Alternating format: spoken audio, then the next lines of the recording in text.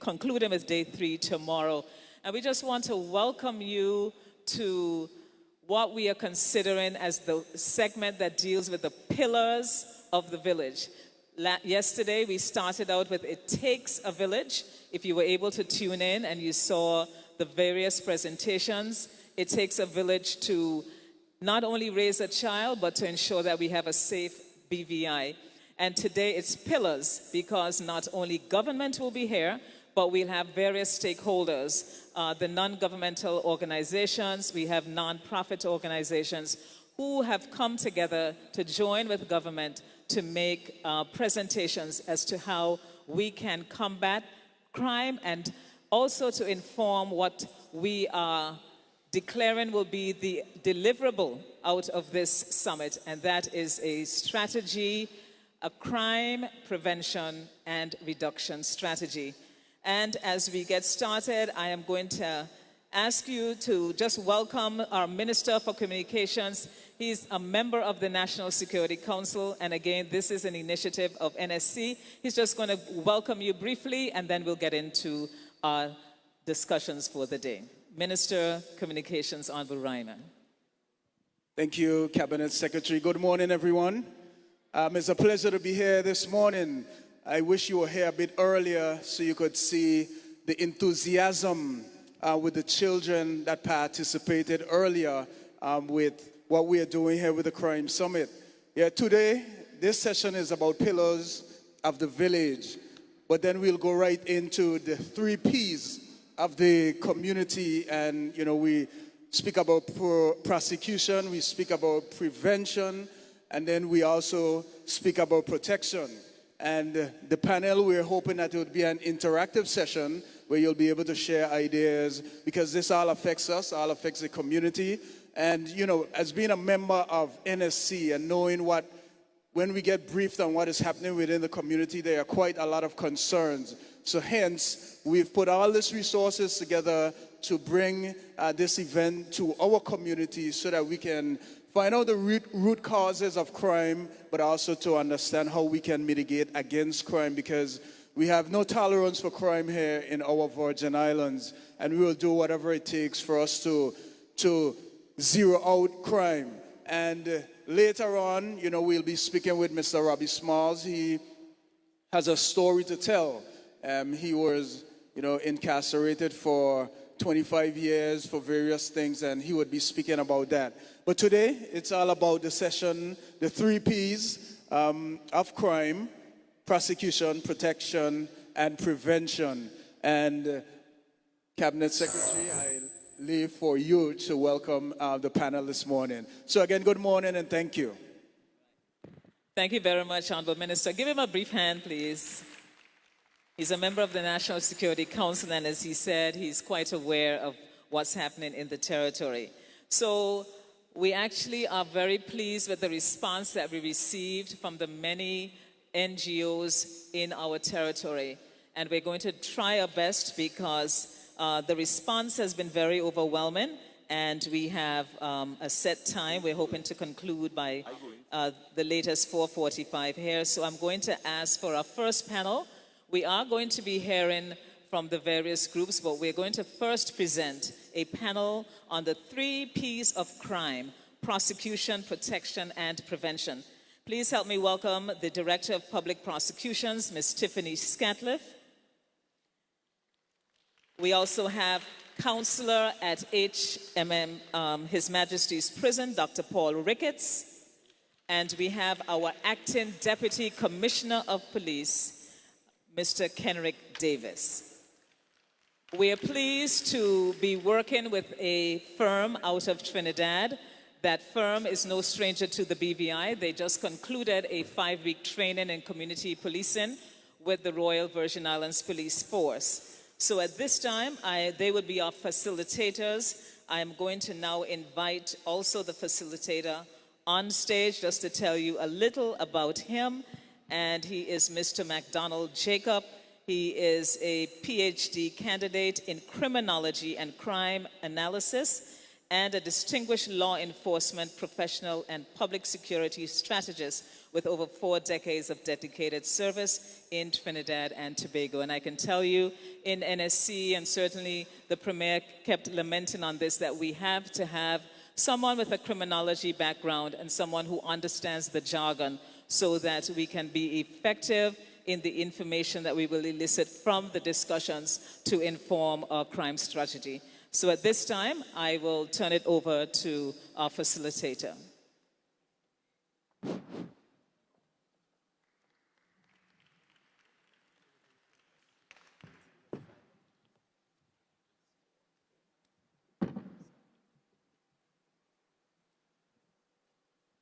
Oh, what a beautiful morning. Oh, what a beautiful day. This morning, again, we are continuing the momentum from the young people this morning, which was so significant to us as we go forward to deal with another pillar.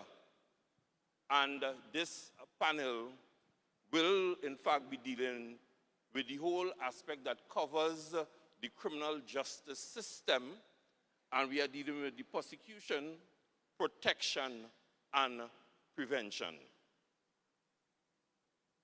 So I will relax now, and we will be commencing with general questions, giving the panelists with me here an opportunity to indicate to you all what are they doing, what they are suggesting might be effective way of dealing with their aspect of crime and criminal behavior within this island. So I wish to go straight to the DPP and ask a salient question. DPP? DPP? Yes, sir. Can you tell us what are the most pressing challenges in prosecuting criminal offenders? And how can, first, the police, the government, and other stakeholders, some of them are sitting here this morning, can assist in the positive outcomes in relation to your office and the work you are required to do? Thank you very much. Thank you. Good morning to all present. The major challenges faced by the Office of the Director of Public Prosecution are threefold. The first major one is the public do not understand and appreciate the role of the prosecutor in society. They think our job is to lock up people and throw away the key. That is not and has never been the role of the prosecutor. The prosecutor is the facilitator within the justice system, the criminal justice system to be specific. What happens is when the police get a report of crime, they have to investigate it so they can gather evidence. They then bring and present their case file to the prosecutor, who presents it and facilitates it to the tribunal of fact, which at magistrate's court would be the magistrate, and at high court would be your jury. We do not get in the box and give any evidence. That is for the witnesses that have to come forward. People do not understand that. The other thing they do not understand is that the governor, the premier, the members of the House of Assembly do not and have never interfered, directed, or instructed the Director of Public Prosecutions on who to prosecute. When you hear such, it's merely rubbish, and it's untruthful and inaccurate. The Office of the DPP is an independent body, meaning that no one can interfere in our prosecutorial authority and duties.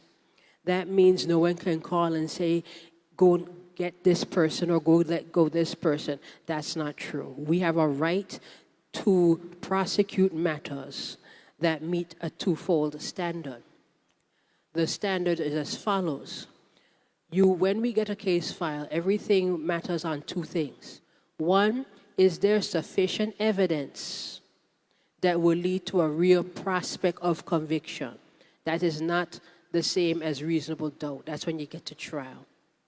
And is it in the public interest to proceed? Once those two things are met, then we will prefer a complaint if it's the magistrate's court, or normally an indictment if it's the high court. That always has to be met. The other challenge we have is the lack of resources.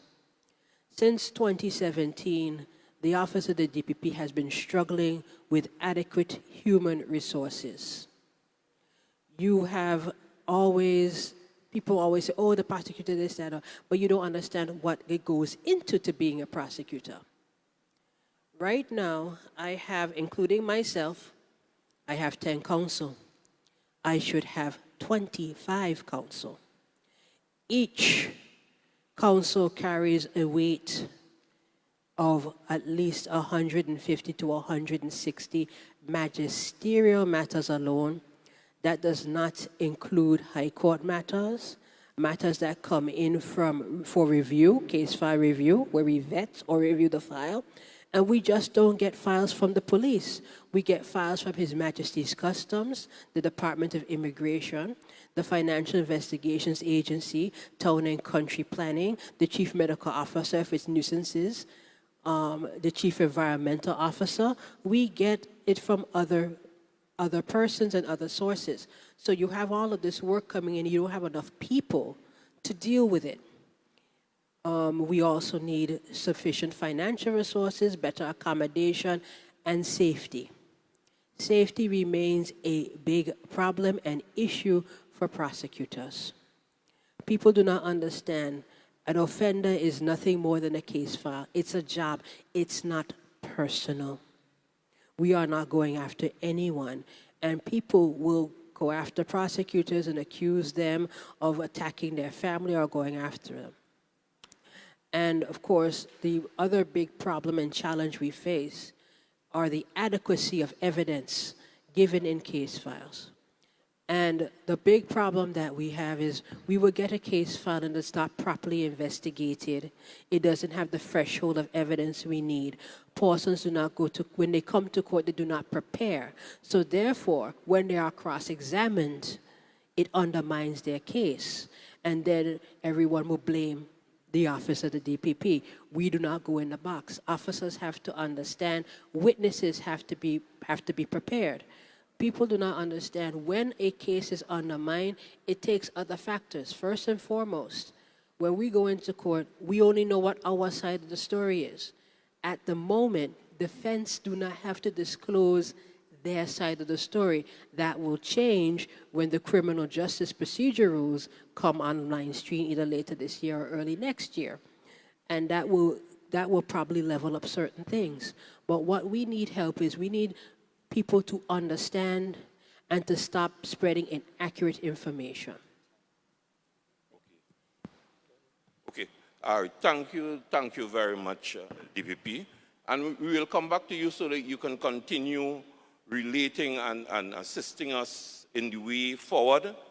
But I want to go straight to the prisons. I'm leaving the police, not really for last because it's basically like a round table. But I want to deal with that aspect of, and I heard it yesterday, when you spoke about this whole aspect of restorative justice, Dr. Paul, and we are looking at how the prisons and what sort of enhancement is needed to achieve this goal, taking into account the remand yard and taking into account the prisoners, taking into account the prisoners who are actually serving, what measures can be introduced, because we want persons, when they go into prison, to return to the society in a better way. They are restored so that they can live better lives when they return from the prison. What are your suggestions, please? Good morning, everybody. So first of all, let me say, whatever we need to do, we need money. And I think I have a solution. Yesterday we heard it, and we heard it again today to a certain extent. And people normally talk about the prison as a 4-star or 5-star hotel. So, so I am going to help us to find a solution here. Since we are convinced that it's a 5-star hotel, all expense paid for 2 weeks up to the prison. Anybody can check in, but here you're going to check in. Check in at Roton Police Station. Our escort will take you up the hill. And when you get there and you walk to the first gate, reality will kick in. No matter who you are, you'll have to strip search. We're going to give you an Adam and Eve experience. Naked.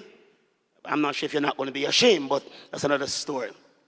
Now, after that, for 7 days, the first 7 days, even though you're our guest, you'll be locked in a cell, but for about an hour each day. Our pool doesn't work. Our AC is out of commission. We don't trust you with a fan for the first 7 days. 3 meals.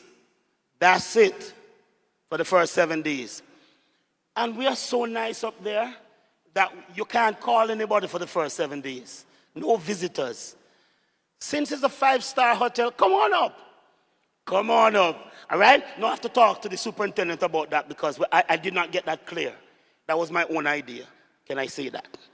But as far as restorative justice is concerned, the prison recently started employing additional staffers so that we can answer some of the struggles that they're having. So there's now a full-time counselor.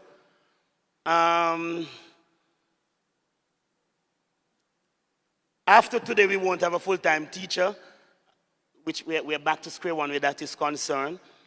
The prison is running at an all-time low in terms of staffing.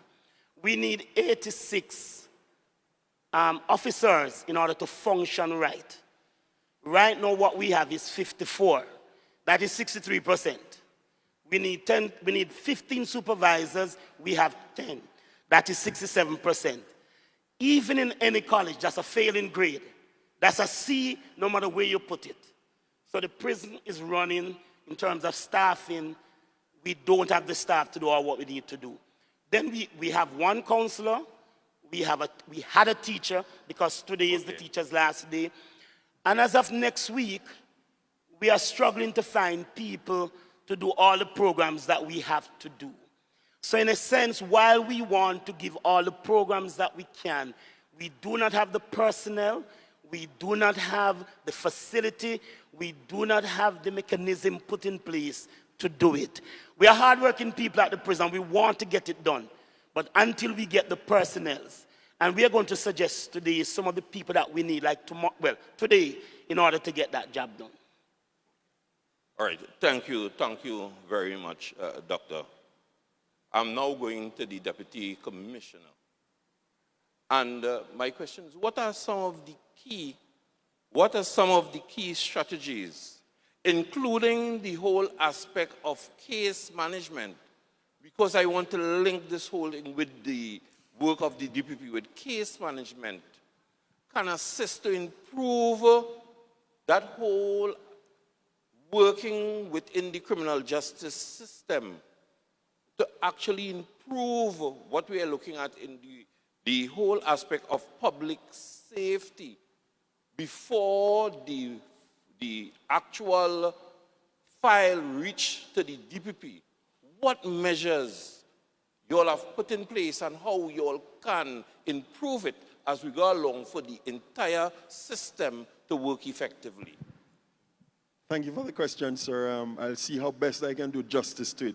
But just to say that by design, in terms of how the criminal justice system works, the police must work hand in hand with the DPP. It's unavoidable. The police force is more or less the gateway agency to the criminal justice system. So everything, or most things I should say, flow through us to the Director of Public Prosecution, who has responsibility for law enforcement, yes, but in the prosecutorial sense. That said, we have seen where most of our crimes are committed by repeat offenders. I said last night that 80% of our crimes are committed by 20% of the population. And the same also follows for location. 80% of our crimes are committed in 20% of the locations. In other words, it's not as though Tortola and the rest of the Virgin Islands are being overrun by a lot of criminals. It's a few persons creating the mayhem that we're seeing. I think your question appeals to this idea of crime prevention. How do we reduce the number of persons who are offending in the first place, Yes. which would also reduce the number of files that end up in the DPP's chambers? And I think that has to do with three variables. And permit me just to go right to it. It was mentioned yesterday, and I want to do it again today because it is important. We cannot just sit here and speak off the top of our heads. We have to benefit from research that has been done. And one researcher pointed us in the direction of something that is called routine activity theory. And what it says is that in order for crime to occur, three things must converge at the same location and at the same time. You need a motivated offender. That's the first variable. And what I want us to ask ourselves is, what makes a motivated offender? And I would want to hazard that one of the first things that makes a motivated offender is the absence of good moral values. What did this person learn or fail to learn in their socialization? In other words, in the family. And we've seen more or less a trend where socialization is not happening in the family, at least not the positive kind. It's happening in the schools. Teachers have to pick up the slack for parents who more frequently than not abuse teachers when they try to do their jobs that they ought to be doing at home. And that is something that we must confront. We're talking about what makes a motivated offender. What makes a motivated offender is someone who was not taught to respect school rules, who was not taught to respect home rules, and graduates into a creature that disrespects criminal rules. What makes a motivated offender? The second thing that we ought to consider, and which is the second variable in what occurs when crime occurs, is vulnerable people. So the second variable for you to have crime is vulnerable people, vulnerable victims. What makes a vulnerable victim? Somebody who, despite repeated reminders to lock your car, take your bags off the seat, put them on the floor, install lights, cameras to prevent action, if you get what I mean, right? We fail to do it. So we move about as though God loves us more than everybody else. And because God loves me, crime will happen to the other person, but not to me because I'm special. So we take no precautions because we're special. Yes? Somebody who moves around without being situationally aware, no care. We take the same road every day home, the same road to work. We come out the same time at mornings to jog. We don't socialize, so we walk and we jog alone. What makes a vulnerable victim? You go to the ATM at 2 a.m. in the morning to make a deposit. Are you Dracula? You don't sleep? When there are press releases saying people are targeting persons at the ATMs, you are special, so God is protecting you more so than He's protecting everybody else. And then the third variable, which is where I want us to really come together, that makes a crime occurs, is what is called the absence of capable guardianship, right? And I'll pause there. What does this mean? Too few police on the road patrolling, and I will make an appointment for you to cuss me about that, right? Because we have to improve our act. And we're trying to do that. But yes, when there's an absence of capable guardianship, police patrol, targeted patrol, stop and check, crime occurs. But also, if I could make one final point, when we make our beautiful homes and we didn't consider things like, should I hang the doors, the outer doors, so that they swing outwards rather than inwards? Because a door that swings outwards is far harder to kick off than a door that swings inwards. Simple things like that. So there are things that the police should do to increase capable guardianship, but as a community together, we can do things to also improve it. Let us change those gossip WhatsApp chats into neighborhood watches. Instead of talking people business, let us use those WhatsApp chats to look out for each other. And I'll pause there. Sorry. Yes, yes. Thank you very much.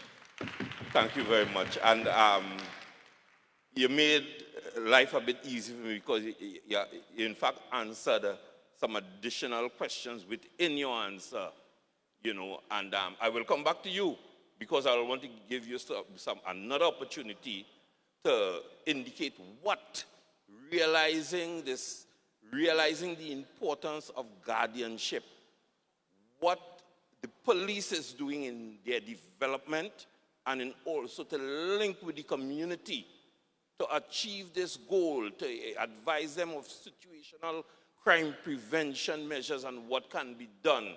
And I believe that I believe you all are going on that path, but you can explain to the audience and what they can do. So I will come back to you. But again, no matter what prevention measures we have in place, we have to admit that crime sometimes still occurs. We try to minimize it. And when it happens, we still need to prepare the file. We still need to go to court. We still need to go through that system. So I need to go back now to the DPP in the sense of how you'll suggest that the police, the main actors, can do things to support the DPP office in the work that they are doing so that when the file reaches the DPP's office, what you will suggest can be done by this particular organization? They need to supervise, and this is what I'm saying. In 2012, the Office of the DPP issued a consultation policy to all law enforcement agencies explaining what you need to put in your case file, what you need to do, when you're supposed to consult with a lawyer within the Office of the DPP. I have been harassing, it was updated, it's been recently updated, it's now called policy number 1 of 2025. All law enforcement agencies were personally given this document by me, the leaders, to give to their staff, and it has everything they need to do. What happens with police, and this is what they arrest somebody, they're excited, yay, we got somebody, and they don't develop what you call your case theory. Your case theory is what you need to present through your evidence and what you gain through your evidence to present to the tribunal of fact. They're not doing that. The other problem they have is supervision. There's a hierarchy in place for a purpose. When a file is investigated by, let's say, a constable, he has a sergeant, and there's an inspector and a chief inspector. They are supposed to check that file to make sure everything that we require is there.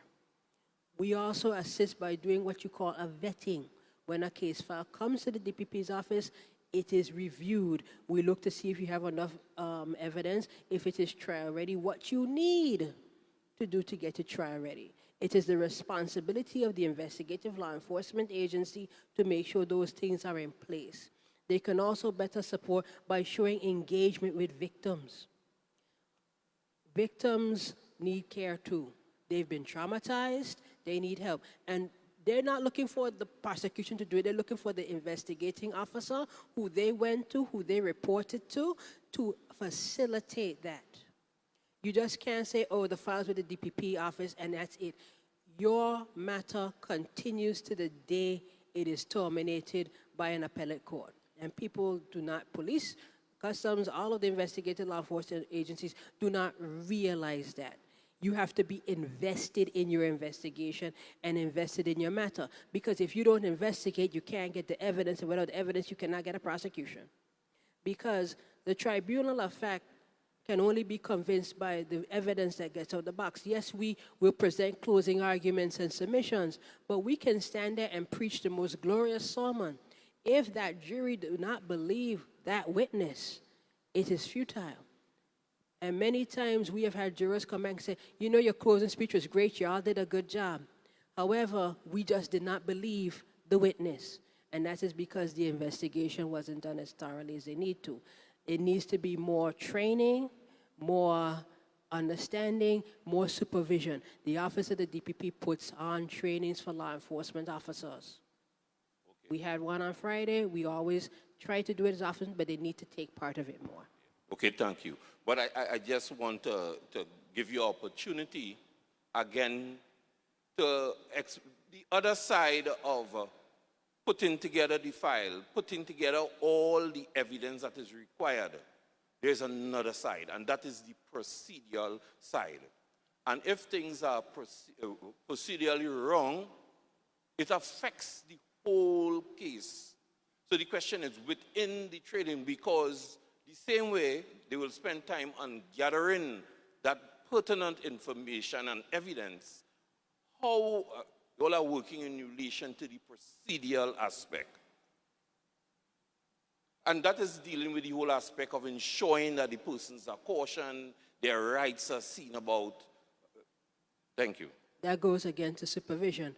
When you are trained, you are taught about cautions, how to deal with evidence, how to make sure that your evidence can be what you call admissible. And that is properly taken. For example, if you go to a crime scene and you just randomly pick up evidence with your hand without any glove, we can't use that. It's been contaminated. Those are basic things that law enforcement officers are trained and would have to get updated training. We at the DPP office, when we look at the file, we examine, how did you collect this? How did you get this? How were you able to identify the person? Have you done it within the remits of the law and the common law, case law, statutory law that we have to abide by? Okay, thank you very much. And the word victim came up earlier.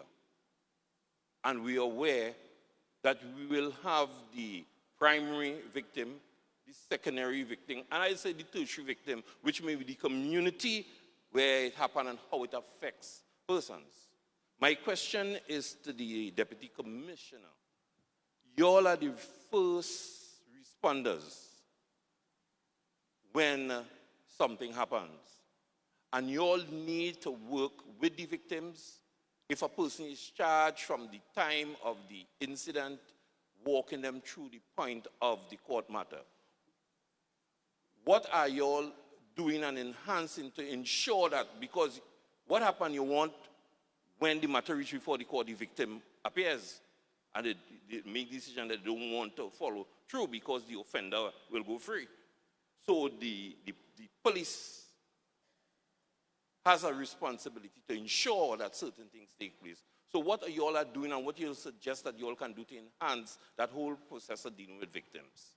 Okay, thank you for the question. Great question, by the way. So we have changed a lot of our policies recently, and we have said that we're going to be victim-focused. So there are two elements to that. If somebody becomes a victim of a crime, we want to be in a position to give that person the greatest possible support that we can. But also we want to prevent persons from becoming victims in the first place, which goes to the idea of crime prevention, to prevent victimization. Because once some crimes occur and somebody becomes a victim, you can't really bring them back to the place where they were prior. So we have a victim charter, and in that charter the victim has 6 rights which we ensure that are available to them, and also specific to the category of domestic violence. There are 11 domestic violence rights which the person also gets, and we try to ensure that they have access to it. There are some challenges, however, where the different agencies of the criminal justice system, I think there's room for us to work closer together to ensure that as a group that we can do more to support victims. And I think the DPP has triggered that, certainly the police force, and that will improve in the coming months and so on. But we've done something about that. But let me just say something to your question about secondary, tertiary victim. When certain crimes are allowed to become pervasive, the entire community becomes victimized. We don't go to restaurants as freely as we would because we're afraid of being shot. And we did a study of murders over the past 20 years, 2005 to up to the present time. And we saw where 88 murders occurred. But there were only 81 incidents resulting in 88 killings. What that means is that some of these murders were multiple killings. Certainly we all remember about the young lady down west, the 11-year-old girl, I won't call her name just in case her relatives are present. And there was one on 42nd Street in East End where one person was clearly the intended victim, but another person who just happens to be in the vicinity was killed. And that kind of event, those kinds of events rather, drives fear in the entire community. The business person who operates a restaurant might not see as many customers because persons don't want to go out. The nurses at the hospital who deals with victims and the doctors, they become vicariously traumatized because they have to be repeatedly dealing with traumatized people. The counselors in the schools, the principals, the teachers become vicariously traumatized because they're dealing with traumatized people every day. And when that occurs, we run the risk of becoming desensitized and stop caring. And God helps us if teachers, nurses, doctors, police officers stop caring. And might I say prison officers, right? Yeah. And that is what we want to prevent. So I think this idea of victim support ought to begin at the point of preventing some of these crimes. So you look at the ideal situation where if you prevent the crime, you will not have to do it. But as I said, it is inevitable, no matter what you do, crime will in fact occur because of human nature. So whenever it happens, we need to ensure that we have the relevant support Of course. that is required. And I just want to stay in that area of victims, but I go into the whole aspect of restorative justice to the prisons. In the context of some persons are of the opinion that when you talk about restorative justice, you are focusing only sometimes on the offender. But it have a part in relation to that victim, to remove that hurt, that pain, to restore the victim also. And the question to the doctor is, the prison taking this in consideration, what measures are they putting in place or having place to deal with the victims? Thank you. Before we get to the victim, the prison at Balsam Gut was built to host 60 prisoners. 60, right? We know at 141. 141.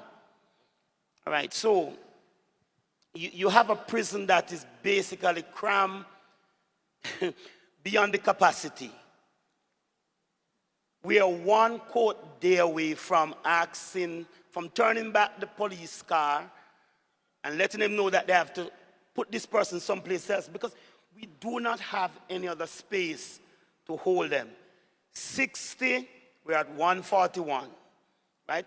So we have to come to a place where we find other methods of, I don't want to say incarcerating people because we do not have the prison, but we have to find other methods of bringing justice to the forefront. One of the things that the prison suggesting is electronic monitoring, tagging, it is called, so that we don't have as many persons there. But I'm coming to your question. You asked, what are we doing to restore justice to the victims? We at the prison, we have helped many prisoners to write letters of apology. I'm looking at least 2 persons here who have gotten at least one of those letters recently, even though they were not the direct victim, but because of the position that they were in, the person who committed the crime felt that it was necessary to sit down and write a letter. We have had prisoners who have asked if the victim would like to meet with them, they're willing to do so, to apologize and to move on.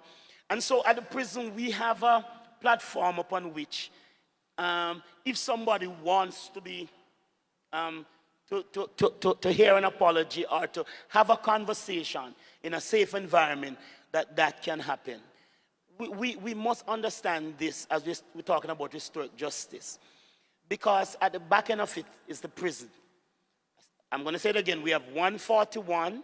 We have 5 juveniles between the age of 13 and 18, or just below 18. No matter how we try to keep these 5 juveniles away from the general population, we're going to have cross-contamination. They're going to come out worse than they enter. We have to stop doing this. We have to find a better solution than to send a 13-year-old up to the hill. It makes no sense, right? Well, the superintendent is not saying that. I am saying that. Make no sense. The second thing is that we have a group of persons who are mentally challenged. We train our officers to deal with criminals, not to deal with mentally challenged persons. We can lose almost 10% of the prison population today if we find a place to put the mental challenge. We do not know how to deal with them. We are not equipped. And so what we are doing is taking somebody who are already having some psychological issues. We're bringing them to prison, and we're making them also worse. So we are saying, even before we start getting to historic justice, we need to get some of the persons out of there. And there's no doubt about that, right? We need a home for juveniles. I know I heard today that the speaker said that we have not gone to a home yet because, we still believe in our young people. But if we don't have a home, the only place to send them is up the hill. And when we send them up there, they're going to become hardened criminals. We have to find a better way of doing that. And if we send them up there, then we have to empower the superintendent. We must give him the resource. We have to get additional staffers up there because we cannot do it alone. Thank you very much. Mr. Chair, if I need to interject here to assist Mr. Ricketts. First and foremost, there is no need to send those people up there because you have a Criminal Justice Alternative Sentencing Act passed in 2005. The reason it is not used is because the department that facilitates it, which is the Ministry of Health and Social Development, do not have the requisite funding they need to implement those sentencing programs. Now, the thing with victims, because that hasn't been properly addressed, the problem is victims start from time they come into the system. When someone, and the question everybody that deals with this victim has to say, something has happened to them that has traumatized them, how do we make it right?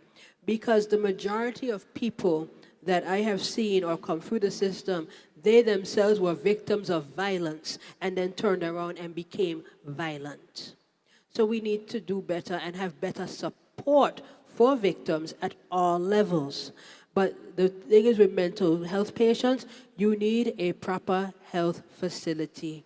Because when the Mental Health Act and other associated legislation, it doesn't say committing them to the prison, it says committing them to a mental health institution, which we do not have and needs to be a priority, as well as a juvenile center. Thank you so much. So now the foundation is laid. We have about 10 minutes that we will open the floor for any question, comments that someone would like to make. You'll have about a minute, and we have the mics existing, and we have the governor. You can start us off. Thanks so much. Thank you very much for that very rich panel discussion, and great to see everyone here observing that, and I hope we'll be able to contribute. I just wanted to add a few words in the light of the reflections that we've heard. And I know that these sessions are very much focused on identifying the practical action that we can take forward after today, and colleagues from Officio, I know, are capturing the points. But just thinking about what that action could be in the light of what we've just heard, I just wanted to share a few reflections. And really trying to focus on what can be done what can we have in our action plan to move on from here? I mean, the first is really building on the discussions we had last night about the prison. And we've heard, even though we're still relatively early on in our discussions, we've heard multiple times that notwithstanding the fantastic work that's being done at the prison, you know, the remarkable leadership from the superintendent and his team, you know, we face a chronic challenge with the facilities, the space. Space is not enough. The ability to segregate between juvenile offenders and adults doesn't exist. And we've heard personal testimonies that demonstrate very clearly if you don't achieve that segregated facility for juveniles, the prison experience can become a gateway into more criminality. So I think already we have a couple of really important points for the action plan. And it's about not just the staffing of the prison, it's about the physical infrastructure, the facilities that it's got. And that will require thought and research and planning. It will also require resourcing. And I think we've just got to be honest with ourselves about that. These things do not come for free. Second reflection in response to Madam DPP's interventions, again, clearly, there's an issue in terms of the staffing that you have in your office, the ability that you have just to deal with the multitude of cases that are coming to you from a variety of sources. We've got to find a way to fix that. Because without an effective public prosecutor, you know, so many of the other elements that we're putting in place will not succeed. It's very interesting to hear the reflections around case preparation. And I'm pleased to hear that there's been a very determined effort to try to improve standards and quality and training of officers so that the case files are properly delivered. I know the acting commissioner sitting beside me would share my determination to support continuing efforts to provide that training, that upskilling, so that officers are in a position that what they're providing will enable the DPP and her team to do their jobs successfully. It's a connected process, isn't it? And we need to think about how we deliver that and execute that. And then I think it was the acting Deputy Commissioner who mentioned those very powerful 3 principles, including the principle of capable guardianship, which I think is really important. I've spoken before of my vision for the police force being a force which is properly resourced, which is fully vetted, which is highly professional, and which is recognized as being such. Those seem to me to be fundamental points which provide for that capable guardianship. But again, thinking in terms of action, you mentioned patrols and the criticism which can be levied at the force in terms of patrols. Again, of course, we want to see a police that's able to patrol, that has the capability to do so. That requires vehicles. You don't have enough vehicles. That requires maintenance of those vehicles, which we've had challenges with. Spare parts, all of these practical things which I think, again, need to go on our list, because how are we going to translate this ambition of capable guardianship if our officers do not have the vehicles to conduct the patrols? Another thought that occurred to me just listening to the presentation, this will be my final point, is obviously when officers are out and about patrolling, to be capable guardians, they've got to be able to speak to each other. So we need to look, I think, at our systems, what support we're providing, so that through an effective radio system, an effective control center, officers out in the field on patrol can actually deliver effectively and successfully. So I just wanted to build on those very thought-provoking interventions and just try to think of how we can translate those into the points that I know our colleagues are harvesting for action. Thank you. Thank you very much. Okay, thank you so much. We still have some room for any comments. Oh. Yeah, you can come. You can come forward. You can come forward. Thank you. Good afternoon, everyone. Deputy Superintendent Grant from the prison. And, I think we are the topical issue here. But what I want to say is that I think what we have become too used to is that the prison is a one-size-fits-all. And the moment we start to gravitate away from that, then we'll understand better how a prison is run. And we spoke about diversion. Kids should, we say it, but we are not putting in the mechanism in place to have child diversion take place. A kid who breaks somebody's windshield or his headlamp, a child like that should not be in prison. Because you know what? When he comes to prison, because it's a one-size-fits-all, we move him onto a block and he has access to hardened criminal, which will now teach him, because we don't have the kind of facility to separate, who will now teach him how to disguise his act the next time. So he comes out worse. So he comes in, breaking a mirror, got caught. But now he's with a hardened criminal who teaches him, next time, this is how you don't get caught. If he was in a children's home with proper mentorship, that would be so different. So we need to move away from where we think that one size fits all. In addition, a drug counselor may be different from a mental health counselor. And so we're not only using prison as a one-size-fits-all in terms of inmate, but we are using prison as a one-size-fits-all with the people, with the resources. So we need different counselors, we need different approach, we need targeted intervention. And that is what we kind of suffer for most of the times. You understand? What I want to also to understand across the criminal justice agencies is that it's a shared responsibility. It's not an opportunity to point blame. It's not to point on the police, point on the DPP, point at customs, point at immigration. It's an opportunity to share our collective responsibility. I know the bottom line is money, but sometimes we do have the resources across departments, and we should share them for the one common goal. And that's all I have to say at this point. Okay, thank you so much. I think the Deputy Commissioner wished to respond. You have 1 minute, Deputy. Right, yeah, 30 seconds. So great point, sir. I just want to say something about that, the diversion thing that you mentioned. So yesterday we discussed that offenders are getting younger. We have 13-year-old and so on, even younger, just that they are not by the prison at the moment. I've seen, and this is a real thing, right? So just bear with me. When we arrest somebody for the first time, say a 13-year-old person, they come in, they answer all the questions that are put to them by the police.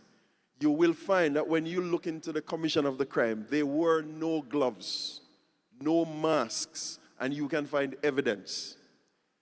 They go through the system, and just by virtue of what we say to them in the interview process, what they hear when they go up to the prison or at the police station, we are unwittingly saying to them what not to do the next time.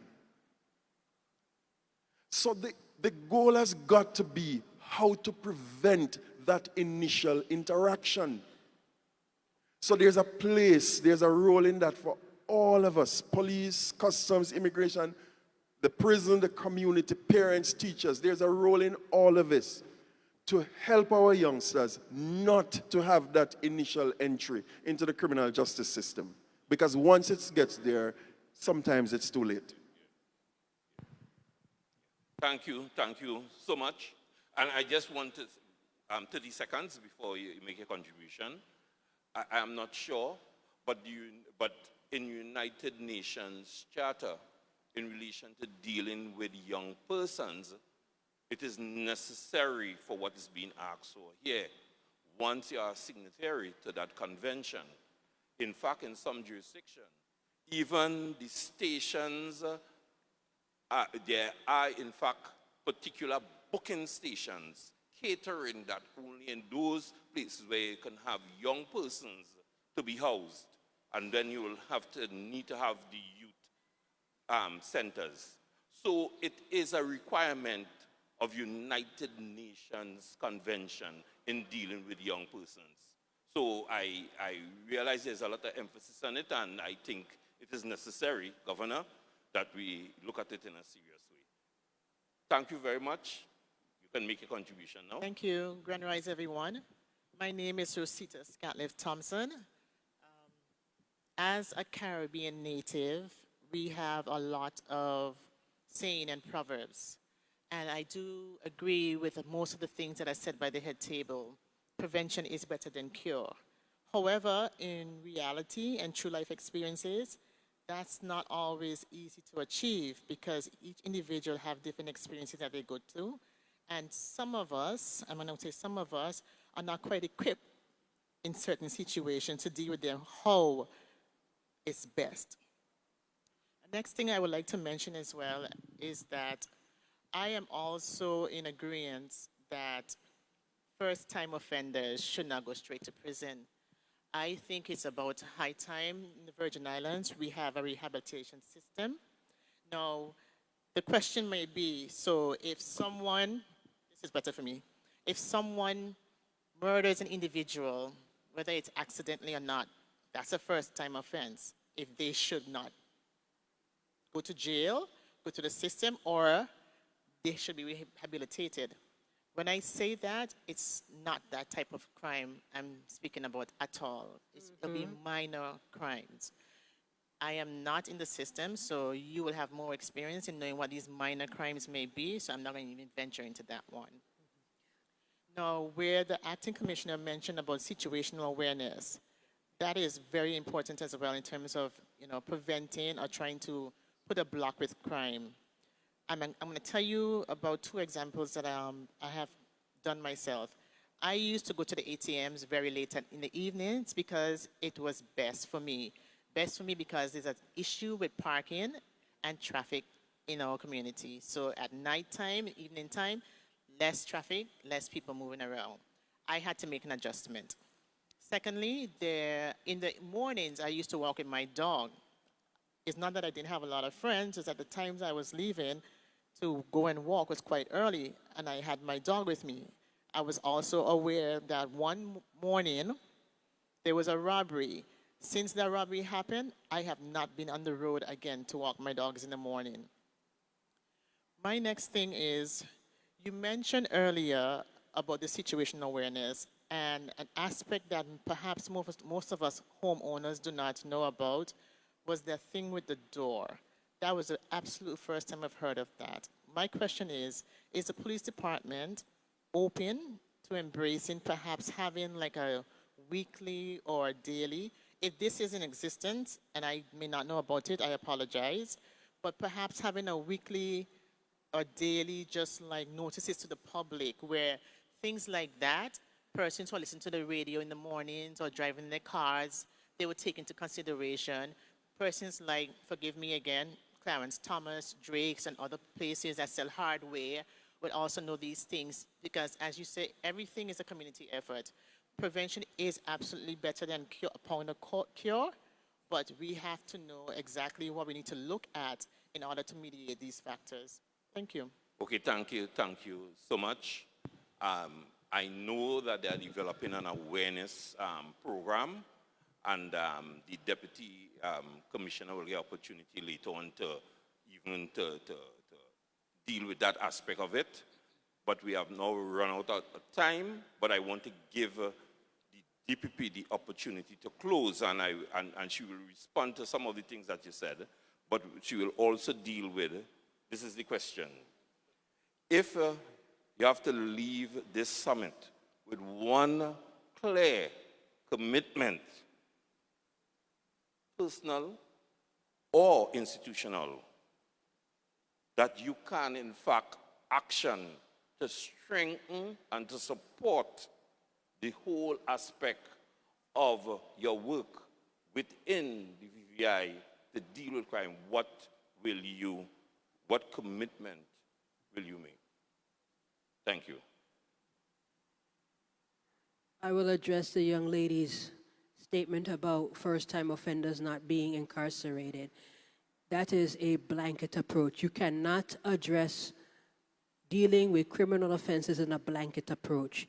It depends on the circumstance of each and every case. Sentencing is left for the magistrates and the judiciary. There are sentencing guidelines prescribed in law that they have to apply in order in determining that sentence. Sometimes you have a first offender that has done something extremely grievous, and you have to set a deterrent for other persons, rehabilitation, retribution, amongst other factors that have to go into the sentence. So yes, while some people think that, yes, first-time offenders should not be incarcerated, it all depends on the circumstances. And what people have to understand is that you cannot approach criminal prosecution, criminal justice as a blanket. Everything is dealt with based on the circumstances. First of all, to answer the final question posed to me, I do that already. I commit my time, I commit my energy, my resources, my life to protecting this territory, me and my team, and we will continue to do so. And that's all we can say at this time. All right, thank you so much. And I wish to thank all the members of this panel that commenced this morning into this afternoon. I think you all are aware that we are not complete yet. We'll have other panels, and you will be guided in how we'll be operating. So again, let us show some appreciation to the panel. And I wish to thank you very, very much for participating and providing all this pertinent information that is required to deal with the crime situation in this country. Thank you so much. We want persons to hold on, and moderator will now take over. Thank you. Let us give them another round of applause. Purpose of this panel was certainly to bring awareness. We're going to just take a quick break as we have to just change the physical layout. So I'm going to ask, we're having a working lunch. So the persons on the committee who can guide you to either table, you can make your way to the table and just pick up something while we just make some changes on the stage. So thank you very much. We'll be back in a short minute.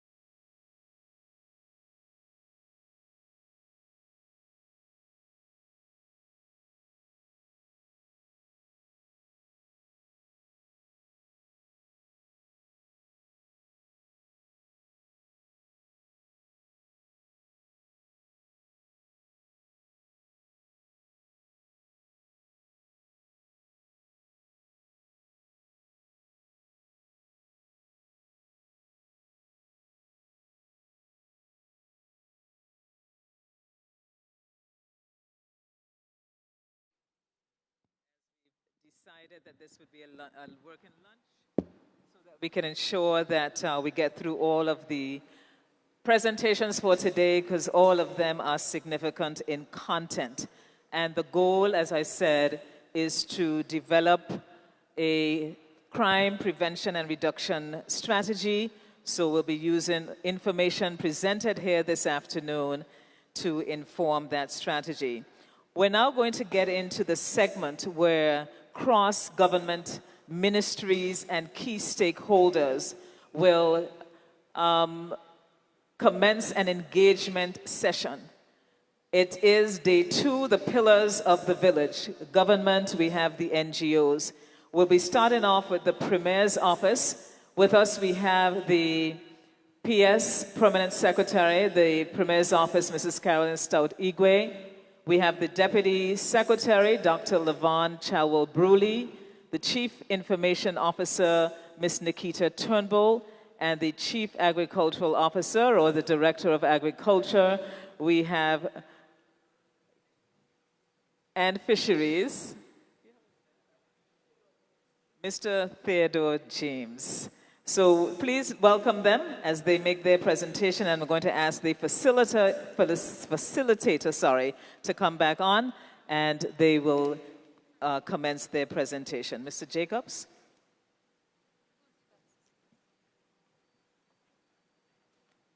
Yeah, thank you very much.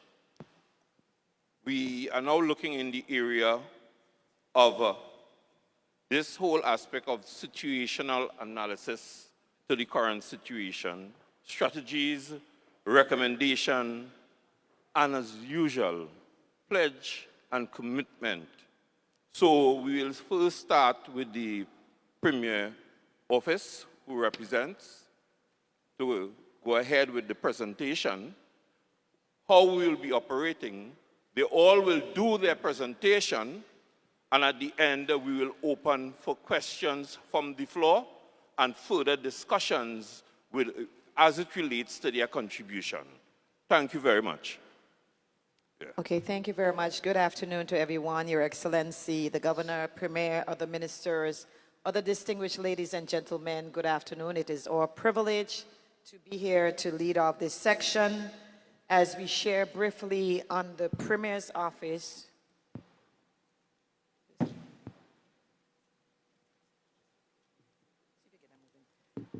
A bit about the Premier's office and the areas of our ministry where we have criminal elements that we've been seeing happening in our territory.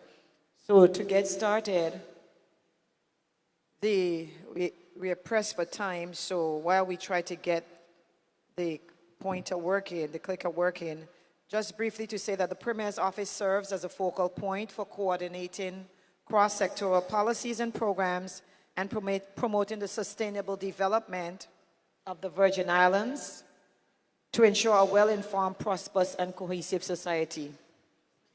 We know that the crime, in terms of the crime landscape, that crime is not an isolated phenomenon. It cuts across every aspect of our society and economy, whether it is petty theft, violent crime, cybercrime, or transnational threats. No sector is untouched. In looking at the situational analysis, we thought it was necessary for us to lay the foundation with touching on a few of our legislations that we see frequent violations with. But just to let you know that the Premier's office has 3 departments: the Department of Agriculture and Fisheries, the Department of Information and Public Relations, and the International Affairs Secretariat. We have 2 statutory boards, the Recovery and Development Agency and the Virgin Islands Shipping and Maritime Authority. While the Virgin Islands Shipping and Maritime Authority basically deals with the registration of maritime vessels, it also has a responsibility to ensure that we adhere to the international maritime standards as it relates to the III Code. The Recovery and Development Agency is a leading reconstruction and recovery agency as it relates to projects and that the government has mandated. The International Affairs Secretariat coordinates the territory's international relationships and protects the territory's interests and reputation overseas. And it relates to criminal activity. IAS has a secondary role with respect to the repatriation of illegal immigrants in terms of making the necessary connections with respect to the different areas, countries where persons are being repatriated to. Some of our legislation and the focus of our discussion would mainly be on those violations from agriculture and fisheries. We have our Fisheries Act, which provides the legal framework for sustainable fishing practices and enforcement against illegal, unreported, and unregulated fishing. Our Food Security and Sustainability Act aligns with our efforts to build resilient food systems and sustainable livelihoods. We also have under agriculture the Dogs Prevention of Injury to Persons, Livestock and Poultry Act, and that deals with the registration of dogs and handling of dangerous dogs. We also have the Pungs and Livestock Brands Act that provides for the impounding of animals found straying or trespassing on private property. And one that we will hear a lot more about very soon, the Data Protection Act. Once we get the information commissioner appointed, but this deals with how personal data is collected and processed.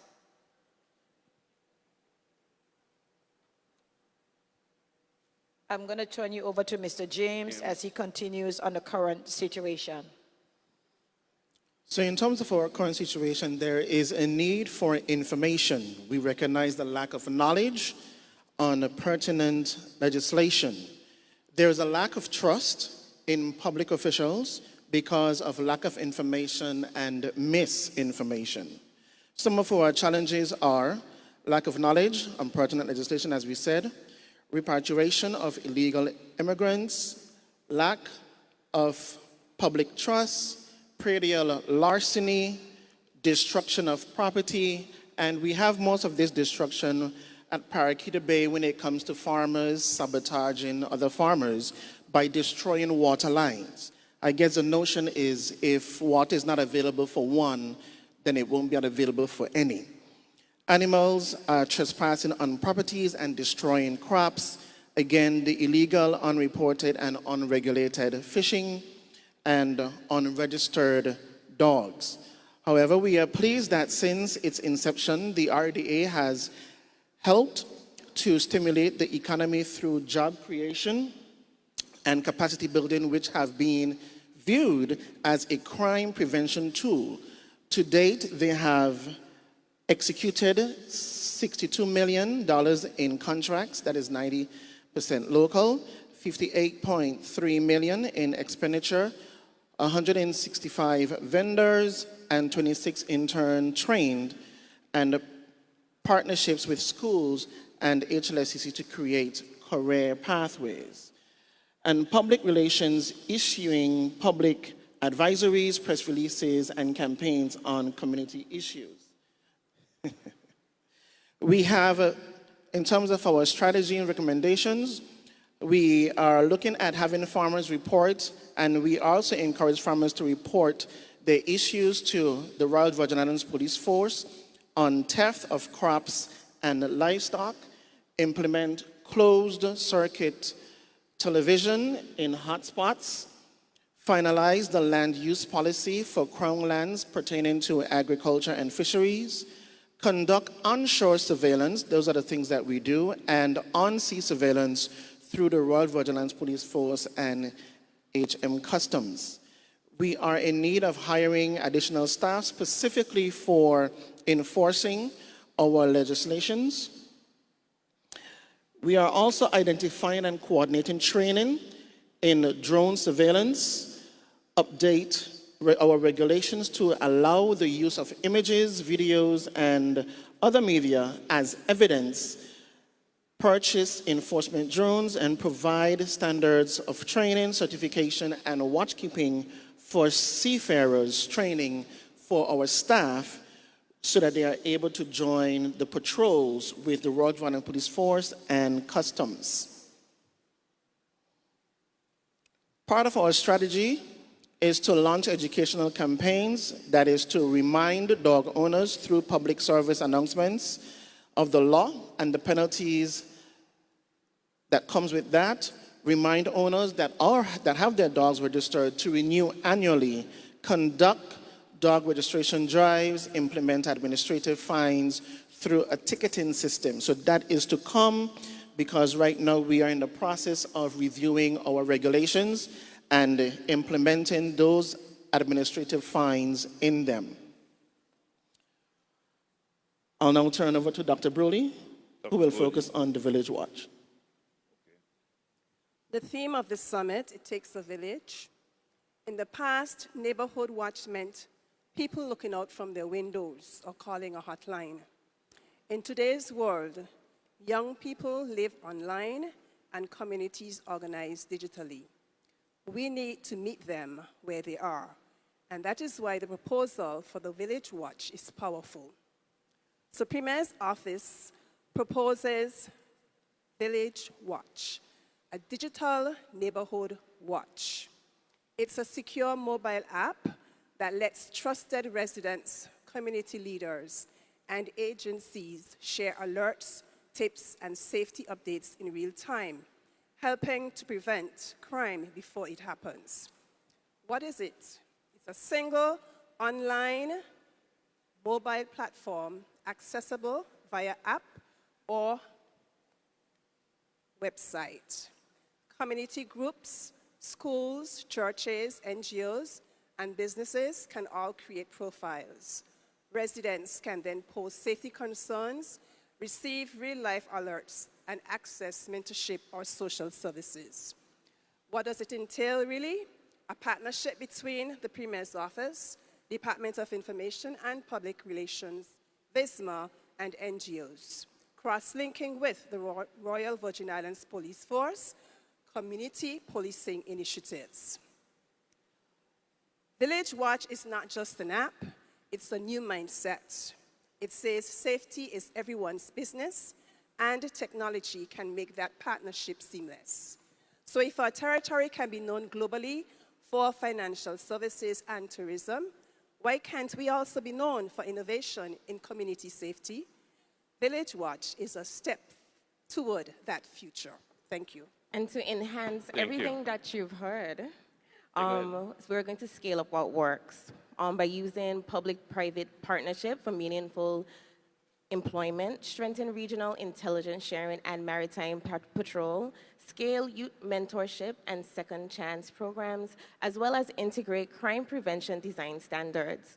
Our pledge is simple but powerful: prevention, coordination, and empowerment. We will embed safety by design in all policies, programs, and infrastructure. We will leverage partnerships and international networks. We will empower our youth, giving them a stake in the Virgin Islands. The Premier's Office pledge, again, is prevention, build safety environments and opportunities, coordination, leverage partnership, and empowerment. Give people, especially youth, a stake in safety. The Premier's Office stands ready to work with all partners. Together, we ensure a Virgin Islands as safe as it is beautiful. Okay, thank you so much. What we got there is a comprehensive approach, and what we are looking for is for questions to be asked so that we can engage them, because some of the things may appear to be distant from what persons may consider. They will make it real. They will make it practical to you all, depending on the question asked. I love the idea of safety is everybody's business, and the Village Watch, right, and the digital neighborhood watch, and how that can benefit the various communities. So I wish to open the floor for any statements, comments, questions to the panel, so they can, again, elucidate on their presentation to bring it home to you all. We are now opening the floor for any questions.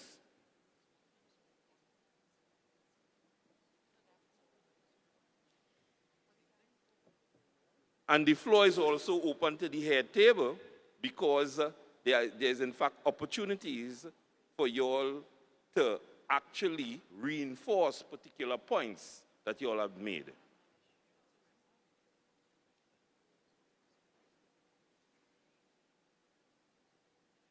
The one thing I will close with re-emphasizing, the key role for GIS, I know that the Government Information Service, information is key.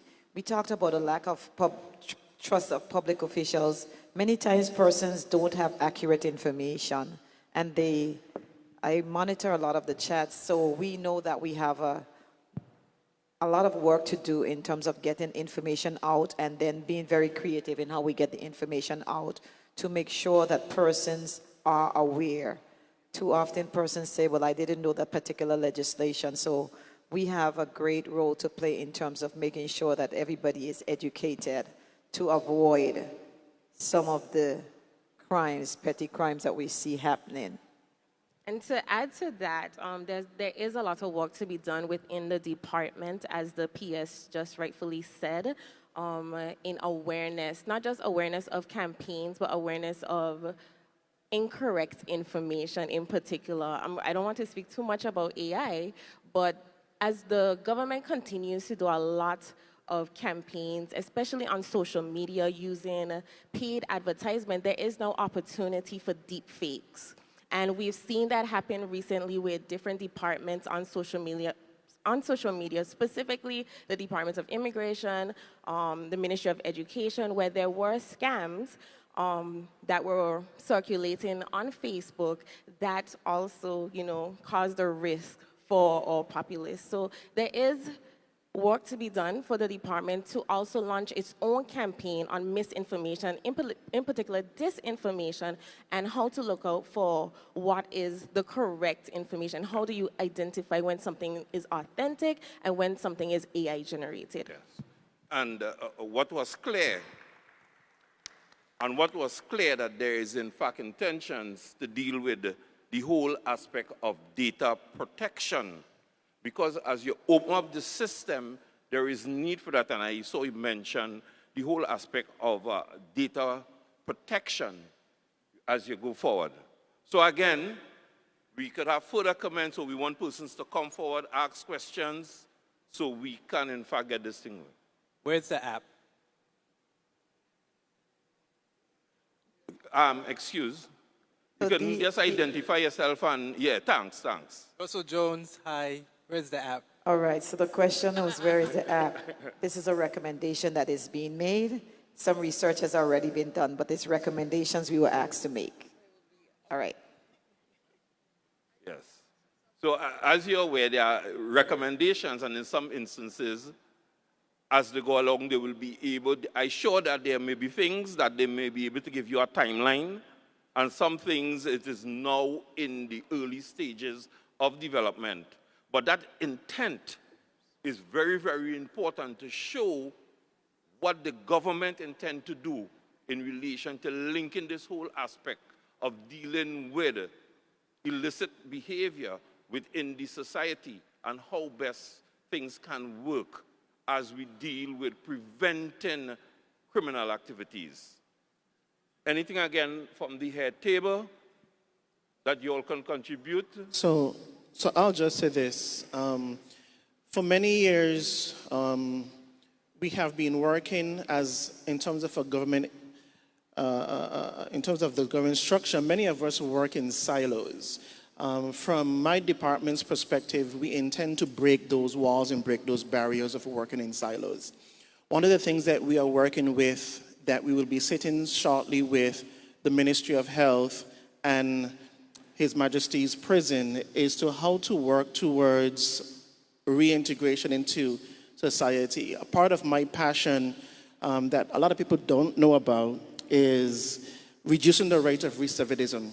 And right now, the prison has a farm program that we are looking to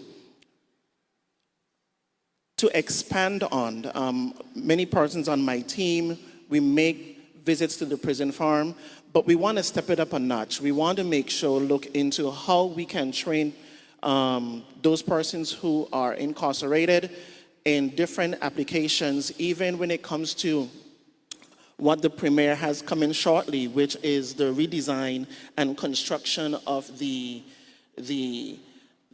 abattoir. And then we're going to incorporate the fisheries processing. So when it comes to butchery certification, when it comes to knowledge and skills and building capacity, because one of the things that I've also looked at is what happens to persons when they are reintegrated into society. Where can they apply? I think last night we spoke to the lack of jobs, and agriculture and fisheries is an avenue where persons can look into and also work. Through technology in terms of hydroponics, all of these things, we are going to map out the ways forward for when persons can be reintegrated and how agriculture and fisheries can bridge the gap. Yeah.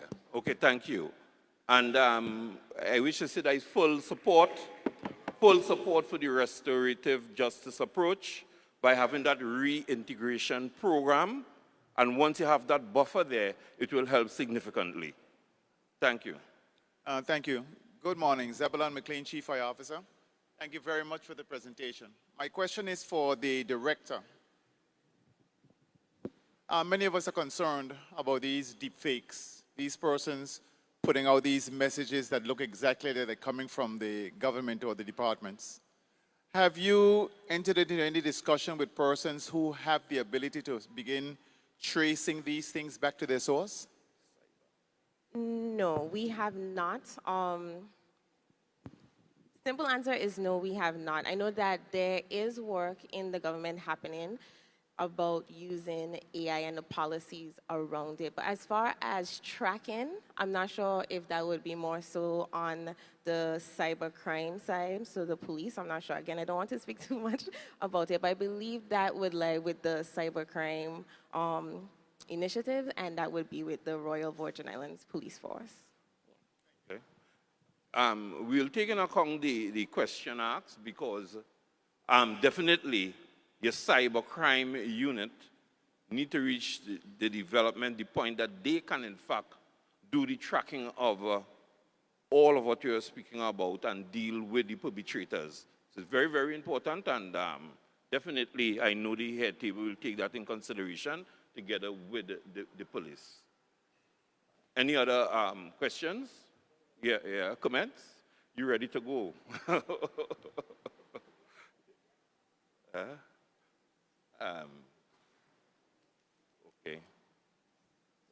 Right, I just had about three more minutes, so you have someone coming up.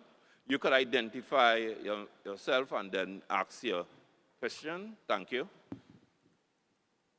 Diane Drayton. Yes. Citizen. Yes, Diana. I just wanted to talk in relation to what Mr. James said about our distrust in government and processes. I want to really encourage us, and I'm part of us, to be more open about what is going on. There's so many things that we see just driving the highways that are happening in our community. I mean, construction, we see mounds of dirt piling up various places, and nobody knows what's going on. There's no sign, there's nothing that tells us. What you will get quickly is a community that makes up what they don't know. You'll get things like, what's going on over there? I see a building being constructed. I see dirt going there. What's happening? What you will say when you don't know anything is, I know they're doing what they want. Am I right? It is important that our elected officials, even those that are supporting our elected officials, say quickly what is going on. Say it before it happens. Say it when it's happening. Say it when it's going to be completed. And say it after it's been completed. It has happened. that prevents us from having distrust, because we are in a society where so often it says, I will say it when I need to say it. You know when it happens? When we have a forum or a press conference and somebody asks a question. That will birth distrust, because he only telling us because we ask him. And I think that's unfair to a community that really wants to be in the know. No, they're not coming out to community meetings. No, they're not listening to it on the radio. They want to know before it happens. I may not agree with the decision that is made, but at least tell me that it's going to happen.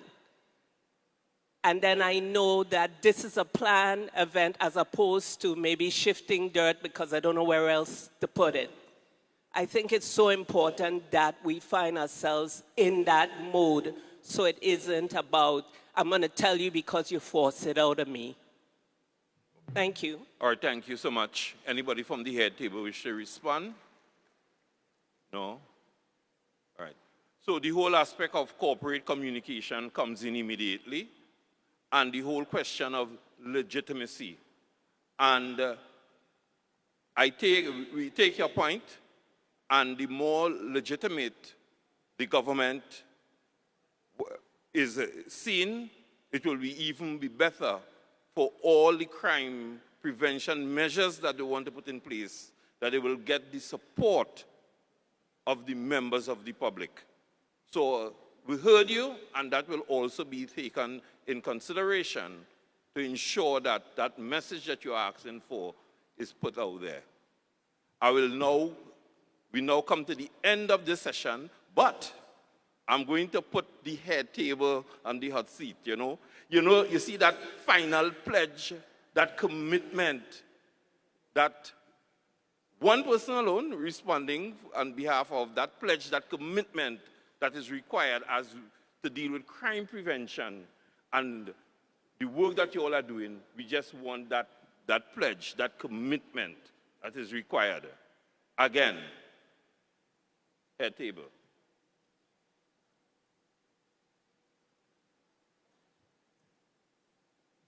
Our pledge is prevention, coordination, and empowerment. We will embed safety by design in all policies, programs, and infrastructure. We will leverage partnerships and international networks, and we will empower the populace through ongoing information campaigns. Okay, thank you very much.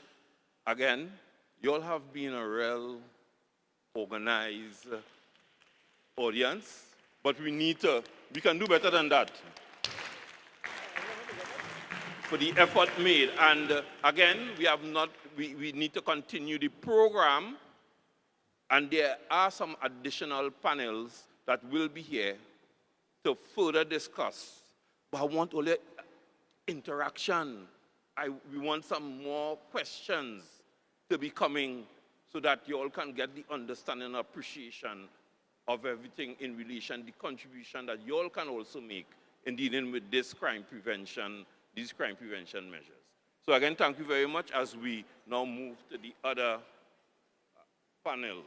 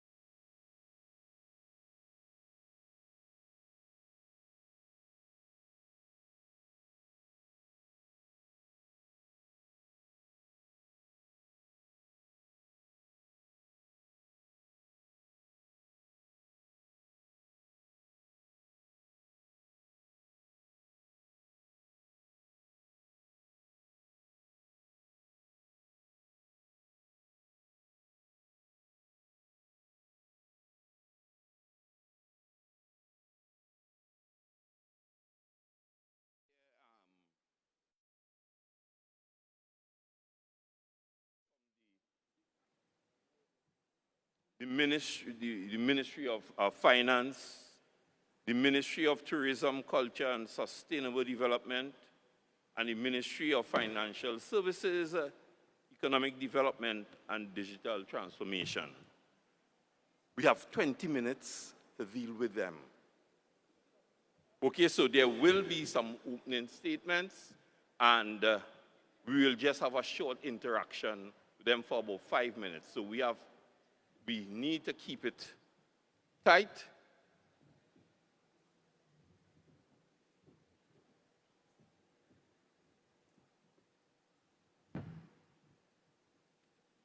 So you will take the lead. Thank you. Right, so we have about, how many? We have about 3 presenters, or how many? Everybody will present in? Right, right, yeah, 3 minutes, yeah, thanks. Okay, proceed.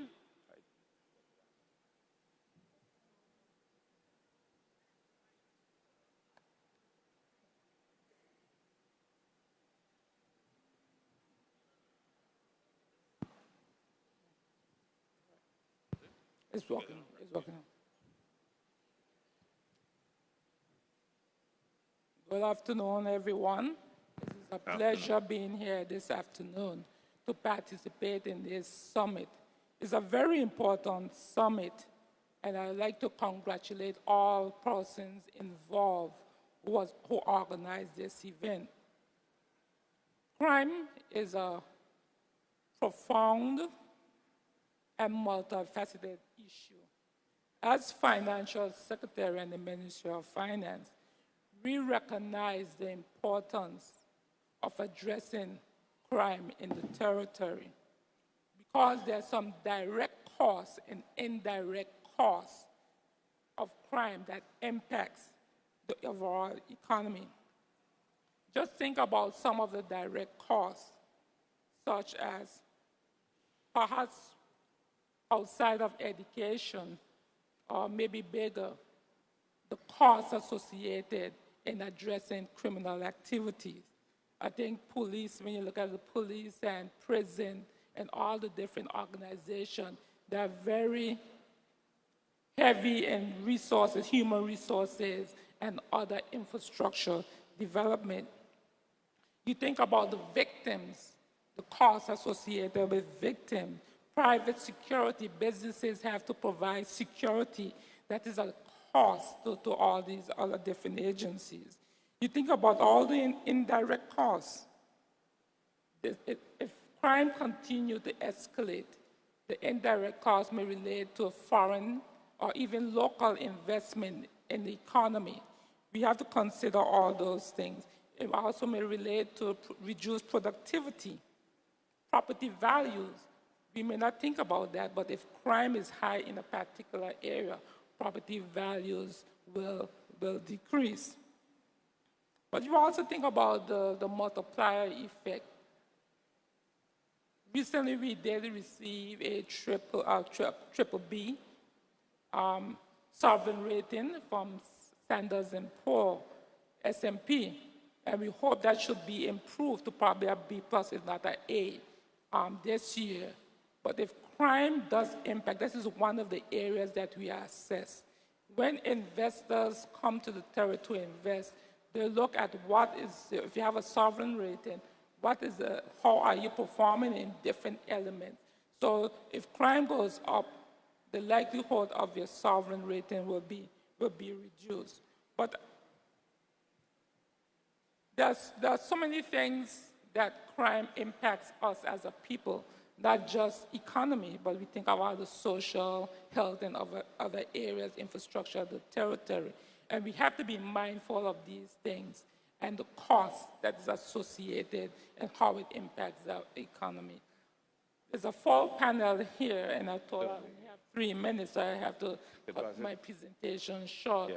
But from the Ministry of Finance today, we have the Post Office, who will be talking about elements within the Post Office, Customs, who have an element of border security as well as of imports of goods. We have Mr. Manning at the end. He will speak about cybercrime and security. And I'll pass the mic right now on to P.S. Joseph Abersmith, and he will talk about the area of tourism before we start getting into individual departments. Yeah, you can proceed. Yeah. Yes, good afternoon, everyone. And again, I echo the sentiments already expressed in terms of appreciation of being included at this particular summit. And I want to, along with Mr. Emery Pemberton, present very quickly the intersection between the work of our ministry and the National Sustainable Development Planning processes that can actually be very relevant to the questions here at hand with respect to anti-crime measures, and really bring into some measure of focus how we may want to integrate a lot of the actions and commitments that are being made. So, of course, the National Sustainable Development Plan makes reference to crime reduction, which is directly linked and tied to the goal number 5 and outcome number 12. And what we want to do through this presentation really and truly is just to demonstrate some of the linkages that can be drawn between the work, especially the police as being a major stakeholder, named stakeholder in the National Sustainable Development Plan, through that particular outcome. How can we then institutionalize some of these commitments? And how can we make sure that they are actionable and fundable through another process that we're very much engaging with the Ministry of Finance? So they have to definitely result in some key actions. So what we want to do, especially in partnership with the Cabinet Office, Premier's Office, and others, is to really and truly be able to capture the high-level commitments coming out of this summit and begin to map those commitments to the National Sustainable Development Plan's goal number 5, as well as, like I said, outcome number 12. And because the National Sustainable Development Plan is already aligned to the Sustainable Development Goals, the United Nations Sustainable Development Goals, there is a link between our efforts at the national and local level to international and global commitments for crime reduction and ensuring that there are improvements in the standard of living of varying communities and countries. We are also very much involved and engaged internally within government in ensuring that priorities across government are actually included in what we are now developed over the last 3 years, the medium-term development strategy. So the medium-term development strategy really and truly is a 3-year plan for what are the activities that we as a government will deliver on, and how do we begin to fund those activities. And you would have heard, for instance, in earlier sessions this morning into the afternoon from DPP, from prison, and from police, that there are some very key actions that are required in terms of financing, in terms of staffing, in terms of the level of commitments that need to be thought about. So what we are proposing and what we're saying is possible is that we can begin to look at the medium-term development strategy as a tool to integrate some of those priorities into national development planning, and the tools that are actually already in place to think about what are the things that we're going to finance year over, and those financing, that financing doesn't have to come straightforwardly from government. Government is not the sole financing. So we have to think about that, and therefore we're really adopting a whole of society framework. We're going to think about a whole of society framework in terms of how government, ministries, and various civil society actors and players, faith-based institutions, the private sector, and all of these commitments can begin to be embedded in the medium-term development strategy. So I'm going to have to then, because of time limits, turn this over to others.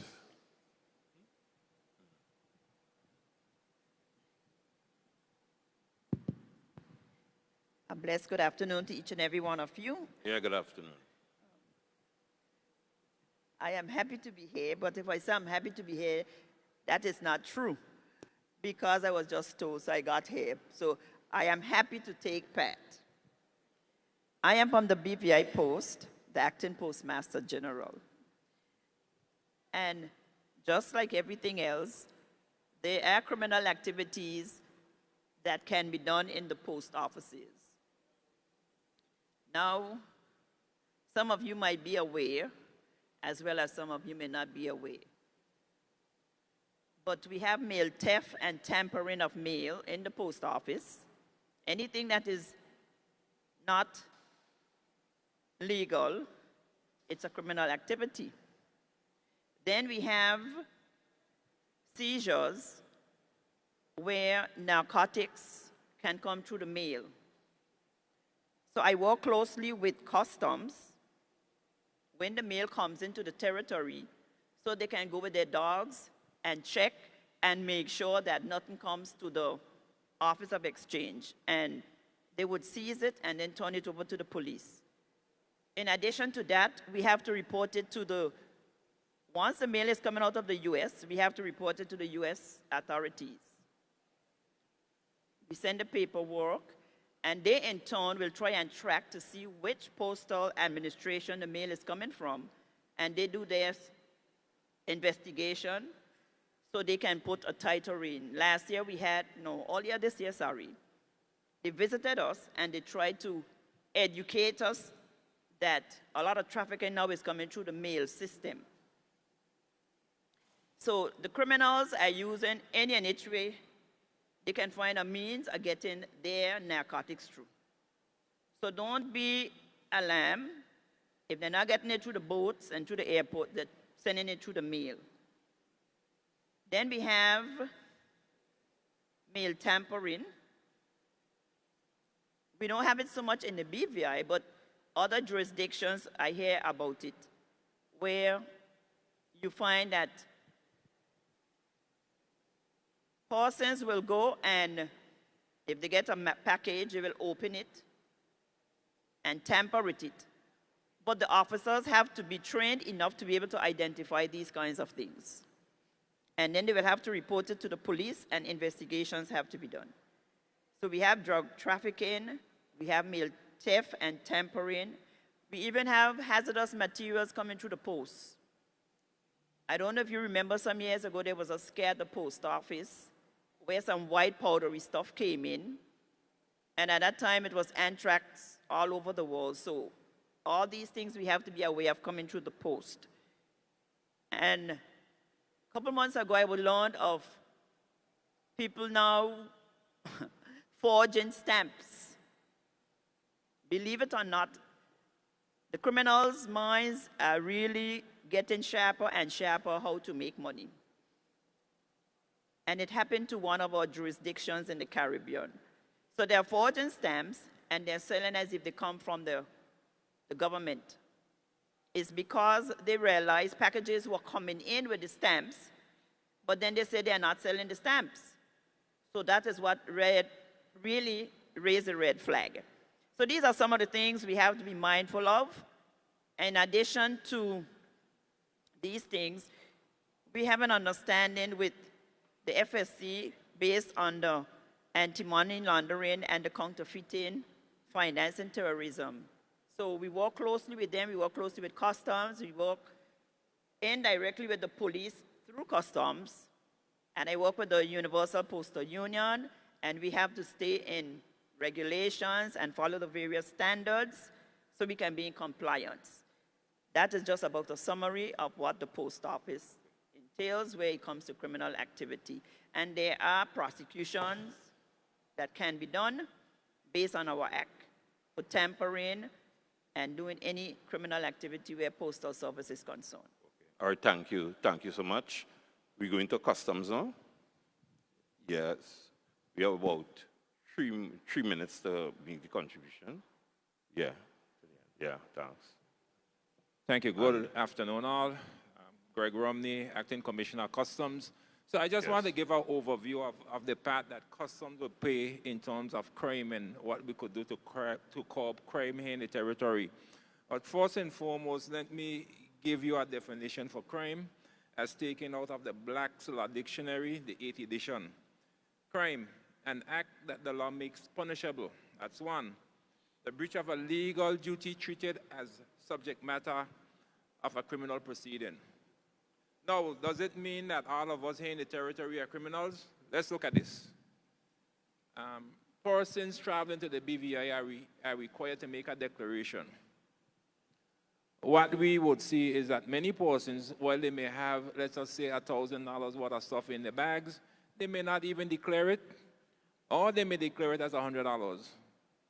Is that a crime? We say it's a white lie. But at times, when we are traveling, we're traveling with our children.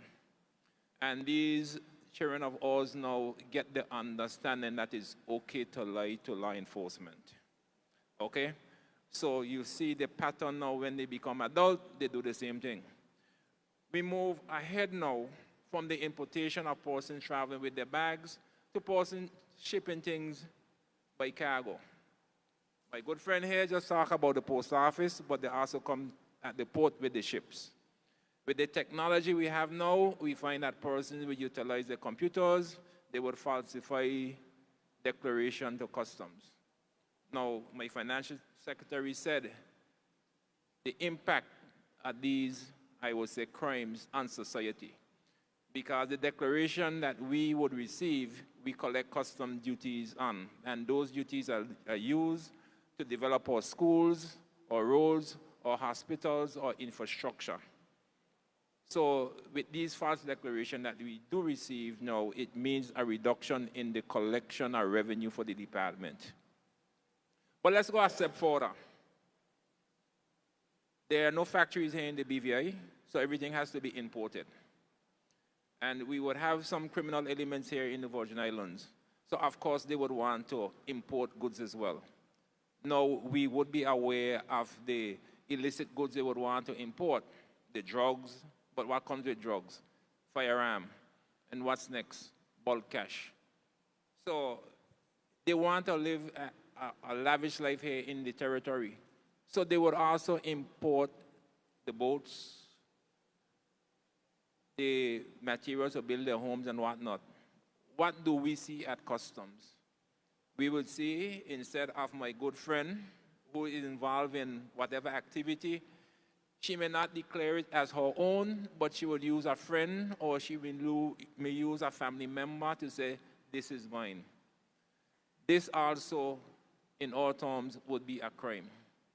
Because for customs now, to curb this behavior, we have to collaborate more closely with the FIA, and the FIA stands for the Financial Investigative Agency, the FSU, the Financial Crime Unit, because we are receiving declaration that we ourselves may not be able to prove is false.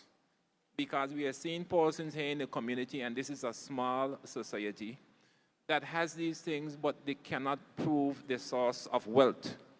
So it has come upon us now at customs to say we cannot do it alone. And I think one thing you take away from here this afternoon is that the law enforcement agency has recognized that if we're going to curb this problem, we have to curb it together. And there must be collaboration, not only with who's here on this podium right now, on this panel right now, but with everyone. Now, one of the tools that we at Customs decided to use is information technology. We have our system, and some people may criticize the system, but the idea behind of it is a repository of information of all declaration coming into the territory. It's a repository of all information of persons traveling into the territory. We have even partnered with the Immigration Department. And for persons that don't know, we share with them the border management system, where persons traveling in by air or by sea, they are required now to complete a declaration. And that declaration goes for both immigration and customs. Now, under the Ministry of Finance, the financial secretary said that whatever IT system in the Department of Finance, he wants everything to be communicating. So for us, from our HR system that we are getting on stream before the year ends, to our CAP system, Custom Automated Processing System, to our JDE system, We want to have everything speaking. Now, in terms of crime, we'll be able to track if John Doe imported something, we should see it in John Doe's possession. But what we are saying, John Doe imports, but Mary has the goods. We go a step further when we come to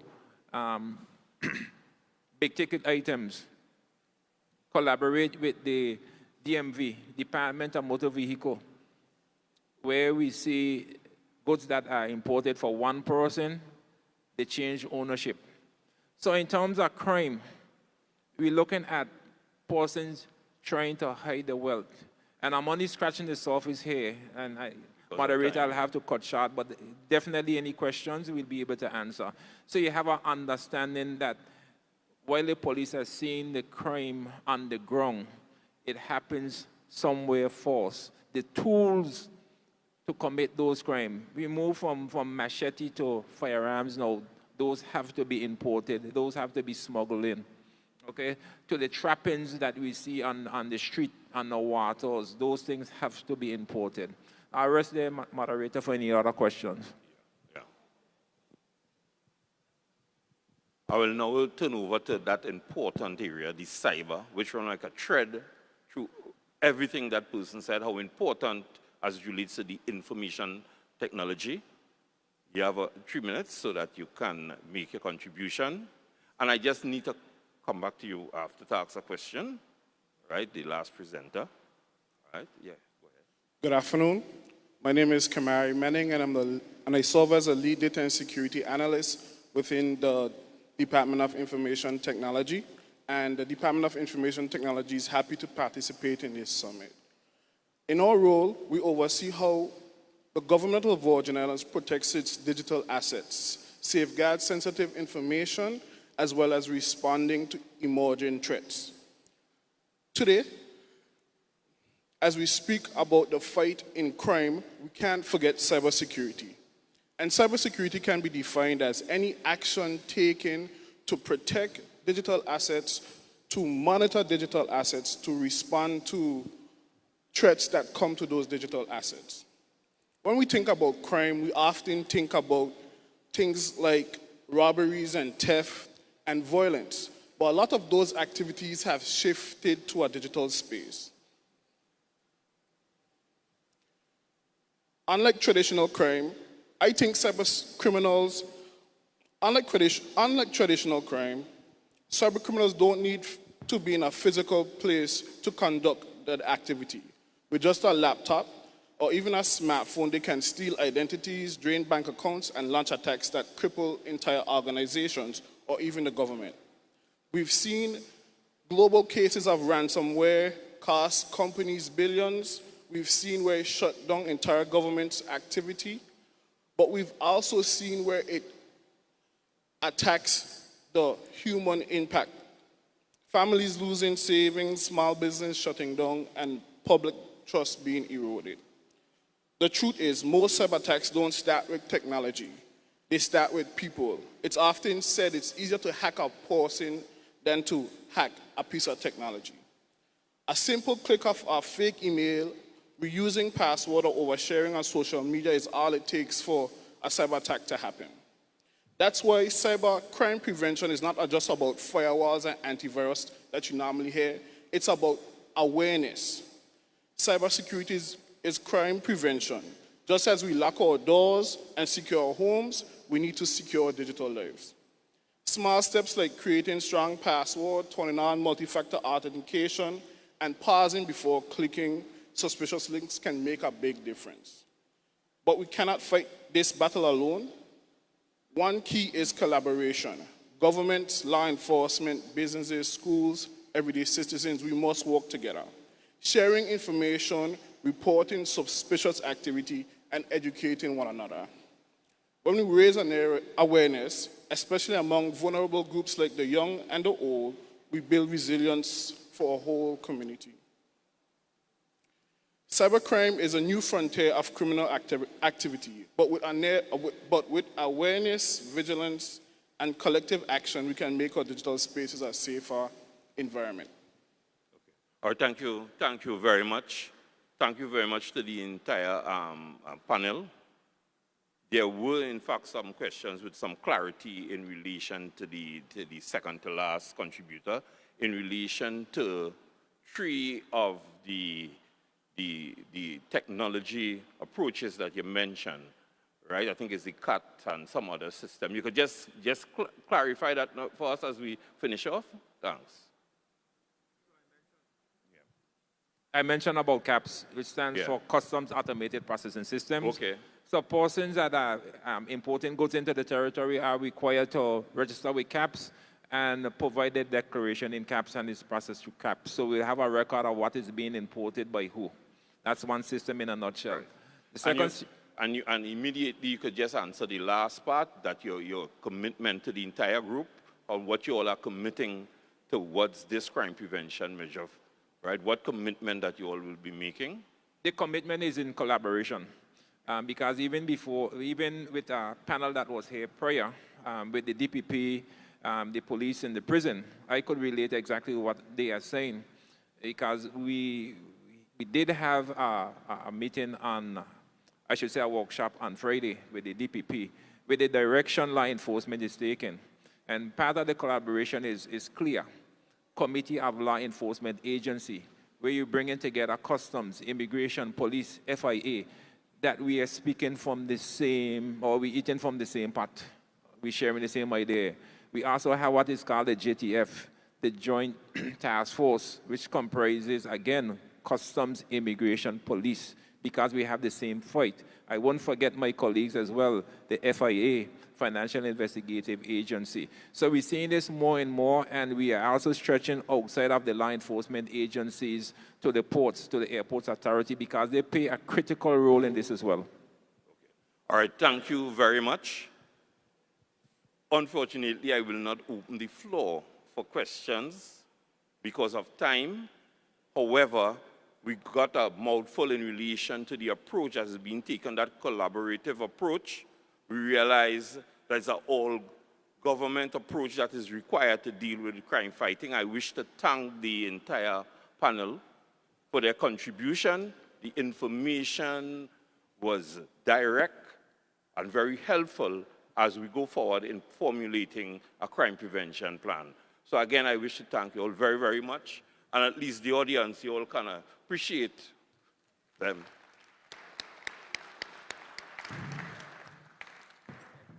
Thank you all. We're moving on.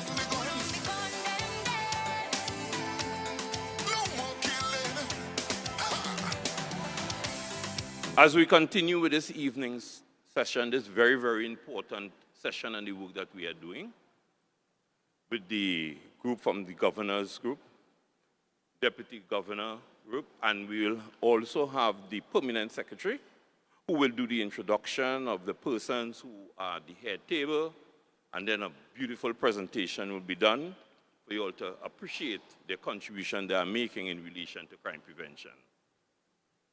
Deputy Permanent Secretary, thank you.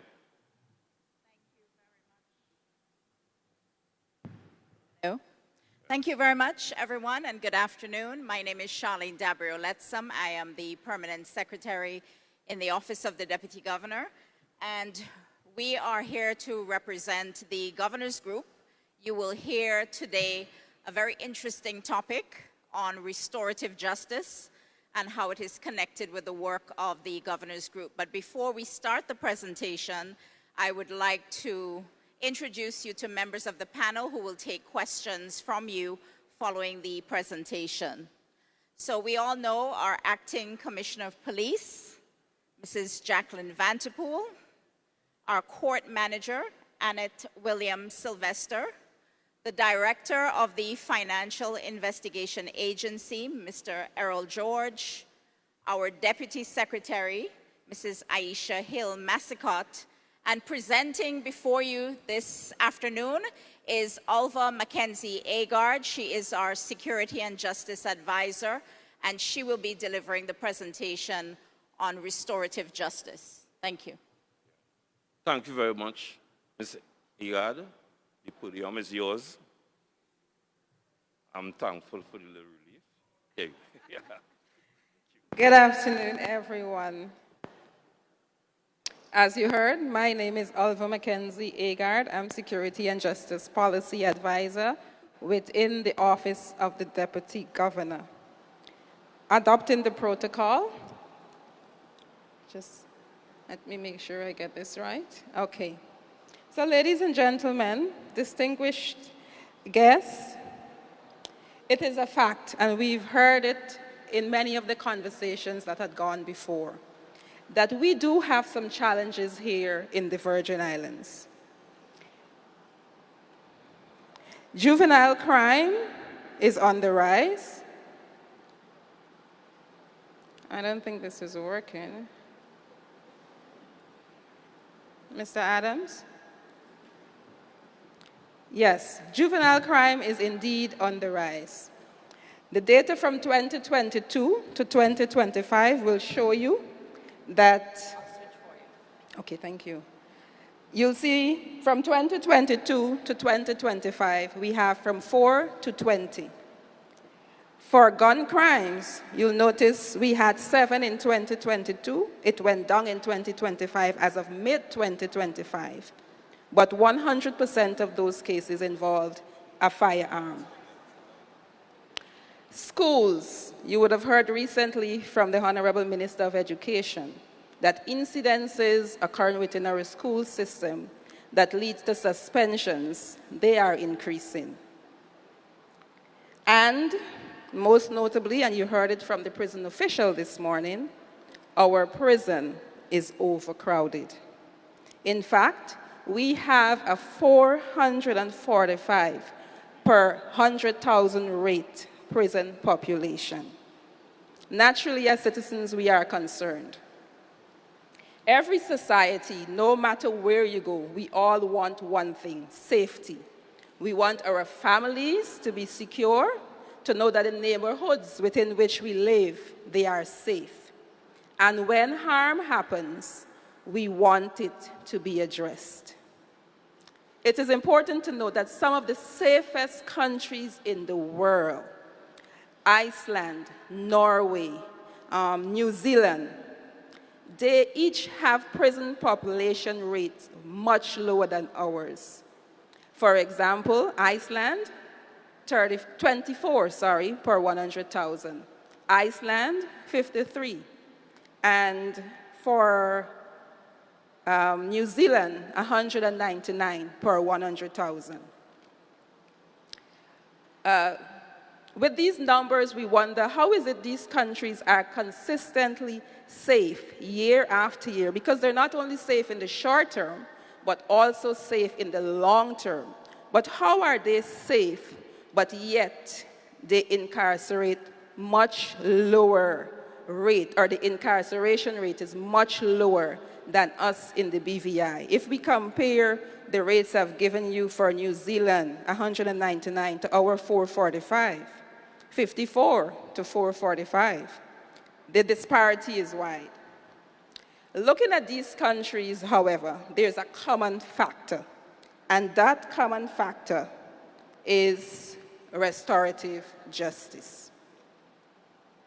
You may be asking, what is restorative justice? And we've heard it in the conversations gone before. It's not a new concept, maybe fairly new to the BVI, but not completely new, because we do have a restorative justice officer at the prison. But what is restorative justice? Restorative justice uses the power of dialogue to bring the victim, the offender, as well as their communities together to seek to repair the harm that was caused. Through this process, the victim is given a voice, the offender is held accountable, the harm, importantly, is repaired, and the community's trust is rebuilt, and the offender successfully reintegrated within the community.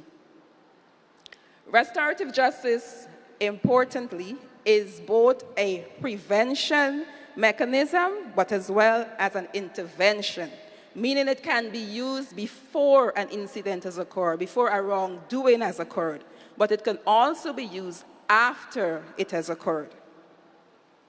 The restorative processes usually involve varying mechanisms. It uses circles and conferences. Some of these includes community building circles, conflict healing circles, classroom conferences, relationship building circles. These are all part of restorative justice and the methods used in order to repair the harm that was caused. Now, how is a restorative justice system different than our criminal justice system?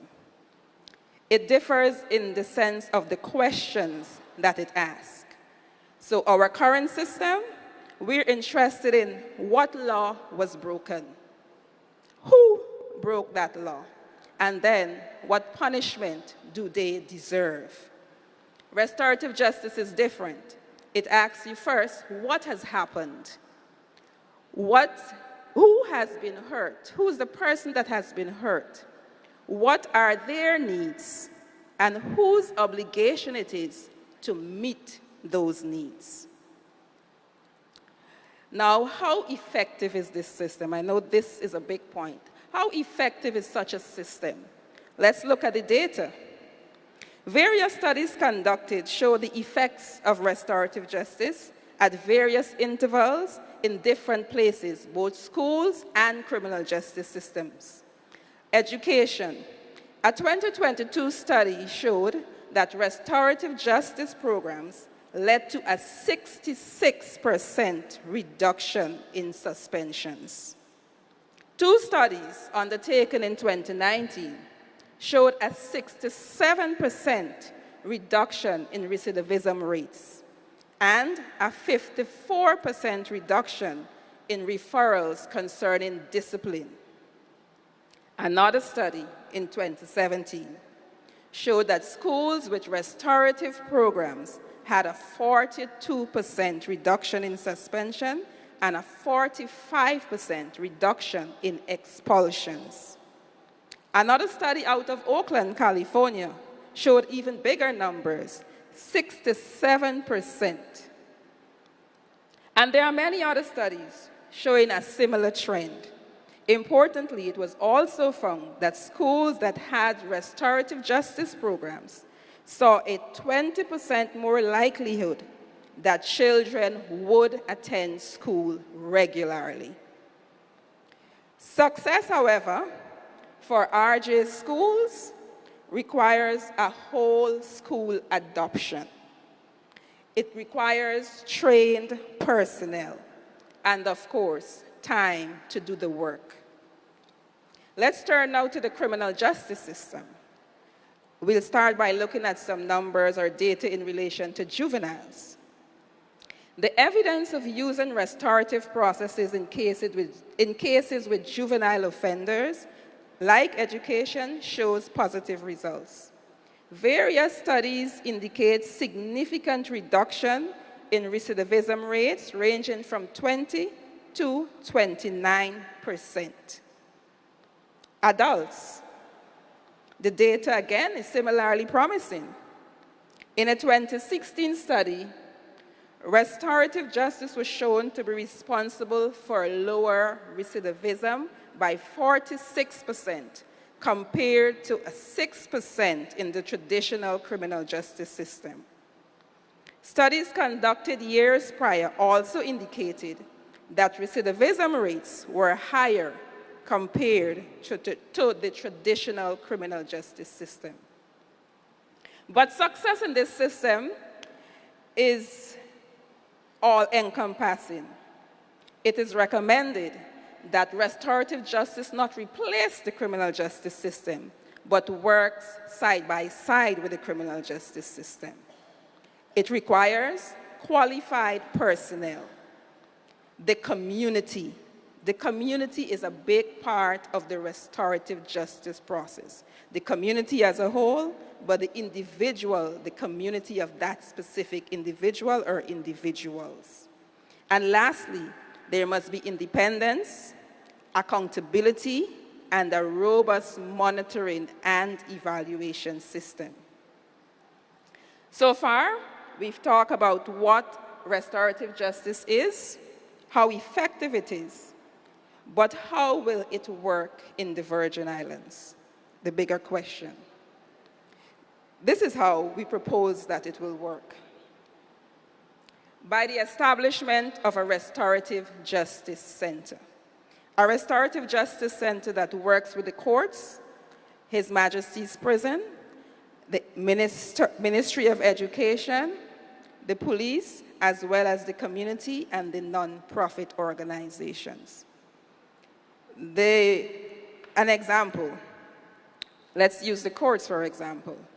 You heard this morning one of the panelists mention about, I think it was Dr. Ricketts, I may or may not remember correctly, about it being no place, or it might have been Officer Grant from the prison, that it's the prison is no place for a 13-year-old child to be. Assuming that 13-year-old child committed an offense, and the court has decided, when looking at the case, the best option, like he would have thought, is not the prison, but a restorative justice program. It filters through that restorative justice center that has personnel who are trained to do the restorative justice work, and at the end of the process that the child was sent there for, a report is done by the center, and it's sent back to the magistrate's court, and the magistracy takes it from there. That's an example of how this will work. The direct benefits of restorative justice to the BVI. It is expected that the benefits seen by these other countries will be similarly seen in the Virgin Islands. We're no different in terms of how we initially looked at criminal justice and crime. So for example, you heard the evidence about the recidivism rate. We expect that it will reduce recidivism rates. Healing for victims. In our current process, victims are left out. It is expected with restorative justice, victims will be empowered and get the healing that they need. We will build community, and most importantly, we will save cost. It will be an effective cost-saving mechanism. Broader impact to the BVI. Holistically, it will improve our reputation, support youth, and we will be at the cutting edge of what is happening with criminal justice reform around the world, in addition to impacting our society in terms of public safety and public order.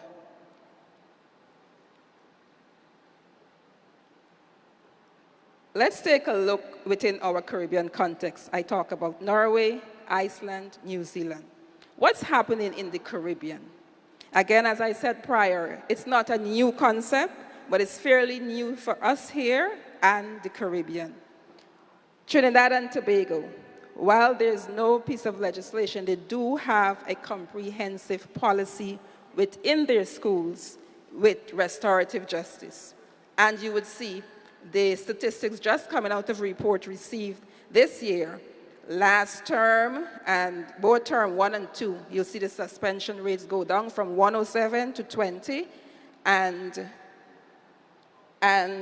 for the others, you'll see Guyana recently had a restorative justice center established, new piece of legislation 2022, as well for Jamaica. Now in the BVI, how will we go about getting restorative justice implemented?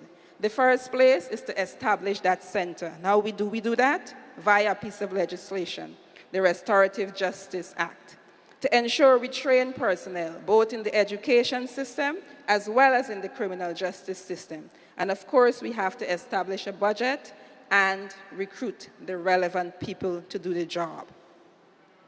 The way forward, to ensure community awareness and buy-in, to monitor and evaluate outcomes, and to manage the interface with existing justice systems carefully. In all of this, we are proposing, coming off of this summit, the ideas, the solutions, etc., presented here to bring persons around the table who are experts in this area in the form of a national conference that will build upon this summit and then will inform policy, legislation, to ensure what we talk about here at this summit and the solutions that were proposed by all stakeholders attending the summit is then impacting our policy and our legislation as we go forward. Ladies and gentlemen, that encompasses my presentation. Thank you very much for your time and attention. Thank you so much, Ms. Igard, for such a dynamic PowerPoint presentation with everything that is required. We will open for a few questions to the panel. You all saw the presentation, you all saw the magnitude of it. You all are seeing the intent. Any questions? Any questions from the floor? It was done so well, so excellent, that there are no questions. Questions from a distant? Don't fall, please. Take your time. All right, while the young lady is coming forward, you can go ahead, sir. Good afternoon, Zebulon McLean, Chief Fire Officer. Yes. A quick question. Has there been any case or example that's related to the topic that has given you hope that this restorative justice can actually work? Has there ever been anything related to it that you've seen or heard of experience that gives you hope that it is quite possible?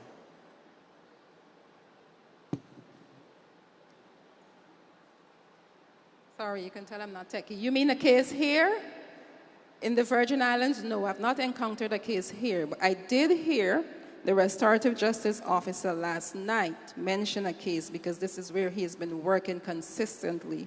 He did mention a case last night. If we can go back and listen to what he said. I don't want to misrepresent what he said, but he was giving a real example of a case where a juvenile did an infraction, losing somebody's camera with their important photographs, and a restorative process. The juvenile went through a restorative process and it was successful, and the victim was satisfied and was able to repair the harm or put things right as best as possible.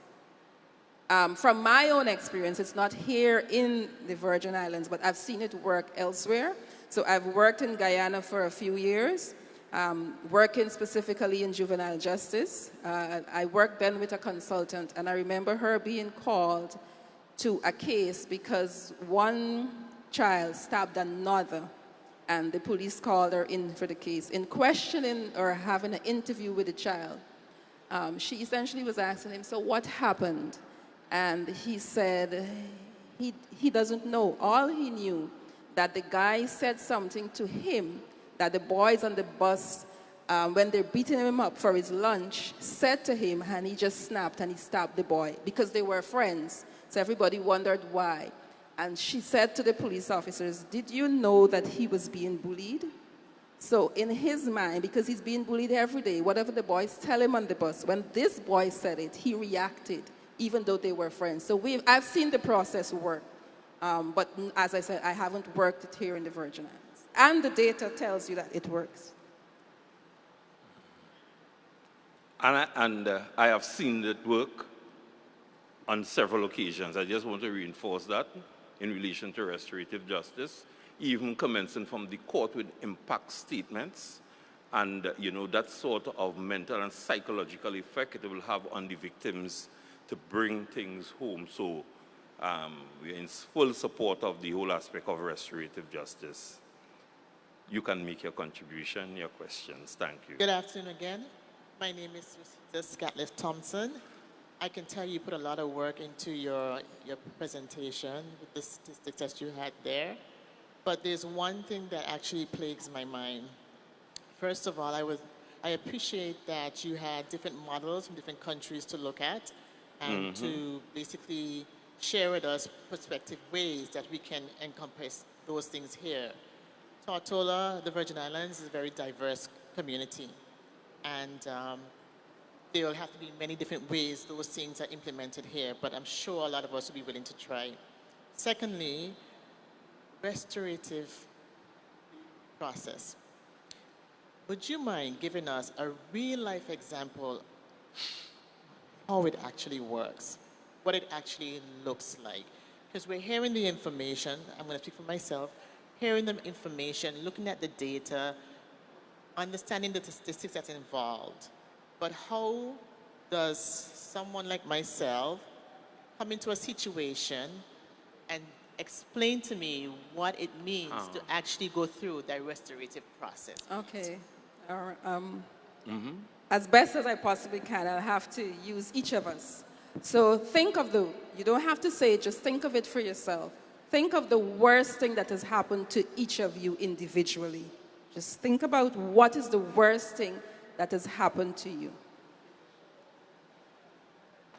Now that you have that in your mind, what would justice have looked like for you?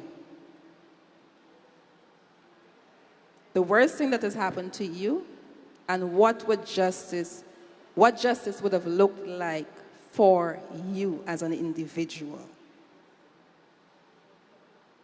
Now that you have that, would our current system, the person being charged in prison, would that have worked for you? I don't need to know what it is. I don't need to know what justice would have looked like for you. By the show of hand, would the current system, would it have worked for you, or would you have needed something differently? I just want to see the persons who would have needed something differently. I know. All of us wanted the people to go to prison. So if you wanted something differently, this is what restorative justice would have done. So assuming for my worst, I would have wanted to see the individual for us to have a conversation. I had some questions. So Ms. Thompson, we bring the person around the table, the offender. I'm around the table like we are here now, with our restorative justice facilitator, my community, meaning my supporters, the offender supporters, and we're around the table. We're going to have a dialogue. The facilitator is trained to take us through certain processes. I get my questions answered. Whatever justice was for me, I require that. The offender provides that. And at the end of it, we have an agreement that you must comply with. That's an important part of restorative justice. The offender must agree. The victim must agree. And the offender has agreed to do what it is that I require. Of course, within what's available and reason, etc. So at the end of that process, as the victim, I got what I would have needed, because not for all of us, the current system worked. But beyond that, the harm is repaired, The offender, most times, 99% of the time, you get to the root cause of the problem. Why did this person do that? And I can give you an example. A juvenile broke into a store and stole groceries. That is an offense. So we lock him up for the time, he serves the time, he comes back out, but the reason he went into that store and steal the groceries is still there. There is still a need. What caused him to go into that store? You'll hear his story around that table, and you seek to fix that. So you fix the root cause to prevent it happening again. Another case, domestic violence. So you have a domestic violence situation, the offender, the perpetrator, is imprisoned. But if you don't deal with the issues that individual has, we'll just make the person available to have another victim. It may not be this particular victim, but it will be another victim because we have not dealt with the issues. So in the process of the restorative justice processes, whether circles, conferences, whatever form it takes, most times you get to the root cause of the problem. The victim receives what he or she needs. You hear what's happening with the offender, and we fix that issue, and that results in the safer society, etc. Thank you so much. What I want you to do to represent the entire team is to make that pledge. Because of time, and we realize that it is necessary that probably there's a whole seminar need to be done and constant learning in relation to the restorative justice approach as compared with the retributive model that exists today. Very, very crucial so that persons will get that understanding and appreciation. So we want you to make that pledge. Someone can make that pledge so that we can go forward because of time. Thank you very much. Thank you very much. We have presented you here today a solution that we believe can work. Governor? Oh. A solution that we believe can work for the BVI, but also an opportunity for us to continue this discussion that you're having with the summit. And our commitment is that the Office of the Deputy Governor, and by extension the Governor's Group of the BVI, pledges to advance the restorative justice in partnership with the judicial arms of government, the relevant ministries like the Ministry of Education, who's already on board, and the wider community. Our focus will be on rehabilitation, supporting the offender and reintegrating and reducing recidivism. Partnerships, we want to work with the judiciary, the ministries, and society to embed the restorative justice practices. We want to ensure that there's full community engagement in reconciliation and crime prevention. We want to focus on anti-crime alignment to integrate restorative justice within the broader anti-crime strategies. We believe that together we can commit to a justice system that restores dignity, trust, and hope. Thank you. Thank you so much. Again, you all can do better than that for the entire panel. It takes some measure of effort to be up here and make the contribution. As you see, there's a lot of work to be done and follow-up work to be done. So again, we wish to thank you very, very much. And I am sure that you all be engaged again in relation to your presentation and the last topic of restorative justice. Thank you so much. And we will now invite the governor for 2 minutes to make a contribution. Even though I'm not looking in your direction, Governor, I'm seeing you. You can. Thank you. Thank you very much. I'll be briefer than 2 minutes. So I think that was a great presentation. So thank you. It's a wonderful initiative. And I think we've already seen a number of times that we have a problem with repeat offending in this territory. And that's having an impact on our community, on our society, but also on our infrastructure as well. The burden it's placing on the prison, burden it's placing on the wider criminal justice system. So restorative justice has got to be part of the answer to dealing with that. you set out very powerfully the positive impact it's had in other jurisdictions.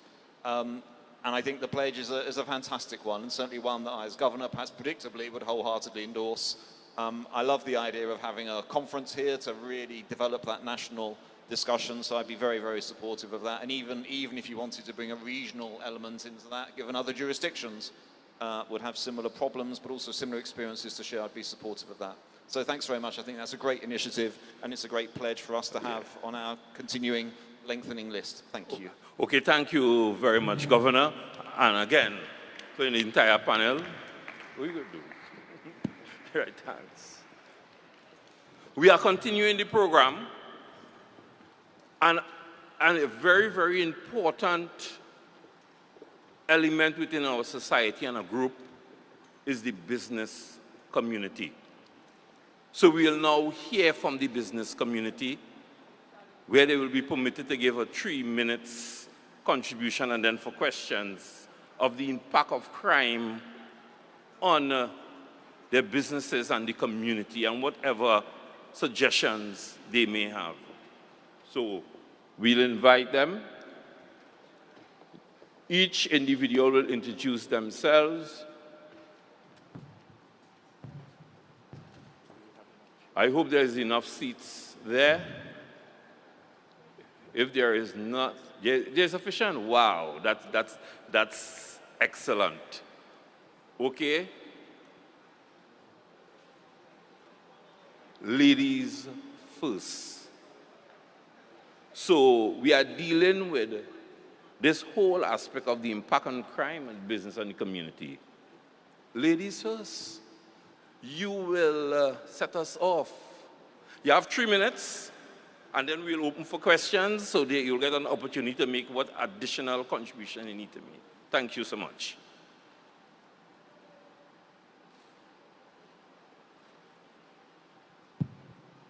A pleasant good afternoon to all.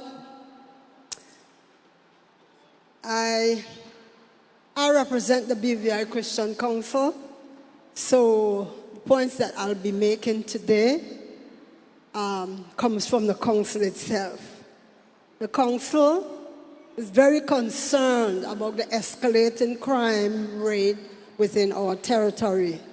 And over 1 year ago, in an effort to address the crime situation, they submitted a document entitled Proposed Youth Development. And the said document was submitted to the Premier's Office and the Ministry of Education. Since that document has already been submitted, members thought it fitting to highlight a few recommendations. First and foremost, I begin with the Word of God, which is the road map for every occasion.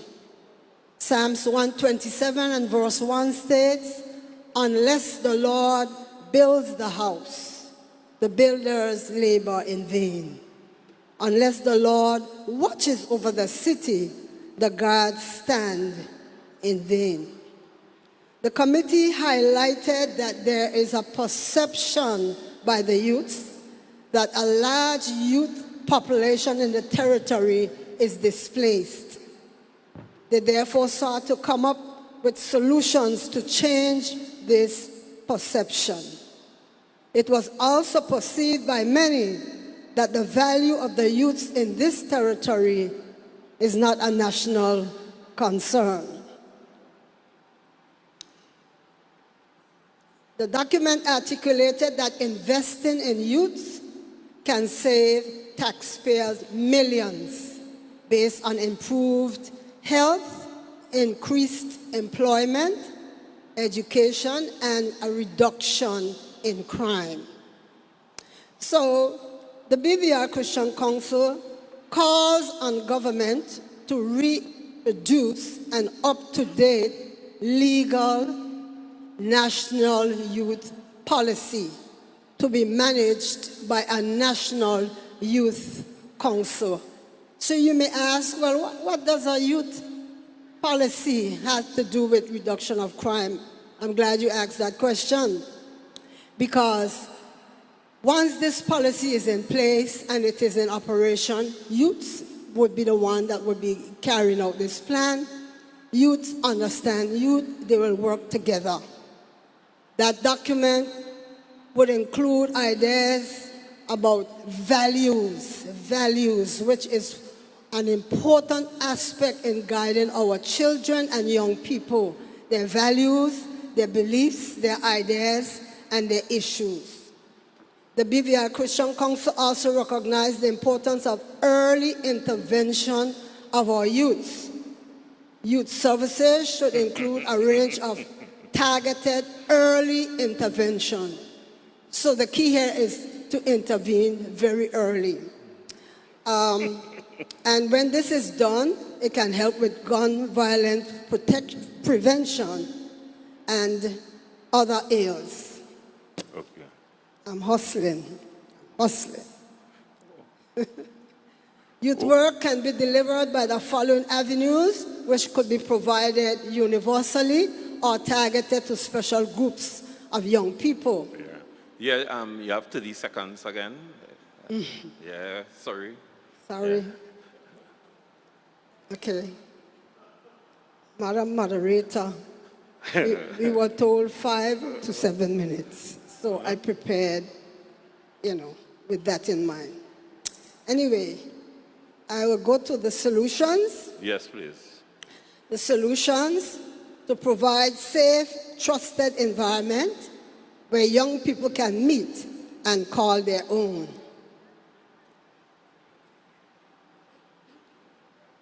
Introduce programs that can help to navigate their lives and embrace full potential.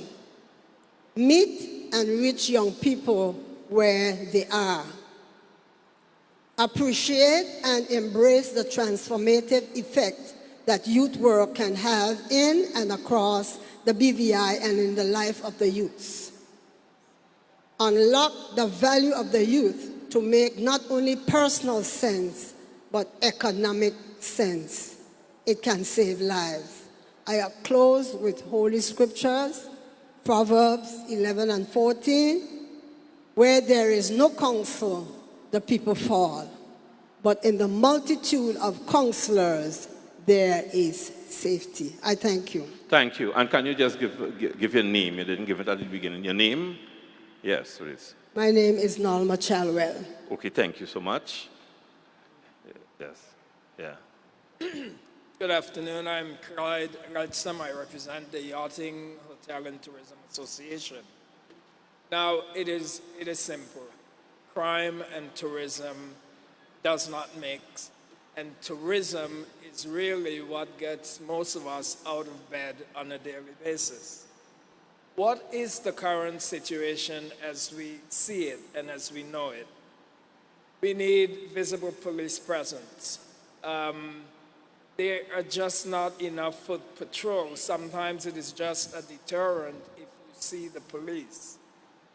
The response times need to be improved significantly. You may make a call now and perhaps in another couple of hours, in some instances, somebody may show up, if at all. And, that cannot be the case in areas or in, when we are dealing with tourists. With any one of us, especially, but with the tourist population, time is of the essence. There is all that noise back and forth with the scooters, but I know the government has recently enacted some legislation, and I expect that as time goes by, they will ensure that safety becomes a major aspect for those people who use that mode of transport. And then for us, given the number of yachts and pleasure boats on the waters, we obviously need the Marine Police engaged. We do not see them enough. Again, it is more the comfort level for the occupants of these vessels to know that government is engaged and government is watching. And of course, when we have large events like we have every year when the Puerto Rican Navy goes over to Palm Bay, for instance, we do want to see the police. We do want to give them that sense of security. We know that in a general sense, the BVI are safe, but we also want to see some evidence from our law enforcement. So what are some of our preventative strategies and innovations? Sensitization, training.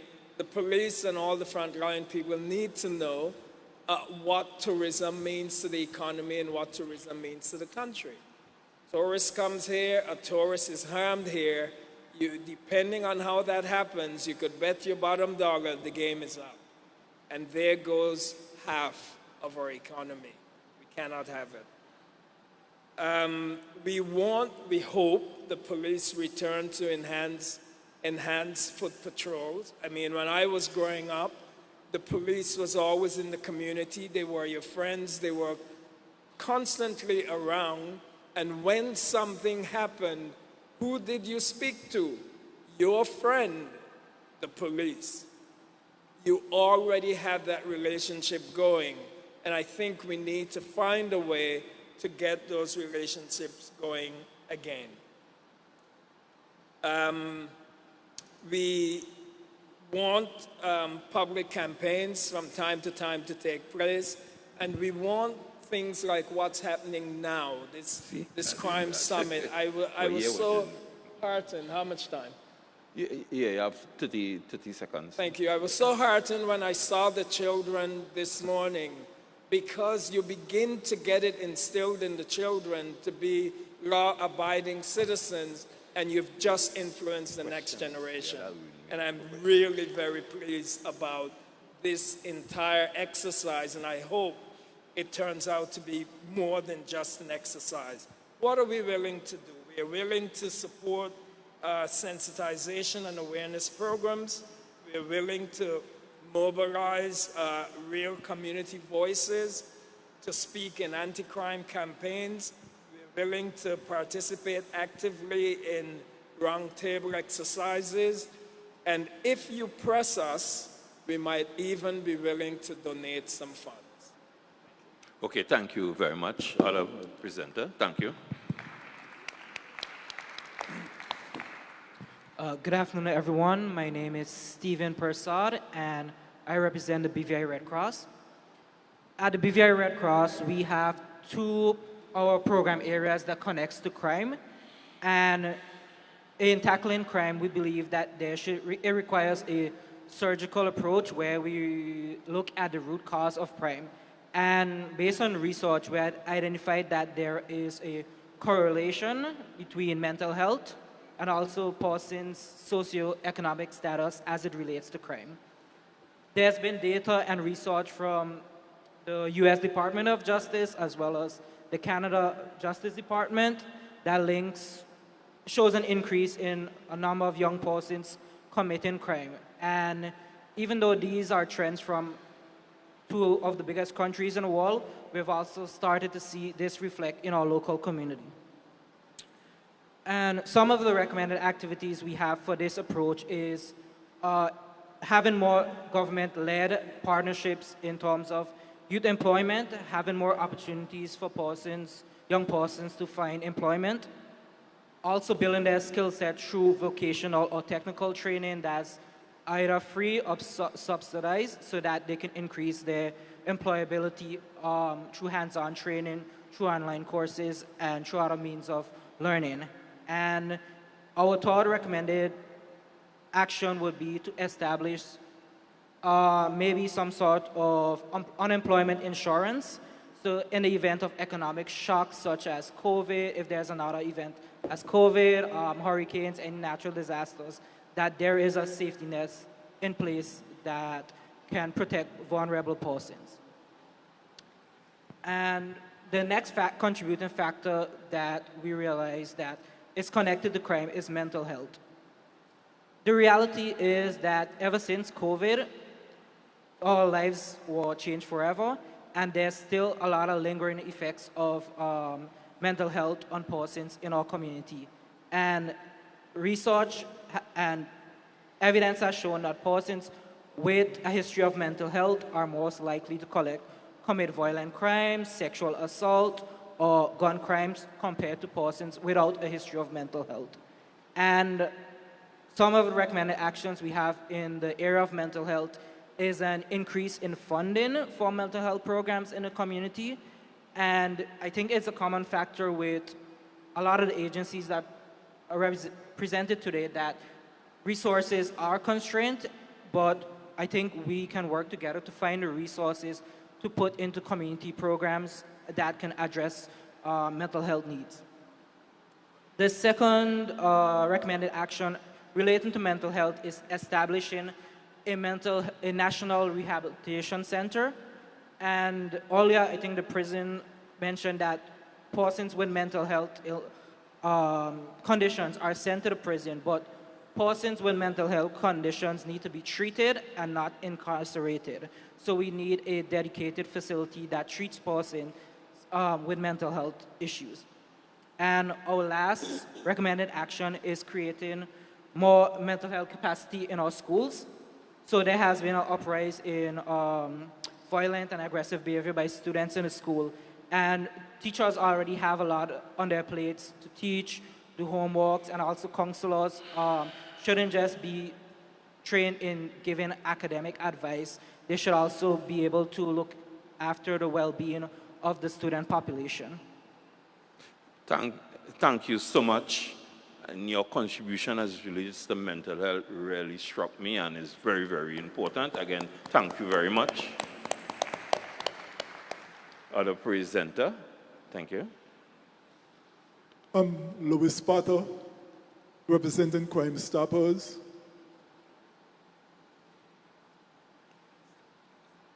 And today, we want to recommend a change in the way we report crime. We can replace fear with trust, silence with action, and risk with protection. The approach is proven. It is called Crime Stoppers. Why is this important for the BVI?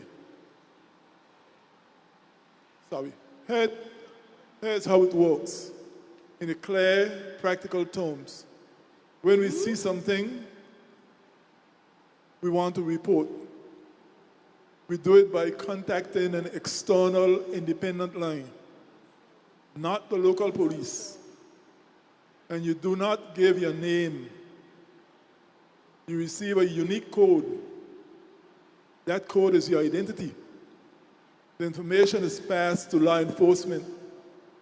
The police then do what the police do, or are trained to do, which is investigate, build an independent case, and pursue charges where the evidence supports such. If the information you provide leads to an arrest or conviction, you are ineligible for financial reward. To collect, you contact the same external contact. Use your unique code, and you are guided step by step on how to receive your reward without revealing your identity. At no point do you need to testify. At no point are you exposed. Why is this so important? Because the biggest barrier to solving crimes is not a lack of concern, it's fear. Fear of retaliation, fear of being labeled a snitch, fear of being dragged into court and treated like a suspect instead of a citizen. We must meet our people where they are. We must create a system that protects the brave, not punishes them for their courage. This isn't about replacing the police. This is about empowering the police and the public together. It's above giving officers more leads. It's about giving officers more leads and giving citizens more protection. And it's about creating a culture where doing the right thing is not only the noble choice, it is a safe choice. Now, for Crime Stoppers to become an approach in the BVI, we need a mindset shift. And here are some practical steps. First, we must shift the law. First, a mindset shift within law enforcement. The tip is a starting point, not evidence, not the evidence. Officers must know that every Crime Stopper report is an opportunity to do what they do best, which is gather information. Interview, analyze, and build a case. When tips become a shortcut and not the only means to conviction. Yeah. What do we need from the public, from government and our partners? First, formal recognition and integration into Crime Stoppers protocol. A public communication partnership to ensure every resident knows how to report anonymously. Public communication partners to ensure every resident knows how to. Support from the private sector to fund rewards and outreach. And I just heard the Yacht Association say, if pushed, they might even be willing to give some funds. Right. So that's music to my ears. You have 30 seconds. Ongoing training for call takers. Yeah. This is doable, it's affordable, it's proven around the world, and it fits the BVI, where community ties are very close. We can respect privacy and still demand accountability. And if you know something, use your code, not your name. Help the police do their work, keep your family safe, and help us build the Virgin Islands we all deserve, which is peaceful, proud, and protected. Thank you. Thank you so much. And you see, I will have my hand is raised, that I'm in full support of Crime Stoppers. I've seen it work, and it continue working as an international app to support crime fighting. So your document can be presented to us, and we thank you. Next presenter, thank you. Good afternoon. My name is Russell Jones, Minister for the Church of God of Prophecy Longlow Community Worship Center, and I will be as brief as possible. Crime is a symptom of a deeper disconnection from God and from the community and from purpose. So what does it mean for us to be our brother's keeper? So we were looking at mentorship rooted in faith. Spiritual mentorship goes beyond advice. It offers identity when the youth know that they are loved by God and valued by their community. Partnering with programs like Male, Boys Club, and Girl Scouts, we can infuse these spaces with spiritual wisdom and moral grounding. Once you start with the moral and character formation, crime often stems from poor decisions making and lack of emotional regulation. So with these programs and with fusing with faith, you can help with self-control through spiritual disciplines, respect through biblical principles, and forgiveness and accountability through testimony and teaching. And also there's the community and presence. Churches must be visible and active in high-risk areas, not just for Sunday services, but for weekday outreaches. Joint patrols, prayer walks, and community cleanups with police and civic groups show unity and rebuild trust. Also, hosting conflict resolution workshops, healing circles, and trauma-informed counseling can help victims and offenders alike find restoration. That's where we have to have tailored interventions. Churches can offer specialized programs for youth involved in gang activities, domestic violence, or substance abuse, which should include spiritual counseling, job readiness, and family support, which is very important because most of these things starts at the family, which also help remedy some of the problems we have in the community. Which makes me begs to call for the community to an action. Adopt a street or school or youth. So if you're in a church or you're part of a community, adopt a street or adopt a school. Become a spiritual guardian or a spiritual guardian for your neighborhood. Open your doors during the week for tutoring, mentoring, and safe hangouts, for places that have churches that have an open space. Also for the people who preach peace consistently, just not in your sermons, but in your social media outreach and other spaces that you may be into. Train your congregation. If you're a part of a church, equip your members to be mentors, mediators, and mobilizers.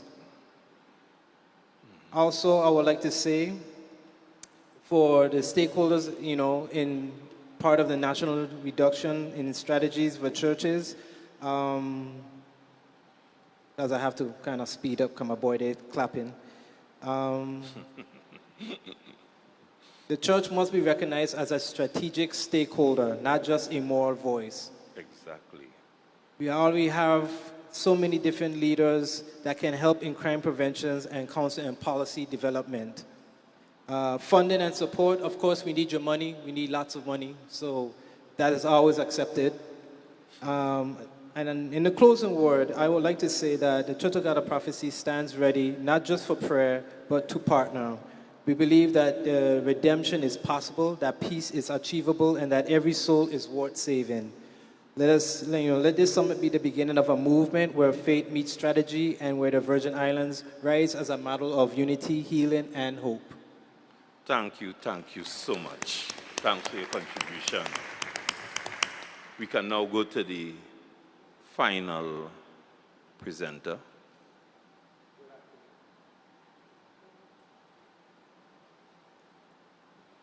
Good afternoon, family. I accept the protocol already established. I want to say consider an honor and a privilege to be here at this National Anti-Crime Summit. I want to say thanks to the team for the tireless work that you put in to help to protect our entire territory. Today I want to share just a simple truth. Crime doesn't start in the courtroom and it doesn't end at the prison gate. It begins in the heart of our community, and it must be solved in the heart of a community with helping with marriages and families, which are the bedrock of our society. We are living and we are here today because of the direct or indirect breakdown or destruction of our core values that we've learned in the Bible. If we want safer streets, we must invest in people before trouble begins. We must support them during their hard times and welcome them back into society. And again, being a counselor, everything needs a plan. I call this a preventative and restorative operational plan. As I thought about the solutions, my mind turned to something ancient but still powerful, the 10 Commandments. These commandments are not just spiritual, they are practical guidelines for building strong families, safe communities, and justice in our societies. The first leg, preventative. The preventative or the operation part of the prevention plan. The best way to fight crime is to stop it before it begins. The 10 Commandments will help us to do that. The first 4 commandments teach us to honor God, keep Him first, have no other gods beside Him, use His name with honor and respect, and rest in His presence. When our territory honors God, it develops a moral foundation and compass. Children learn that life is sacred and truth matters and right and wrong are non-negotiables. The next 10 commandments as we know them: honor your father and your mother, do not murder, don't kill, don't commit adultery, don't steal, don't lie, don't covet, or don't want things that don't belong to you. Imagine if our young people grow up in homes and schools where these principles were taught and modeled. We like to tell them, do what I say and not what I do, but the truth is they are doing what we do. Guess what? The Bible said that Jesus told the people, snakes can't get nothing but snakes. So our children are modeling our behaviors. Respect for parents and those in authority would strengthen families in our territory. We have this thing that respect is earned, respect is not owned, respect is given. You respect your parents, your grandparents, your uncles, your aunts, those in authority, government, pastors, leaders. It is given automatically because of position and status. But we have this new fandangled thing. It is earned. It's a lie. And again, we have got to teach our children different. Guess what? If we do not murder, would reinforce the value of life. Do not steal and do not covet that which does not belong to you. Would teach contentment and hard work. Telling the truth will be a normal, regular thing. To make this real, we must give our youth safe spaces and opportunities. After school programs. When I grew up, we had after school program every school, the community centers. We need to get back to that. Weekend program, tutoring, sport, music, and all alike. Mentorship programs with positive role models, including law enforcement officers, business leaders, and faith leaders. We just can't just have the teachers. We need these persons to come off of their jobs. They need to be seen within the community. We need to do youth investment funds. We need startup or seed money for businesses, job placement. We know we do that, job training, and more scholarships. We can't arrest our way out of crime, even though we're trying. We must invest our way out of crime. And we must teach them the value of keeping their heart strong. I have 30 seconds, thank you. Restorative, I'll just end with this. Some people will make mistakes and end up behind bars, but the commandment reminds us something important. God gives second, third, fourth, fifth, sixth chances. Inside the prison, guess what? We must not only think about them just being in prison, but we must prepare them for when they come out. Education and vocational training. Of course, we have that high school GED, college courses, trades, plumbing, construction, electrical work, coding. That's a big thing now. Culinary arts, work release program. We need more of that to eligible inmates. Counseling for substance abuse, and we heard about mental health. And as a counselor who works with those guys who come out to the street, I know about helping them with resumes, going on the job, teaching them how to dress, and guess what? No, because of what has happened to them. We need a reintegration program to help to welcome them back 6 to 12 months before they come out. We need to start talking about housing, jobs, clothes, where you're going to eat, what is your family situation, setting them up with mental health counselors to help them. We need, so when they come out, we are setting them up for failure. If they have nowhere to live, they have to go back to live in cars. I help so many. They're living in cars on Wickham Skin all around the BVI. They have to hang out at the various parks. If we have no plan, we are setting them up for failure, and they will be repeat offenders. I'll stop there.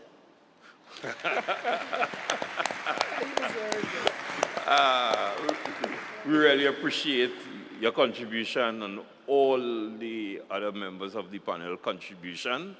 And we just have 5 minutes to play with for any questions from the audience, right? You'll have a whole panel here. A lot of contributions was made. And they are making a particular commitment to join in collaboration and have that link, that networking to ensure that we can tighten up these institutions within the society. So again, the opportunity is there to ask any questions to the panel. I say, come to ask a question. Yeah, go ahead. Just give your name. And yes. Troy Christopher, representing the Browse Bay Action Committee. I must say that I'm impressed with some of what I'm hearing here today. We have been able to put our NGO together, our community. Mike, yeah. Hello? Right. Troy Christopher, Browse Bay Action Committee. I'm impressed with what I'm hearing from the business community in the panel you have here. We have been able to put our NGO together, our Browse Bay Action Committee. We have been doing a community watch program for some time. We've recently started installing cameras within the community so we can get some type of visibility. We've also been doing some community programs. We had a summer cultural program for summer. We're doing our Christmas Browse Bay style. We're trying to get some of those things back up again. But what I'm hoping that I can get is a partnership from some of the persons who are on the podium. I know Mr. Clive left some talk about the boating community and the possibility, or even, he says if you push them, they might even give you some donations or sponsorship. But apart from the donations and sponsorship, if you have persons or you have individuals who have expertise in a certain area that you are willing to contribute to our community, we've just been able to relaunch our community center, which has been done for about 8 years now. And we have a facility now that we can use if you have persons, or you can provide some donations to try to create that economic support. Getting young persons in the boating community is something that we would really like to do. And as well as I say the church community. If you have, and you have some time, and you're looking for a location, and you're looking for a group to partner with, then we are that group. And we're hoping to build that relationship. One of the things that we recognize is that intervention. I am from the older school where the local constables... You have 30 seconds. 30 seconds. The local constables were very important. And that intervention before crime happens. Today we talk about law enforcement, but before crime happens, who intercedes? And so the community must intercede, the organizations must intercede, we are trying to intercede, and you are extending our hand in partnership to whatever we can do together in our area, in the Browns Bay community. And so that's it. Thank you so much. Anybody from the head table, you all are willing to make that commitment. He's looking for partnership.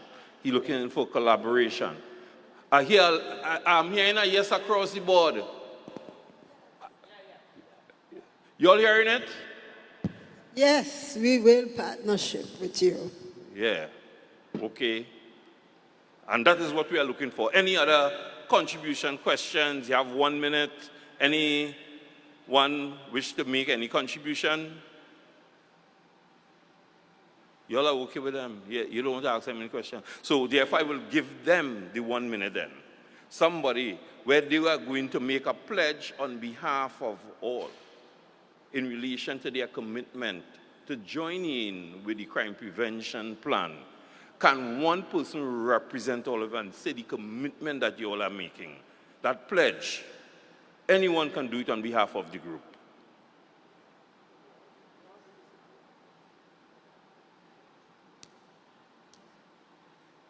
We all need the joint action. So we pledge to him, and I presume that he pledged to us. Thank you. Okay. So we okay with this group? All right. We are okay with this group? No, they are asking. So here what happened. I was told the pledge that you gave just now was to the person who asked the questions, right? We want a pledge from each of you all in relation to joining in with the crime prevention plan. We'll always start with the ladies first. Just short, you made the pledge that, yeah? Could you repeat? I didn't. You're making a pledge, a commitment that you'll continue on this path to join in the crime prevention plan and measures. Yeah, well, yes, I make a pledge on behalf of the BVI Christian Council that we will do our best to work with any institution, the government, any area that needs assistance. We'll be willing to come and talk to people. We'll be willing to join in with any activity that you may have. And we pledge to do our best to see our territory have a reduction in crime. Thank you. Yeah? I think the fact that we're here is pledge enough. I mean, we're all in this together, aren't we? And at the end of the day, the more people you get involved, and I'm happy with Troy and his group, the more groups you get involved and the more you rail against crime and antisocial behavior, the more you're in a position to see that groundswell that takes away, eliminates crimes of chance or any types of crime. So yeah, the president says it. At the BVI Red Cross, we have 2 programs. We have our Darkness Light program, which tackles child sexual abuse prevention, and we also have capacity to train persons to become trained in the area of mental health and supporting persons with mental health. So at BVI Red Cross, we pledge to partner with local entities, and other NGOs, businesses, to help build their capacity in preventing these crimes. And as I said before, the pledge is a natural once you're here. But in addition, we do require the support of the community. And we certainly, Crime Stoppers give you that ability to be involved because you're anonymous and you're rewarded. Thank you. For the Church of God of Prophecy Community Worship Center, definitely we will pledge. And I know our bishop and our pastor will open their doors for anyone that may need the help. And if there's any other group that will help us in our endeavor, we will partner with them also. Thank you. Tustin. Okay, family, I as well make a pledge and I have a plea. I want to plead with the employers. I didn't get to finish. That employers would partner with the government and with the prisons. And I want to implore the government to give tax breaks and tax incentives and lower custom fees, lower immigration and labor fees and the like for businesses who set up to help to partner with reintegration of prisoners, of making them back just not prisoners but citizens. I want to encourage communities to set up centers where they can get their IDs, their resume, writing, helping, job application, counseling. Transitional housing is something that's needed when these young men come out of prison, or we will continue to have repeat offenders. Okay. So we all heard the pledge and the commitment, and it's recorded, so that we can continue this trust to deal with crime prevention in this country. Again, I want to show some appreciation for the panel. Thank you very much. I could assure you all will get the opportunity again to make contributions, probably a round table. Yeah, thank you so much. Crime Stoppers, no worries. We are now going to the other panel. We are moving to cover this evening agenda. And again, non-government organizations, they play a very, very important role. They operate like a safety valve within the society in support of the established institutions, like the churches and other institutions that is established within the community. We have other communities. We have other non-government organizations. So the other panel will consist of non-government organizations in relation to the contribution that they can make. Yeah. In relation to the contribution they can make to the society and the contribution they, in fact, is making, and continue in that collaborative approach to deal with crime prevention. So as I wait for them to come at the head table, you all seen what's happening, eh? You seen the increasing with the number of chairs, right? So that is not a sign, a negative sign, that is a positive sign to demonstrate the number of non-government organizations there are existing in the society that make contributions to help in the development of the society and also are willing to come forward. And we recognize that some may not be on here, but one of our members of the audience demonstrated that he and a group is also operating as a non-government organization in making contributions to the community. So again, looking forward, as they enter, it will be a bit tough as they enter, They will be permitted a 3 minutes contribution and then open the floor so that if any questions are asked, they will get an opportunity to make further contributions. As we go forward, they will start off with their introduction, including their name and the organization that they represent. You all can be seated.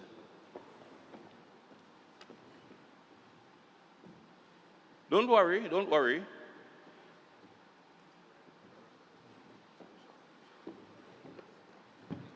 And because you are sitting last, you will start off first. It so happened that way. The lady, yeah, indicating that there were no prejudice. How you are representing the entire team? Good afternoon, His Excellency, distinguished guests, panels for the Anti-Semitic Forum this afternoon. I am representing Rotary Club Sunrise of Rotown and the Rotary family. My name is Faith Smith-Penn, President of Rotary Club Sunrise of Rotown. Thank you.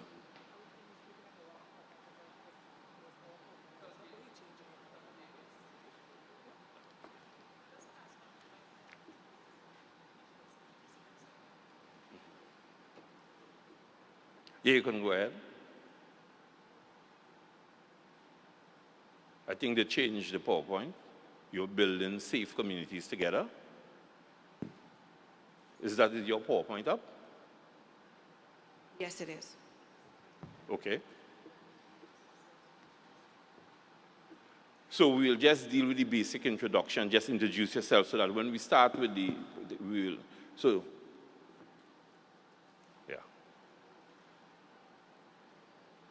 Hello, good afternoon. My name is Stacy Mather. I represent the Youth Empowerment Project. Good afternoon. Right.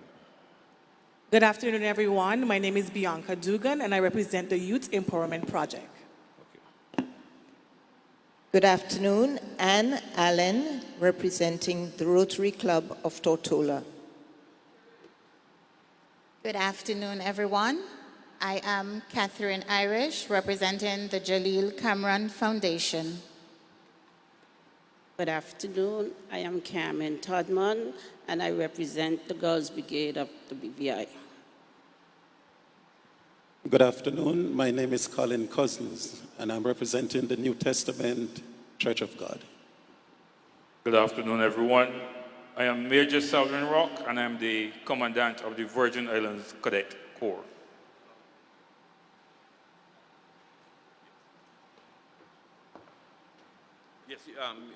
Yes, you can commence. You have 5 minutes, and then, to cater for questions. Thank you. Crime in the Virgin Islands is definitely a very important topic this afternoon and in the course of the British Virgin Islands. And the importance of NGOs is to make sure that we collaboratively work on youth empowerment projects. And we must have a comprehensive approach to mitigate such challenges at this time.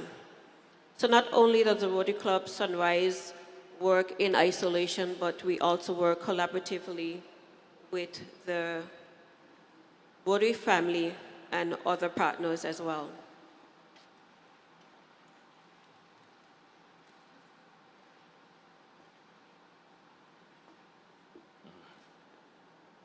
Not moving? Okay. Okay, so understanding the current challenges, we must understand the culture in which we are facing. We must understand the challenges in the schools. We must understand the challenges in the prisons as well. And we must come up with innovative, community-driven solutions. We must look at data and see where we've come within the last decade and some of the things that we need to do to address the situation. Very importantly, we must involve the youths. We must make them feel involved and part of the society. We cannot have them in isolation.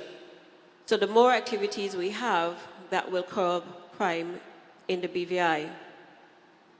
So we must take a preventative approach at this time. We must be proactive, we must collaborate, we must build stronger communities, and we must look for more positive pathways for the youths.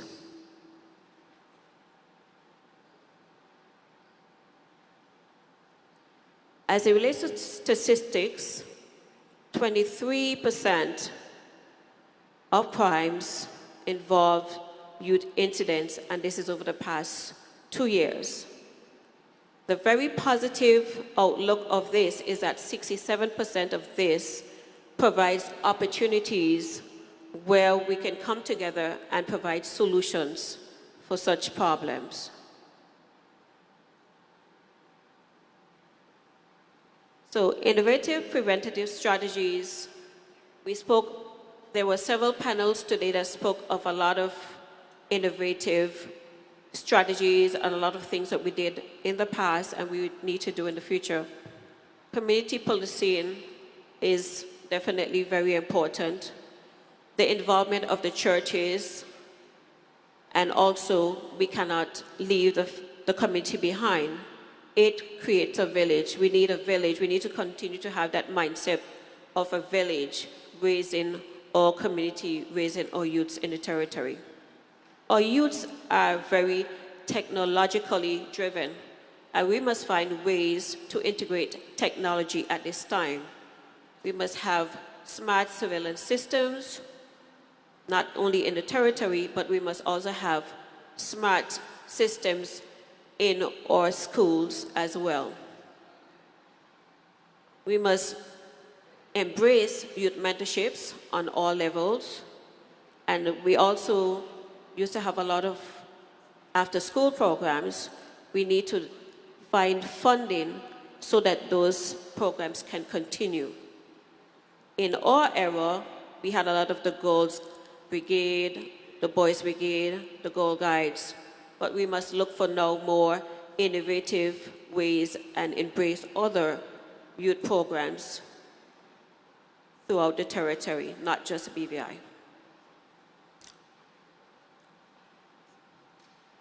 One of the focus areas of Rotary International is peace, and I think that peace is very instrumental as it relates to curbing crime in the British Virgin Islands. We must promote a culture of peace. When the youths look around the territory, they must be symbols of peace.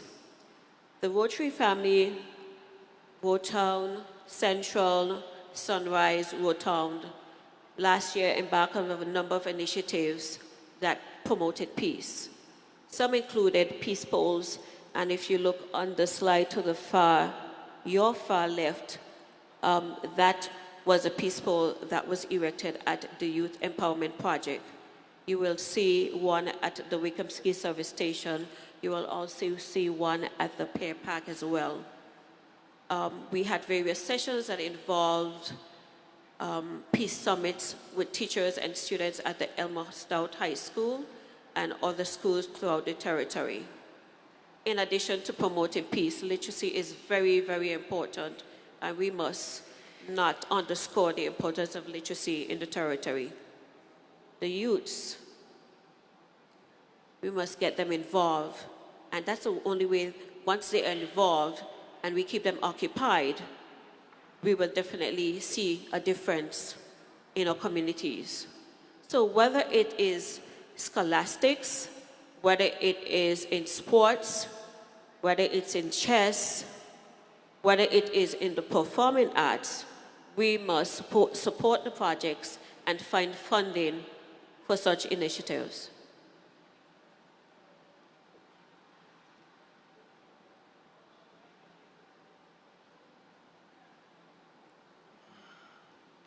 So peace initiatives through education.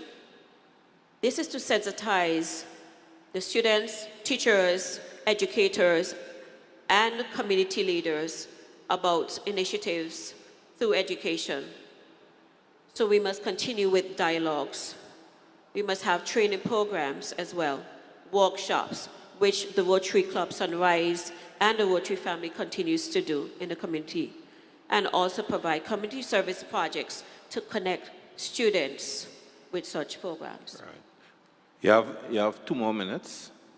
Sorry. So the Rotary family continues to collaborate, partnerships with other entities and NGOs for such sustainable projects.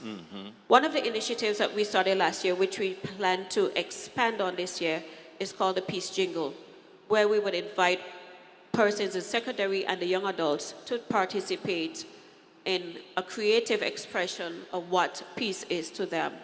And I think by reaching them in something that is different and innovative, everybody likes to hear music and whatever the genre of music is, I think that the Peace Jingle will definitely reach a better demographics at this time. This year and for the next couple of years, our motto will be Unite for Good. And the Rotary family and Rotary Sunrise definitely in partnerships with other NGOs would like to unite for good for the better of the British Virgin Islands. So our commitment is to collaborate with preventative programs,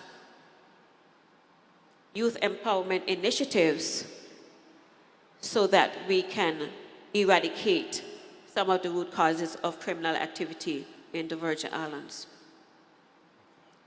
So moving forward, Rotary Club Sunrise and the Rotary family, we would like to partner together with the community for a safer British Virgin Islands. Thank you. Yeah, thank you very much. And I want the panelists not to worry. All the information will be utilized because the PowerPoints need to be presented, be left so that we can look at what you presented and we can utilize it. I'll now go on to the other PowerPoint presentation. The team there, can you all put it up, please? And yes, you will get it. Thank you very much from the Rotary Club.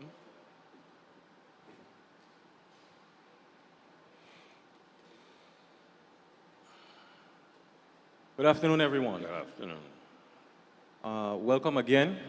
We are grateful to be here at the Anti-Crime Summit this afternoon, and we'd like to give our input on crime and crime prevention in the territory. Please. I guess it's not working. Now, when you look at the current situation on the Virgin Islands, where youth and crime is being impacted, if you go back to earlier this year, do you guys remember a group of boys called the Money Boys? So youth gang violence and affiliation in the BVI at one point held us hostage. It made us very concerned and quite unsafe within our territory. And what we've seen is that this more or less emerged from within our schools. So one of the things that we have to pay attention to most definitely are our schools.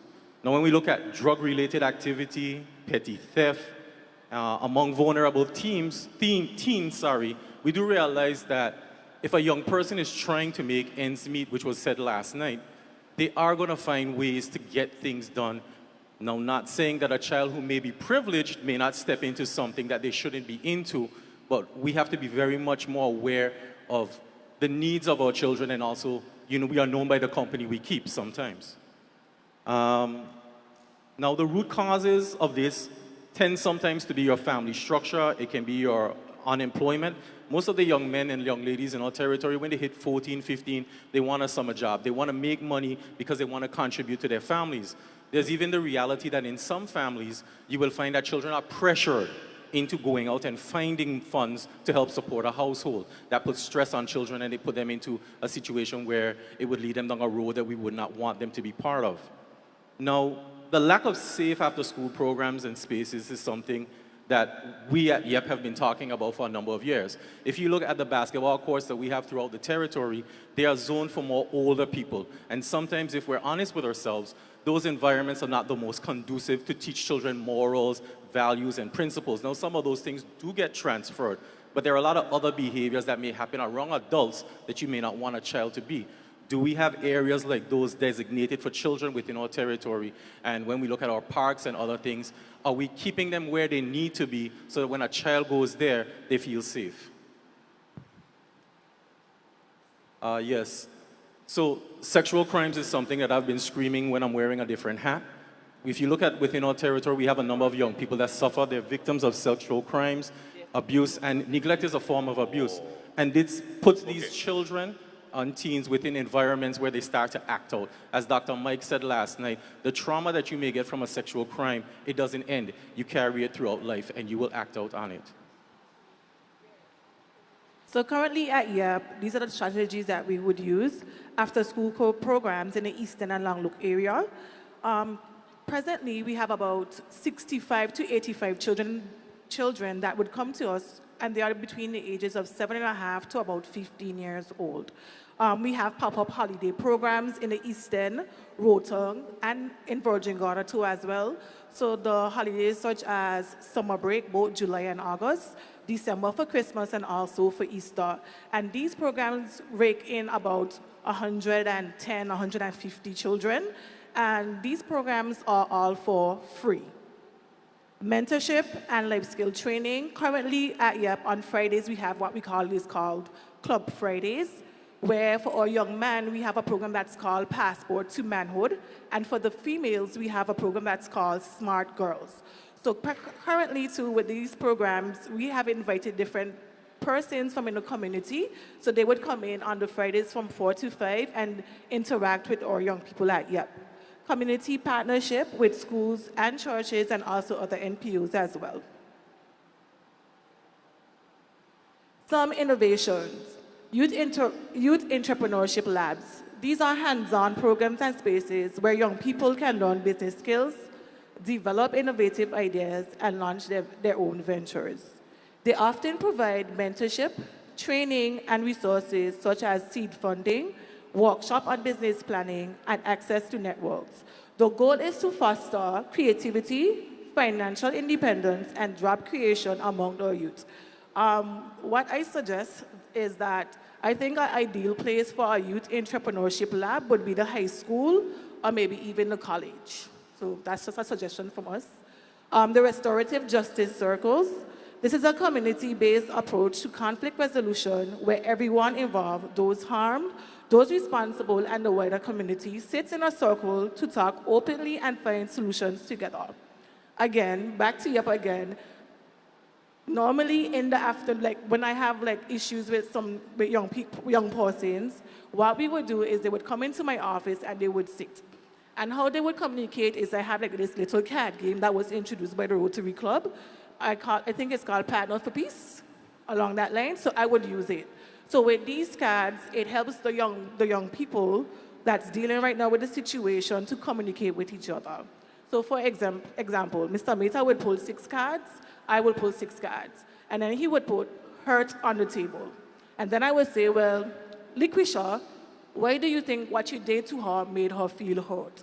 And then they would think, okay, so this is what happened. So both would have their turns. Once they have their turn, what would happen next is they'll pull a next 6 cards each, and those 6 cards is to show how do we avoid this from happening? How do we solve this problem? So that's similar to the restorative of justice circles. Digital engagement platforms, again, everybody always using their phones. So these online tools or apps are designed to connect and engage young people around social causes, events, or decision-making. Examples include interactive websites, mobile apps, or social media spaces where you can share ideas, access resources, organize projects, and collaborate. They make participation more inclusive, especially for those who can't always attend in-person activities. Quite amusing that I would have this slide. Recommendations for how government can collaborate with us. First off, co-funded youth employment projects. Young people want jobs. We've recognized that this is a problem. With government collaborated or collaborated with nonprofit agencies, perhaps we can have children within that realm helping each other and also building careers within the non-government organizational areas. Additionally, policy support for prevention efforts in schools. If you reach into the nonprofit agencies, those among the table, perhaps we can help with policy development instead of it being isolated within the government in some sectors or in some situations. Again, this is an area that I heard the Rotary Club representative, Mrs. Penn, speak about: data. Data and early warning collaboration. We must, in this country, make decisions based on data where crime, youth, and youth prevention of crime is centered, rather than haphazardly throwing funds and saying, here, this is going to fix the problem, when the problem and the root cause of it have not been properly identified with data. And lastly, investment, again, as I said earlier, in safe spaces. Our children need to know that there are spaces that they can go besides our churches that are safe, they can play, they can feel well, where it's not just home, it's not just church, there are other spaces that they can come. For example, this space. Okay. Go ahead. Your pledge is to continue to empower the youth of the Virgin Islands to choose positive pathways, break cycles of violence, and become ambassadors of peace. Our commitment, we commit to expanding or continue to expanding our mentorship and after-school programs. As you know, we're building in Virgin Gorda. We continue to have the desire to partner with government, law enforcement, and other NGOs, and we are strongly committed to giving our young people a voice in shaping crime prevention strategies and policies. Because you know, if you're going to talk to a child, they're not going to listen, but if you speak with them, they're going to participate. Our promise is to guide the BVI youth toward positive choices, break cycles of violence, and empower a generation of responsible, productive citizens of the Virgin Islands. Okay. All right. 20 seconds. Okay, no problem. Reducing crime begins with opportunity, guidance, and hope. By investing in our young people today, we secure a safer, stronger Virgin Islands tomorrow. YEP stands ready to partner with government and the community to make this vision a reality. Thank you so much for your contribution and making your pledge and commitment immediately. We are thankful for that. We'll now go to the other presenter. I'm Anne Allen. I'm representing the Rotary Club of Tortola, and I will supplement and complement what my colleague has already said on behalf of Rotary Sunrise, or the Rotary family. Yeah. As we know, the positive... Yeah, remember, you have 4 minutes, please, eh? Yeah, thanks. Is this discrimination? No, no, not at all. Others had 5. I will make it even 3 minutes, sir. Yeah. Positive peace is on the decline. But the truth of the matter is, here in the Virgin Islands, like in elsewhere in the world, we are faced with the challenge of taking care of our youths and crime prevention. The Anti-Crime Summit, therefore, is a very welcome development.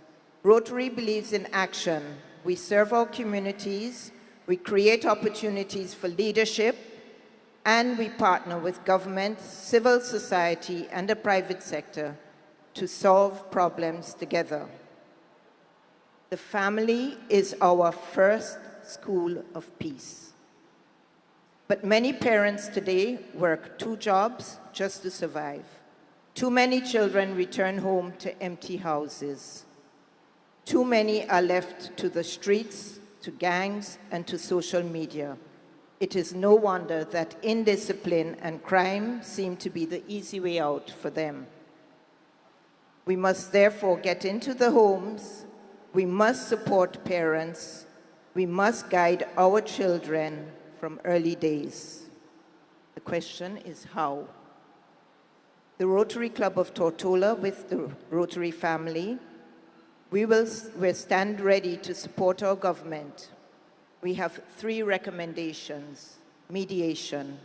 We will support conflict resolution programs in schools and communities, like you're doing. We will train and mentor young people in peaceful problem solving. Mentoring. We will expand our mentoring of at-risk youth, partnering with schools, churches, and families to provide guidance, encouragement, and accountability. Community partnerships will be encouraged and fostered. We will align our service projects with the National Crime Reduction Strategy, supporting education, skills training, sports, and community centers that keep young people engaged and off the streets. And today, the Rotary family pledges to be a reliable partner in prevention, not just reaction.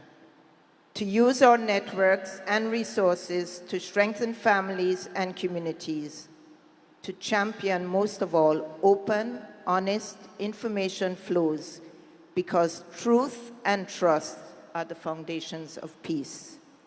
This is not a government's fight alone. It is our fight together.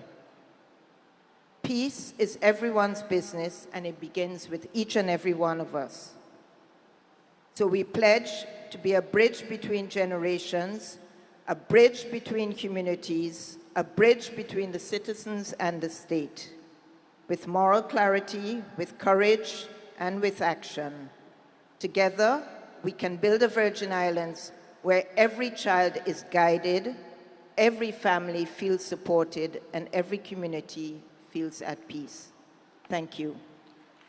You did excellent. The time was well managed. I promised you, right? didn't In I? spite of. Thank you so much. We can go to the next contributor, please. Okay, good afternoon again. I'm Catherine, representing the Jaleel Cameron Foundation. From the inception of the Jaleel Cameron Foundation, our focus was more in the medical field. But over the years, we have expanded our focus to be more integrated into the community with the different aspects of the community. And it is indeed an honor for us to be here, to be on the panel at this anti-crime summit, because the young man whom the foundation is named after, he's a very community-minded person, and it is always his mindset to be integrated and help in the community as much as possible.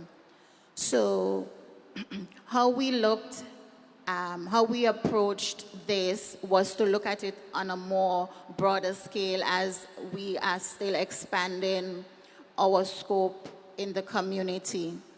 And with to identify the current and preventative strategies, we looked at it holistically where the community is concerned. So we looked at what is happening now, and we have a list of those things, which some of them have been mentioned already, such as community policing, which includes the police presence at the Elmhurst High School, some police patrolling.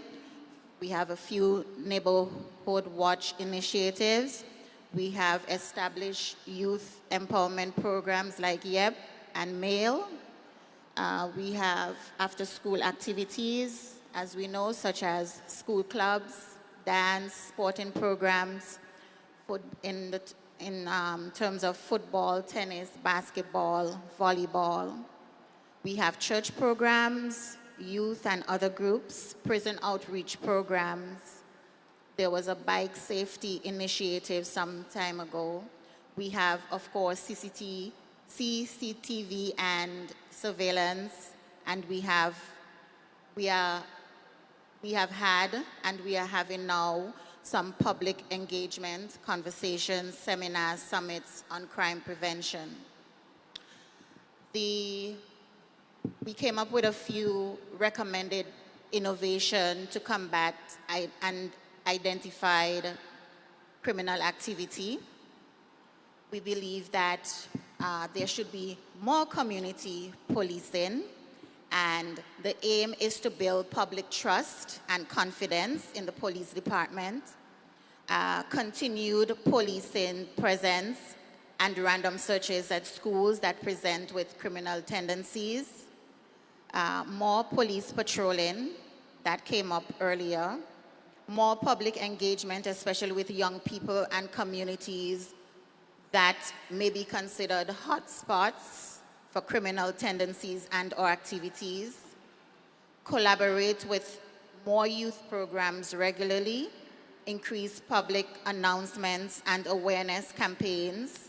That's by having sections in newspapers and or active social media presence, highlight policing as an exciting career choice and inform about various areas of police work.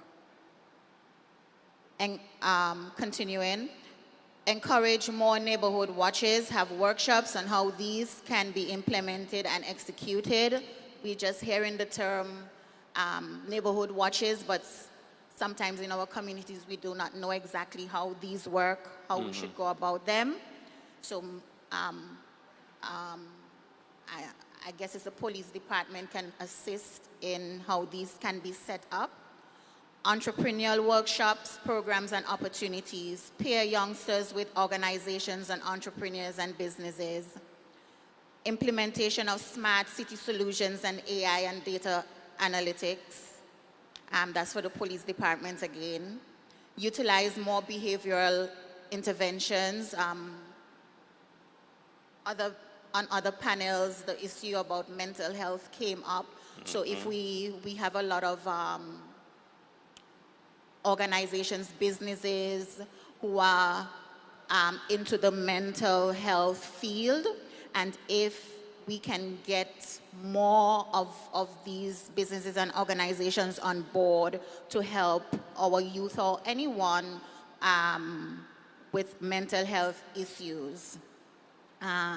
Cross-sector / multi-agency approach, I think that also came up where I think it was with the government panel, where there are commonalities about these issues that cross the different government agencies and other NGOs as well.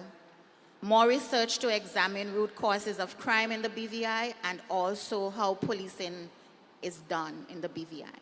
Make conscious efforts in cultivating a God-centered and community-minded society and more foundational values in the home. Recommendations for the way forward, working with government. We would like to see the Big Brother, Big Sister program revived. That was done at the social development, and the social development we are willing to collaborate and partner with them, and they can also do that with other NGOs. Create a boot camp to offer second chances for young offenders, to provide them with opportunities for rehabilitation, education, and entrepreneurial mindsets and skill set. This may be in the form of an institution rather than committing them to prison time. And we would like to see a revival or reconstruction of the National Youth Council. And our pledge to this cause and to government and to the other NGOs that we can partner with. The Jalil Cameron Foundation commits to a future where the BVI is healthy, safe, inclusive, and thriving. We, the Jalil Cameron Foundation, recognize that crime is a complex social issue with deep-rooted symptoms, stand in solidarity with the government of the Virgin Islands in the collective fight against crime to create a safer, more resilient community. Rooted in our mission to assist individuals and families in need, we recognize that true public safety is built not just on enforcement, but on the strength and resilience of our community. We believe that a holistic, multi-agency approach is essential for effective and sustainable crime reduction. Therefore, our organization pledges its full support and active collaboration to inform and advance the goals of the National Crime Prevention Strategy and is committed to a proactive and compassionate approach focusing on the root causes of crime and empowering our fellow citizens to build a brighter, safer future for all. The Jaleel Cameron Foundation pledges to collaborate, 1, empower our youth. We will invest in the potential of our young people by providing mentorship and positive outlets that guide them away from negative influences and toward productive and fulfilling lives. 2, strengthen our families. We will support programs that offer vital resources from mental health services to conflict resolution training to build strong, stable families that serve as the foundation of a peaceful society. 3, provide a second chance. We will support the rehabilitation and the successful re-entry for formerly incarcerated individuals, helping them to find employment and purpose and to become contributing members of our society. Promote community collaboration. We will actively partner with local law enforcement, government agencies, and other nonprofit organizations to ensure a unified and holistic strategy for crime prevention that is tailored to the unique needs of our territory. Be a beacon of hope. We will continue to be a trusted source for the BVI community, fostering a culture of mutual support and shared responsibility, because we believe that every act of kindness and every opportunity for growth is a step forward in the fight for a safer Virgin Islands. This is our pledge. This is our commitment. Together, we will build a BVI where every individual feels secure, every family is resilient, and every child can grow without fear. Okay. Thank you. Okay, thank you very much. We could have the other presenter.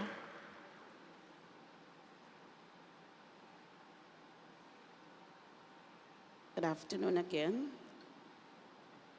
Representing the Girls Brigade. Representing? The Girls Brigade. Okay. The Girls Brigade is an international non-profit that supports girls in our community.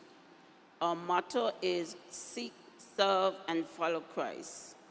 We help girls grow in faith, self-control, reverence, and responsibility so they can live a full and meaningful life.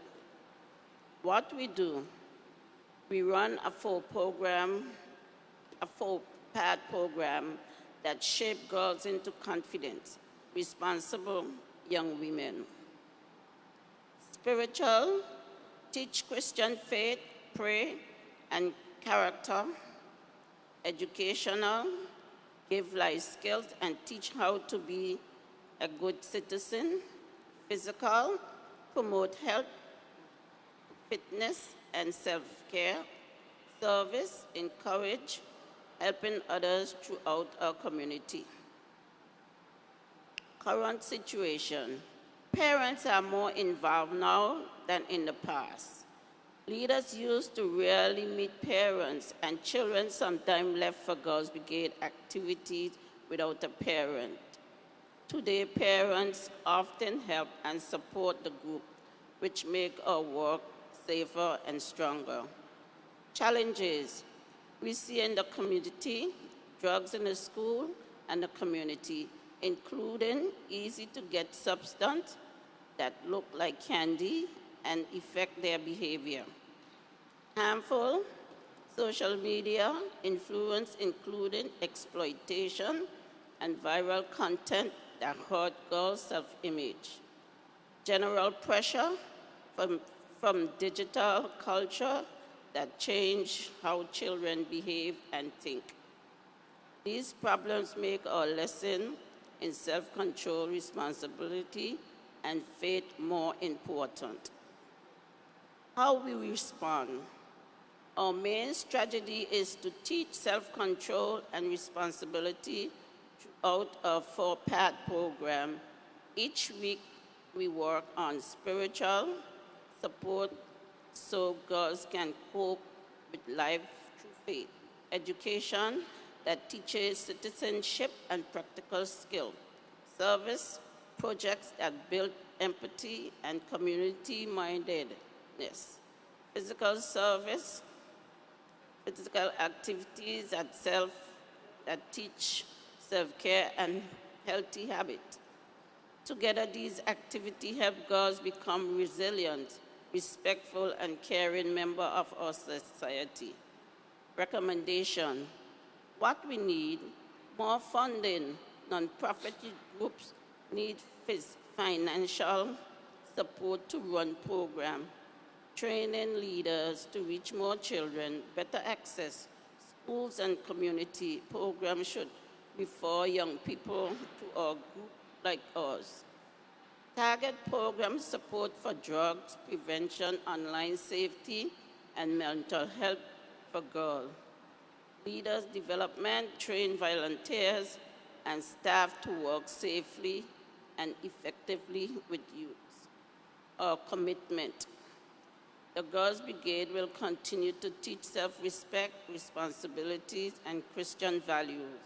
We welcome partners and supporters who want to help young people grow into responsible, caring adults. The Girls Brigade is active throughout the BVI.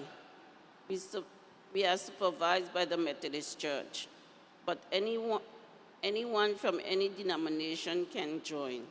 Our age range is from 4 to 18.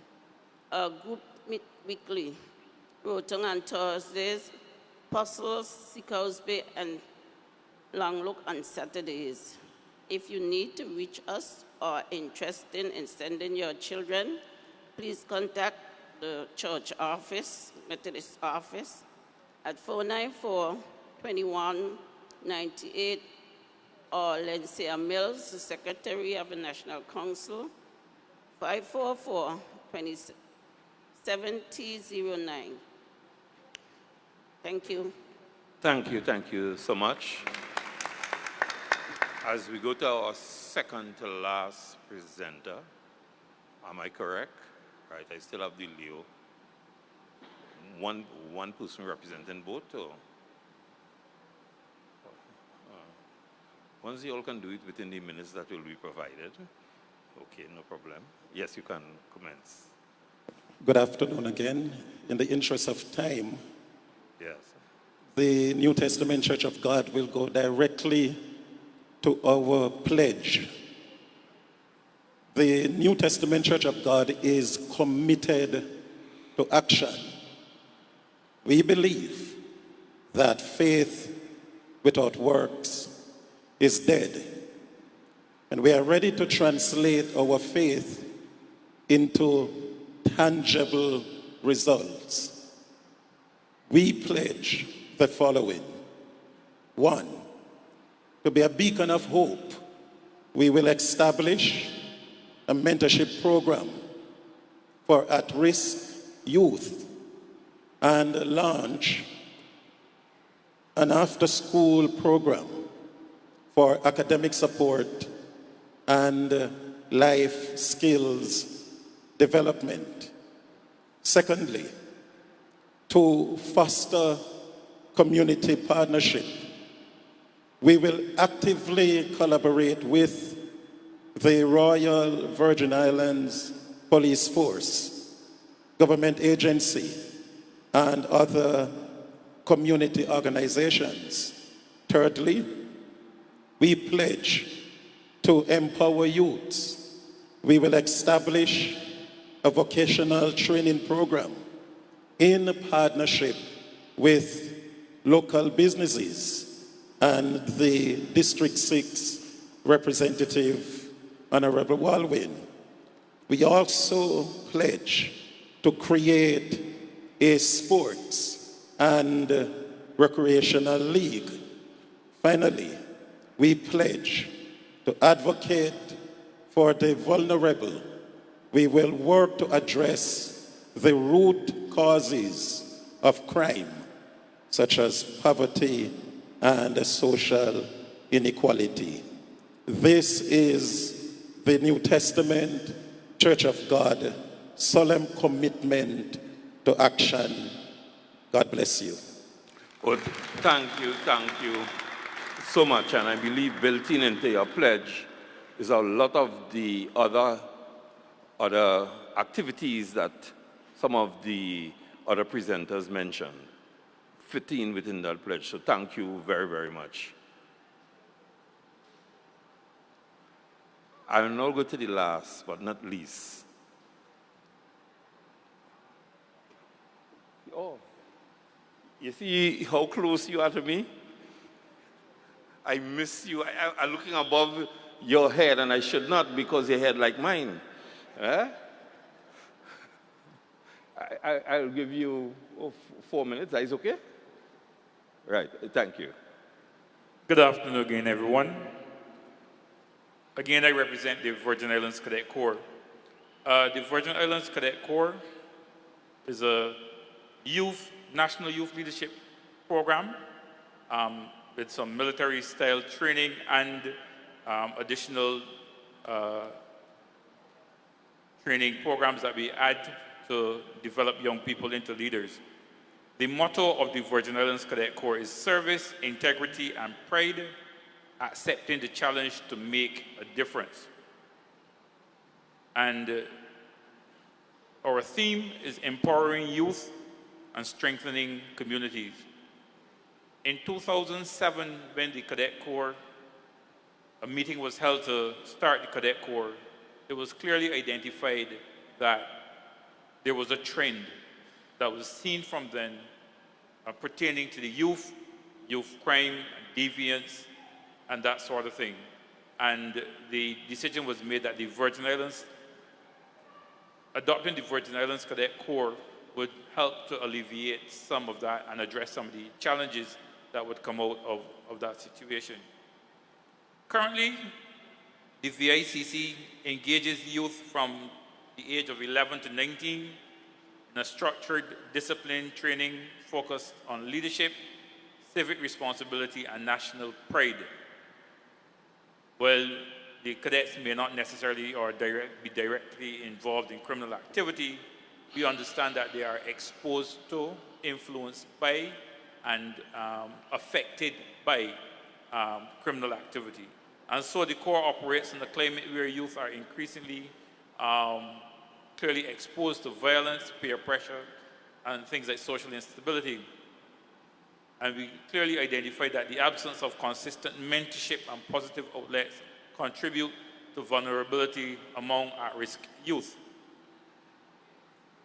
Our current preventative strategies, we have engaged in leadership development. Our training on a weekly basis, we do drills, workshops, and camps that instill discipline and teamwork. Community engagement, cadets have to participate in parades, service projects, national events, which reinforces civic pride among them. Mentorship and guidance, the officers and the volunteers are always present to provide consistent adult role models, and the cadets come through a tiered process where they come in as a junior cadet and then find themselves being a mentor to mentor and instructor to the junior persons coming in at the beginning of the program, Partnerships, we collaborate with schools, churches, and NGOs to identify and support youth in need, and we try to find a best solution for those persons when that happens.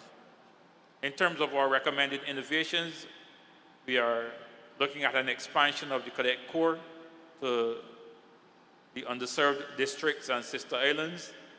We used to have a group in Virgin Gorda. We're looking to re-engage and get that back up and running. Digital engagement, where we use apps and online platforms for training, tracking progress, and sharing motivational content. Peer-led outreach, where the senior cadets get to go and mentor new recruits and to speak at schools about positive choices and that sort of thing. joint exercises with law enforcement, where we build trust and understanding between youth and the police. And we're also looking at developing shared training opportunities with all of the youth organizations and other NGOs within the territory to help bring everyone up to a particular standard and ensure that all of us are on the same page in terms of our interaction with the young people. The Virgin Islands Cadet Corps has and continue to be committed to being a strong youth leadership program available to persons within the territory, and to give our pledge to that, I have our Lieutenant Smith come forward and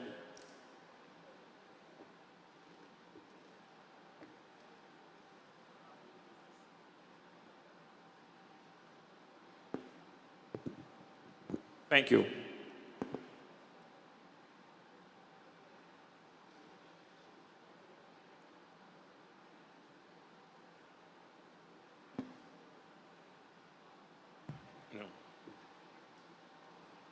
When the boss calls, you move. Yes. The Virgin Islands Cadet Corps NGO pledge statement to the Virgin Islands Anti-Crime Summit.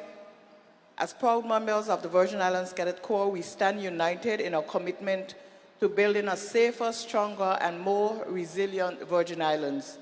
We pledge to be active agents of change, empowering our peers, uplifting our communities, and rejecting violence in all its forms. We recognize that crime is not only a breach of law, but a breakdown of hope. In response, we offer our hands, our hearts, and our voices to restore trust, promote peace, and to protect the dignity of every citizen.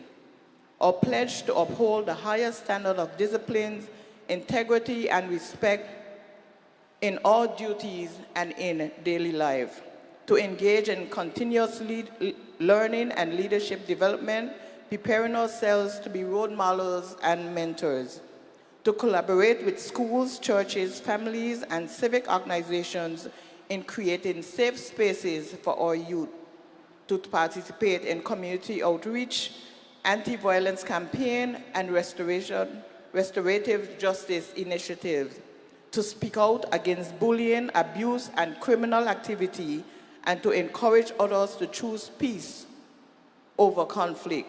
We believe that the future of the Virgin Islands depends on the courage of its youth.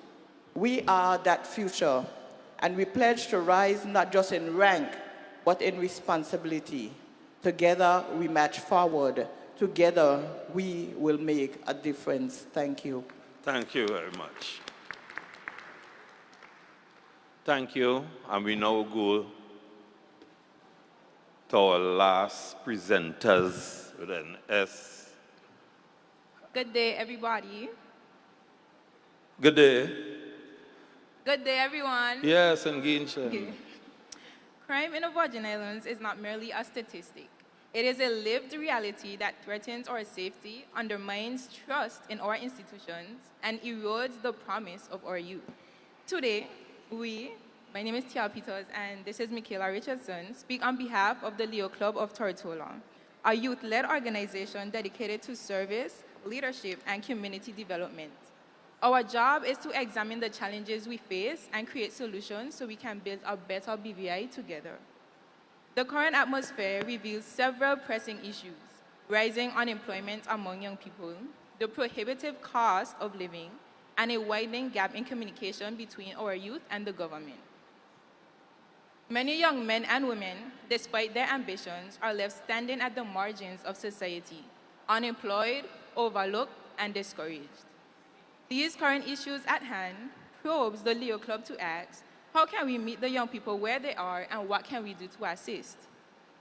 In my downtime, I took the initiative to speak directly with some of these young men. The very faces we see on the blocks or riding through the streets on scooters. Out of curiosity, I asked them, what is life like for you in the BVI, and what would it take for us to pull you off the streets and onto a different path? Their responses were both sobering and enlightening.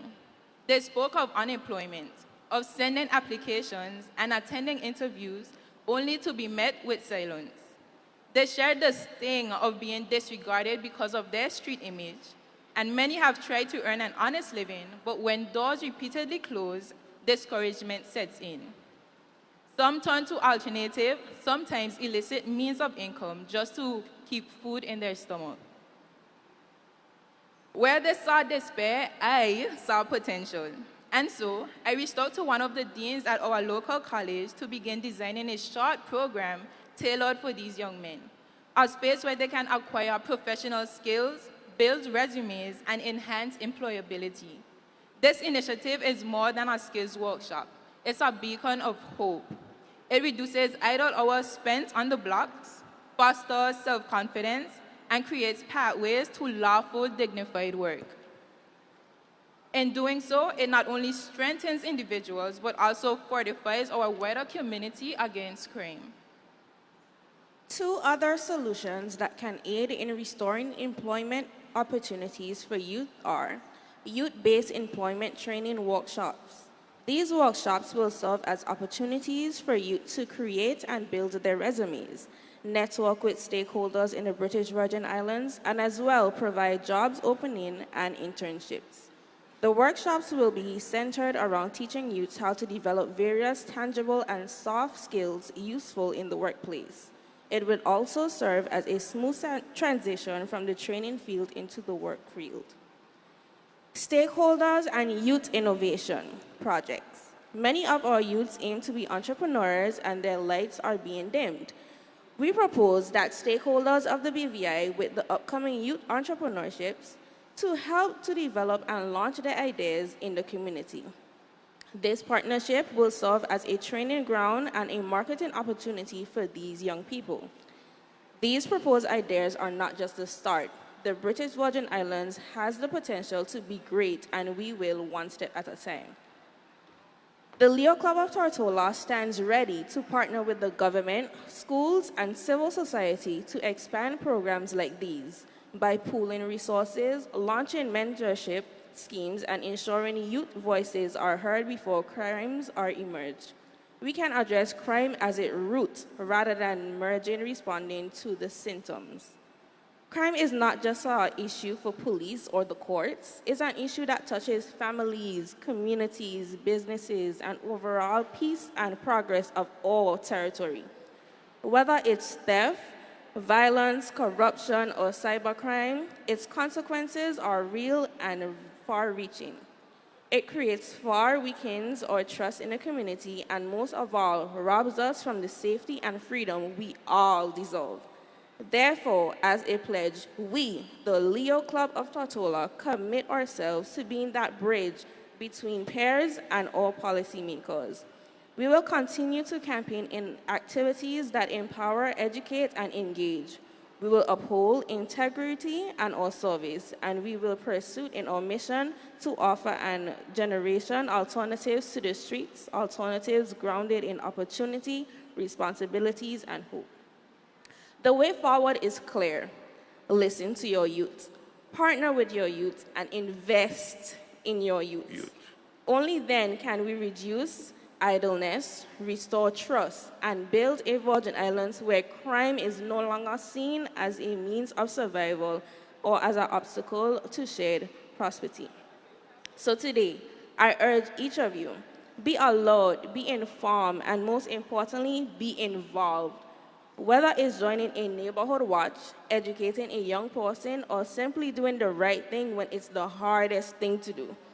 Together, let's raise our voices not in fear, but in strength. Let us say no to crime and yes to peace, justice, and a bright future for all community. Okay. Thank you. Okay, thank you very much. A very large panel. We will not open the floor for questions because of time, but we really appreciate all the NGOs present and the contribution that you all have made. As I said, you all be engaged again. I'm happy to see the Leo people here to serve. And when you hear I say that you'll know that I'm a lion, right? Right. a past president for a 2-year period and still serving as a lion. So I was waiting for you to hear what is your contribution. So again, Rotary, don't feel anyway, you know, no prejudice, no biases. It's all for one purpose, for the betterment of the society, you know, and even the church-based organizations and youth organizations present. We all will be engaged again, and the PowerPoints will be taken so that when we finish up with the entire plan, everybody will make the contribution as we go forward. But remember, it's implementation, execution of the plan which really counts. So I wish to thank you all very, very much, right? And you all can, we have just about 2 presentations again, so you all can stay around and contribute towards it. Thank you so much. Excuse me, sir, just 1 second, just before you conclude, just down here. I just wanted very briefly to thank yes, Governor. the panelists and thank you for your contributions. And when we launched the summit yesterday, I said I was looking forward to lots of engagement, but also an opportunity to do a lot of listening. And that's what I've been doing during this discussion, and lots of really valuable, thoughtful, precious insights and ideas. So both for myself and I'm sure on behalf of the National Security Council, I wanted to thank this panel for clearly all the preparation that's gone into the discussions this afternoon. Lots of great ideas there. I mean, too many to repeat now, but I know again our friends from Officium have been capturing everything as we've gone. Lots of things that we can follow up. And it's interesting, I think, quite a lot of themes emerging from those ideas. You know, the concept of mentoring, because the concept of improving the after-school offer, because we've had suggestions for neighborhood watch, village watch, community watch, you know, all roughly similar concepts, which again, we should take forwards. I also think, as Chair of the National Security Council, I'd find enormous value in not necessarily having a crime summit every week, but certainly getting into a regular rhythm where we can hear these voices as the National Security Council. You know, we can call it advisory board, a stakeholders council, whatever, but to find a mechanism whereby these sorts of conversations can be had more regularly, more easily, and the wisdom and insight which we have on the stage, in this room, can more easily find its way into our considerations as well. So I think that's a thought, needs a bit of development, but one that we'll take away from this discussion. But thank you very much again. Thank you. Thank you, thank you. You know, thank you again. Very important group within the society. As I said, you all are a safety valve, and again, thank you. As everything else, that social contract that exists between the state and the people, and the state continue have that onerous responsibility to deal with the whole aspect of safety, we will now be dealing with and closing off with panels from the government side of it, from the Ministry of Environmental and Natural Resources and Climate Change, Ministry of Health and Social Development, Ministry of, wow, that pillar, that Ministry of Education, and Youth Affairs and Sports. That is a dynamic ministry when we are dealing with the whole aspect of crime and to reduce criminal behavior. I am not seeing the team coming forward. I don't know why. Yes, they are coming, they are coming. You all hold on, they are coming, they are here.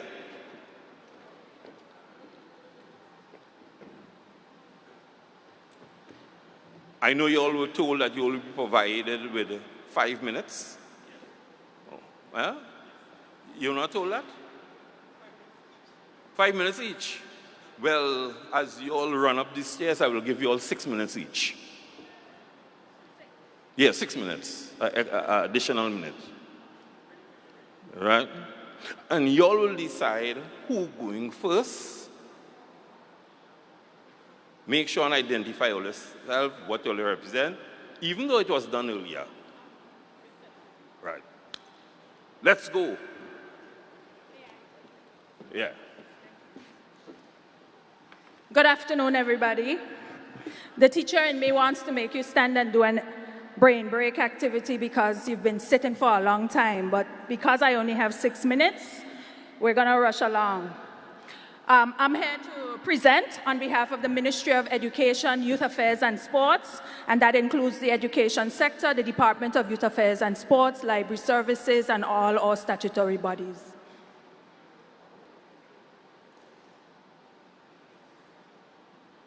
All right, so sometime late last year, we noticed that there was an uptick in student misbehavior that resulted in an increase in suspensions. So we had 60% increase in suspensions in a very short period of time. Students from grades 7 to 9 primarily being suspended, aged between 13 and 14. And these suspensions were related to threats of gun violence, students involved in robberies. We noticed a growing mental health crisis, and we also have quite a few students with serious criminal charges. That came up a lot today. You heard about young people being in the prison. We have 5 prisoners who were arrested as students of the Virgin Islands school system. And so, of course, we would have had interventions in place before, but we continue to build on those interventions or security measures. We do random searches. We have gated campuses, metal detection. We have increased that. And surveillance. We have also added cameras to several of our schools to create safer learning environments. In addition to that, we increased our support systems, counseling services, provided group therapy sessions, art therapy, and also revitalized our core values curriculum. And so what we did this year is relaunch that core values curriculum with a special emphasis on tying our core values to the Bible. So our schools are rolling that out as we speak. September is the month for respect. So you should, if you have children in the public school system, you should hear schools talking about the value of respect. It's tied to a scripture, a Bible story, and so on. We also introduced a child safeguarding policy along with training during our summer institute. And community partnerships. So Rotary presented and talked about how much they have supported our schools through the Partners for Peace initiative. And we want to see that continue to grow. We invite other NGOs to partner with the Ministry of Education. We cannot do it all. We cannot do it all. We invite the NGOs in the territory to come step forward and partner with us so that we can to address the issues that we're having in our schools. Other initiatives. When we talk about STEAM, we're not just talking academics. We know that STEAM, the nature of it's increased student engagement, increased hands-on activities, increased vocational learning. All of those things are preventative measures because they are apply to different learners. Very often you find that students who misbehave in school end up in the justice system, and it's because a lot of times their needs were not met from very young. And so the STEAM approach, the more hands-on, the more interactive approach that fosters creativity and innovation is one of the ways that we want to prevent by providing alternative methods to teaching and learning for all our young people. Early this year, we partnered with the Royal Virgin Islands Police Force, and we put school resource officers, trained police officers on our school campuses. And I have to pause to insert here how them being on the campus significantly reduced the number of suspensions that we experienced at our secondary school. So that's a clap for the Royal Virgin Islands Police Force. They got a lot of licks today, but we partnered with them very early on. Within a week of making our pledge, we had the officers on our campus, and they have been a great help in managing student behavior.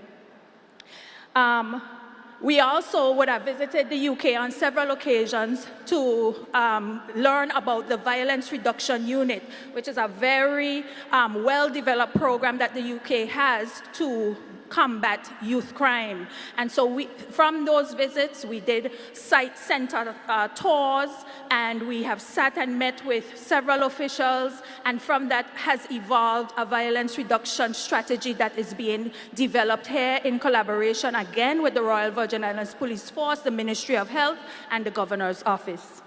We also provide alternative pathways for students. We developed the Career Skills Academy, which is a vocational pathway for students who are struggling in school. We also expand ASEP, the Alternative Secondary Education Program, to be able to address some of our students' needs. ASEP has partnered with the prison, and so now we have persons in the prison being able to get their secondary school certificate while they are in prison. Part of that program is that they learn woodwork. That's the skill that we offer right now, but we hope to expand into baking and other areas as well. And we also partner with a local health and wellness center, and that partnership has allowed us to be able to provide an alternative pathway for students who have to be excluded from the regular school setting. Yes, for the safety of the other students on campus, there are times where we have to exclude students. We have to say, after several interventions have been tried, this student's behavior poses a threat, poses a risk, and we have to find an alternative method of providing or helping them, keeping them on the straight and narrow. And so that partnership with that center affords us that opportunity. So those students go into that center in addition to academics. They get the counseling they need, they get the treatment that they need to get back on the right path. Some strategic initiatives that we have. I've heard repeatedly today that after-school programs need to come back. There are after-school programs at every single public school in the Virgin Islands. Every single school, and private school students can come to the public school for after-school program. There was a period of time when the after-school programs had stopped, but they have restarted now. This is the third year. This is year 3. So we do have after-school programs in addition to all the other after-school programs that exist, as well as summer camp, sports leagues, and so on. You heard about our partnership with DGO for restorative justice. I'm rushing through the last part of that slide. One of the things that we have done is expanded our human resource capacity to be able to provide intervention. A teacher can't do it all. And our teachers are leaving the system because we expect them to teach, we expect them to nurse, we expect them to counsel, we expect them to parent, it's too much. And academics are being shortchanged. So we will be adding youth workers. We just got those positions approved. Behavioral specialists, occupational specialists, early childhood specialists, all those listed there. All of these things feed into our preventative measures. Recommendations for the way forward: to continue to strengthen our socio-emotional learning framework, to partner with churches. We want the churches to step forward outside of the church walls and into our schools. We need to see more churches in us partnering with the school in your community, visiting the school regularly, training your congregation to be mentors, opening up your doors for homework help and those kinds of things. Come out of your church walls and partner with us. Expanding after-school programs and also building student leadership. My 6 minutes must be up. I must talk about parent accountability because I think that is one of the things that we have left out as we've spoken today. We talked about everything else except supporting parents and holding them accountable. Every child comes from a home, and we have to help parents understand the importance of parenting and developing the whole child. And when parents fall short, providing the support that they need, and that has to become part of what we do in education, youth affairs, and the other departments under our ministry's umbrella, and as well as continue to provide safer learning environments. Somebody earlier talked about mental health training for school counselors. Yes, we have to evolve. The position of a school counselor has evolved, and we have to provide the training for those. So our pledge in the Ministry of Education, Youth Affairs and Sports, pledges to champion prevention first, expand safe, structured programs that prevent crime before it starts, protect every student, ensure secure learning environments with strengthened campus safety and wellness spaces, work in partnership, collaborate with families, law enforcement, churches, and community leaders. We believe that violence is preventable, not inevitable. By prioritizing prevention, empowering youth, and fostering strategic partnerships, we commit to building safer schools and a stronger Virgin Islands. Thank you. Thank you so much. Again, the commitment from the Ministry of Education and Youth Affairs. We'll now go on to the other ministry, important pillars within the government to ensure that the crime plan work well. Thank you. Thank you.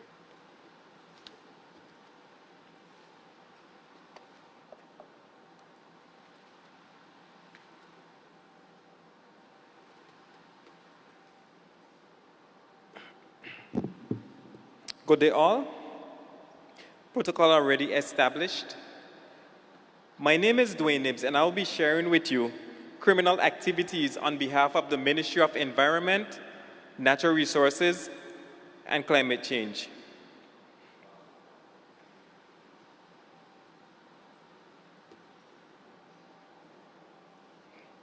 Criminal activities in the area of work under the Ministry of Environment, Natural Resources, and Climate Change include a wide range of environmental crimes and related offenses that undermine environmental protection, natural resource conservation, and climate change mitigation efforts.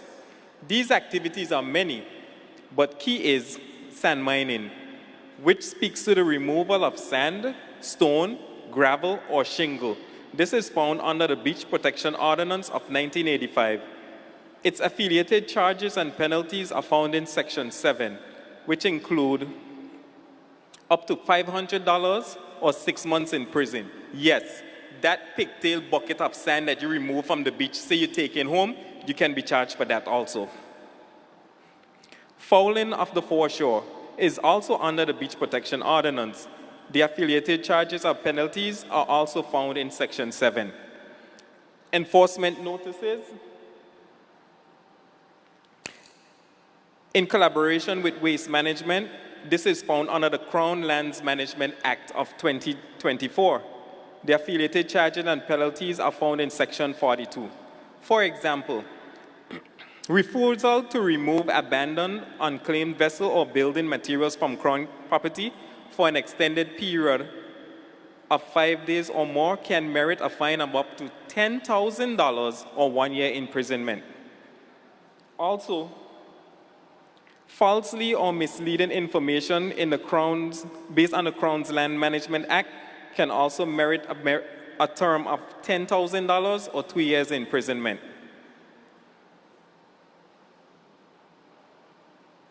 Strategies to combat criminal activities. To combat criminal activities and promote sustainable management, the following recommendations are proposed. Enhance legal and regulatory framework. This can be done by regular review and update of environmental, natural resource, and increase the penalties for violations. We have strengthening and enforcement capacity. We can invest in training and resource enforcement. Officers and inspectors incorporate modern technologies such as drones and more effective monitoring and evidence gathering. We can increase our inter-agency community collaboration by fostering strong partnerships among government agencies and local communities for intelligence sharing, joint operations, and community-based monitoring.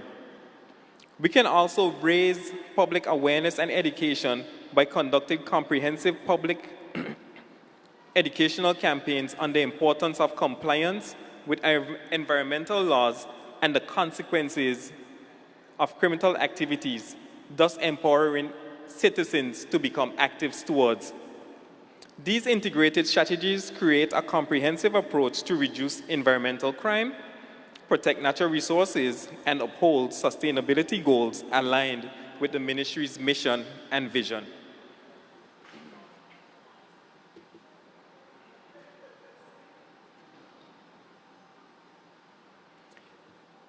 The ministry pledge and commitment to fight crime.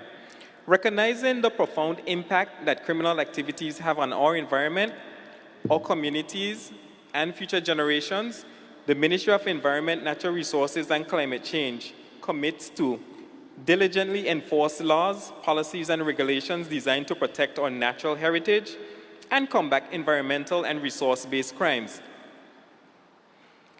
We also pledge to employ innovative technologies through monitoring and collaborative approaches to prevent, detect, and respond effectively to all forms of criminal activity within our jurisdiction.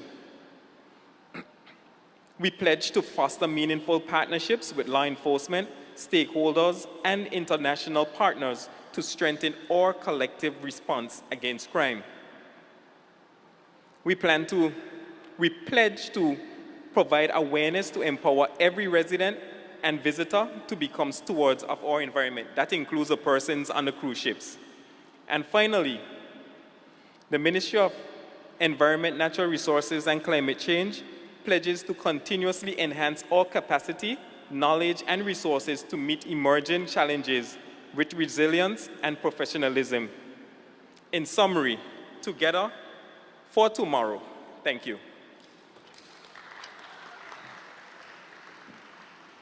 Yeah, thank you very, very much. Again, another diverse way, the diversity in crime prevention and crime fighting. You know, when I heard the environment, what came to my mind immediately is something we call SEPTED, but it was another angle in relation to that crime fighting mechanism. I will now invite the other presenter to come forward, again representing the ministry. Good afternoon. I'm Shania Armstrong-Jones, Deputy Secretary in the Ministry of Health and Social Development. On behalf of my PS and the ministry, I thank you for the opportunity to share our perspective, one rooted in the belief that crime is not a legal issue, but a public health crisis. If we want real solutions, we must be willing to look upstream at the trauma, disconnection, and instability that often precedes a life of crime.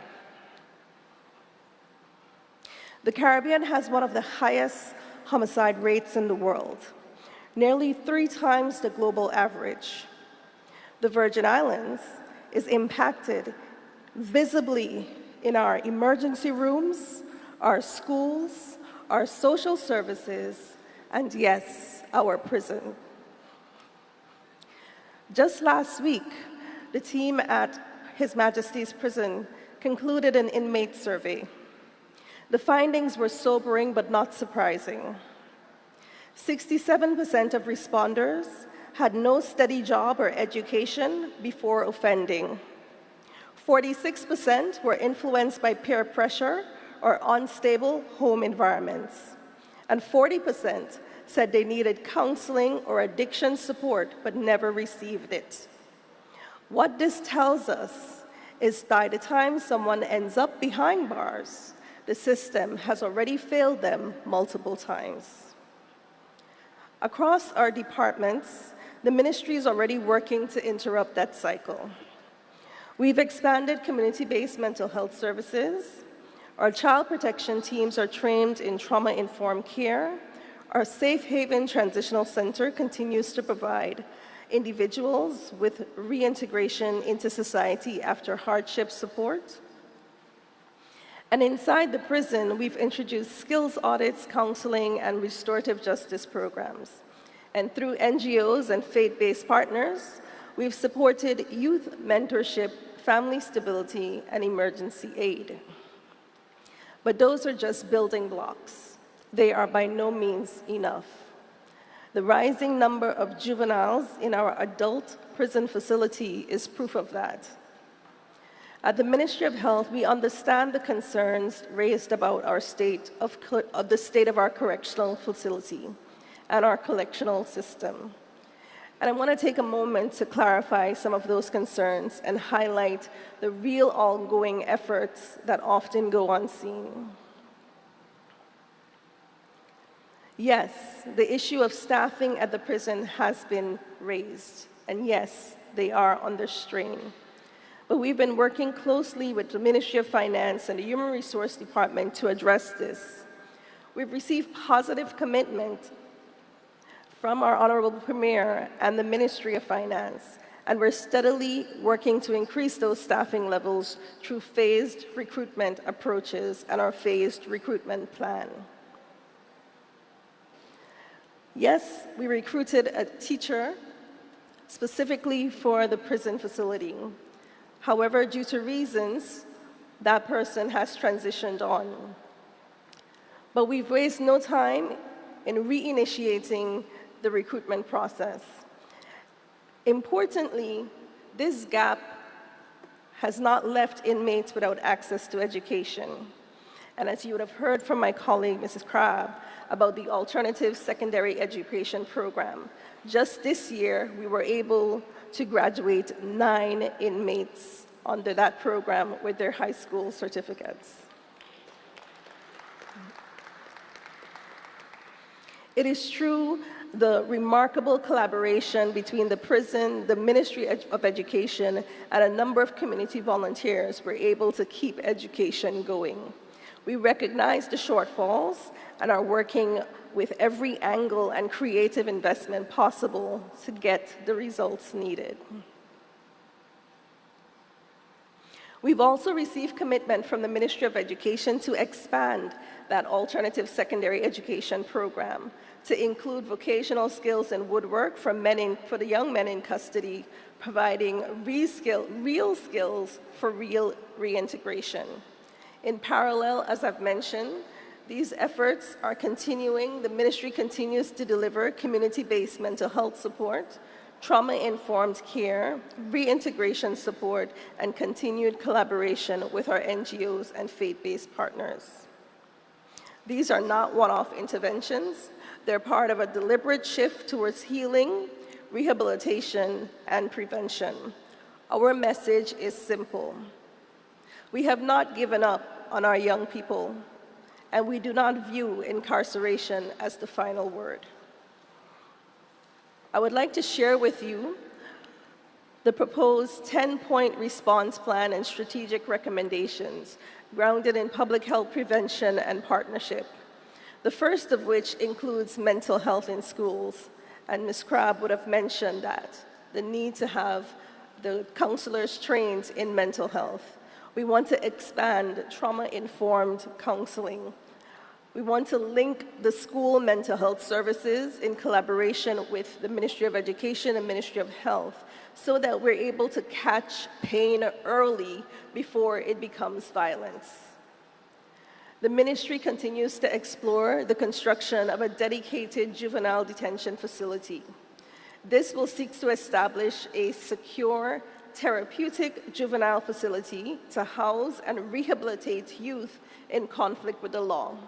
The intent is not to punish, but to protect and to restore.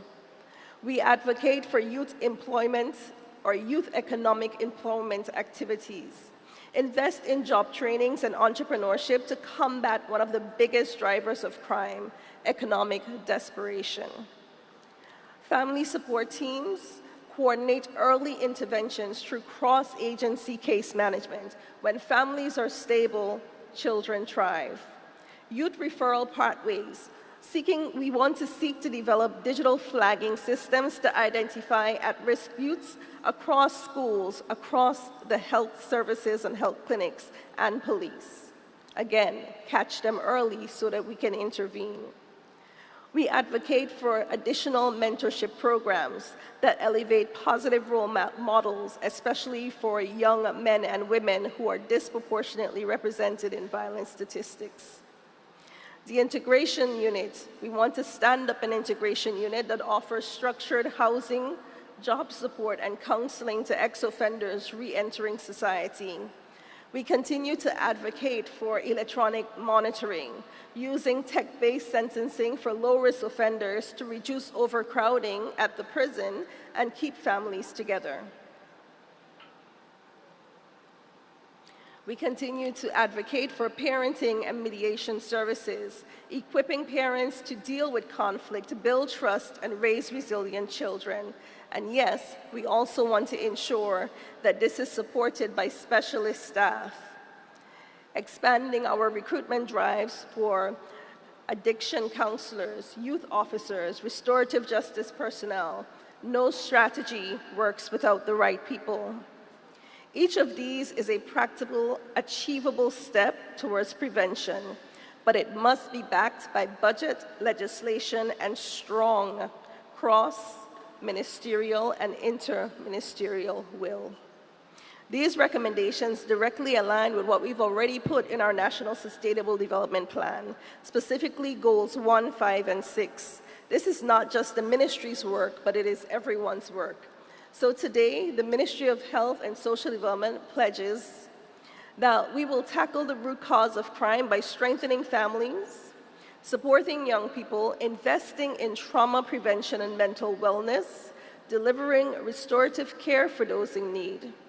Through cross-sector collaboration and evidence-based action, we commit to building a safer, healthier Virgin Islands community. And though I stand alone physically on behalf of my ministry, our department heads and colleagues stand ready to address any questions you may have and you want to share and email to us after today's session. Thank you. Okay, thank you very much to the audience. We just have a few more minutes so that persons who can hold on can hold on. Thank you very much to the panel, evidence-based. And as we are seeing, it's evidence-based, and evidence-based is so significant to the research being done that really and truly influence the persons, the ministry in their decision-making. So we just have two other persons from the ministry to finish up the evening as we go forward. And I would like them to come forward, please, from the two ministries.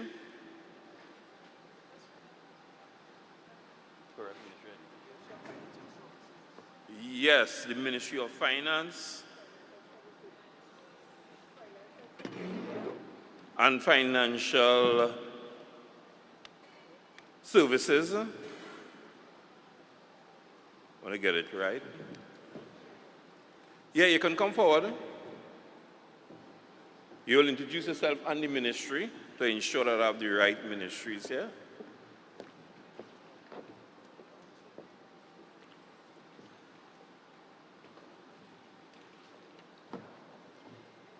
So as I said earlier, the ministries are the foundation. They represent the state, and in that agreement, in that social contract, they play a very, very important part to ensure the safety of all in the country.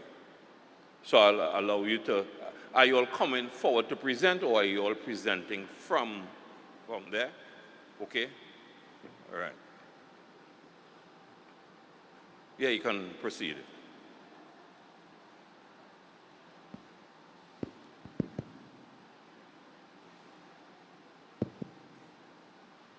Good day, ladies and gentlemen, distinguished guests, colleagues, and partners.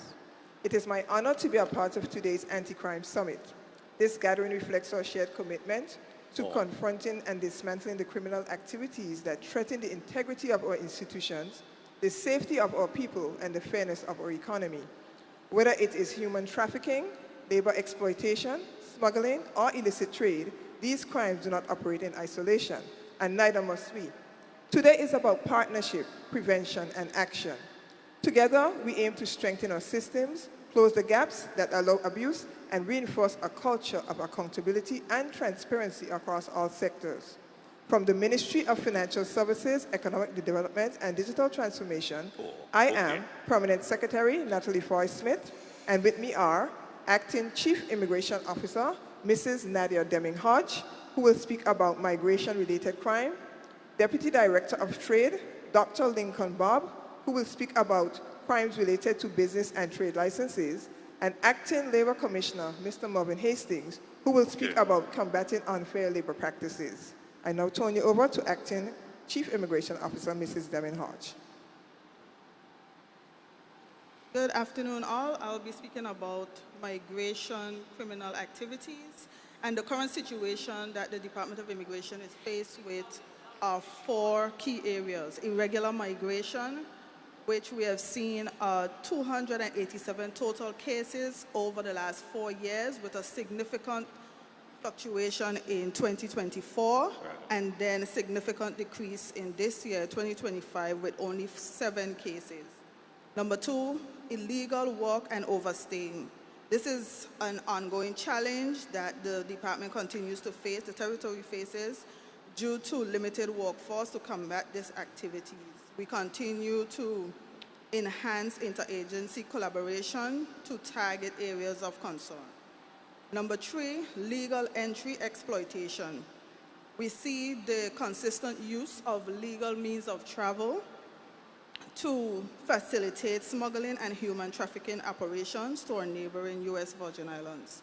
Number 4, fraudulent documentation and identity fraud, which is a critical security component relative to documentations, and we see a number of cases of fraudulent documents and identity theft occurring in our territory. For instance, in 2023, we saw 20 cases of fraudulent documents, 25 cases in 2024. However, in 2025, we've had a significant reduction of only 8 cases, and this is due to a significant increase in collaboration with our regional partners and other immigration agencies. Our current strategic response framework is built on 4 key areas. Regional collaboration. This is dependent on ongoing information sharing and monitoring of international migration trends through established partnership with neighboring territories and international agencies. We have advanced screening. This is facilitated by pre-screening processes utilized by the Advanced Passenger Information Systems, Immigration Watch List, CARICOM Impact, and JRCC Watch List, among other areas that we use to assess risk assessments. Targeted enforcement. We continue to perform continuous spot checks of identified hotspots for status verification and focusing on resources on areas on highest irregular activity concentration.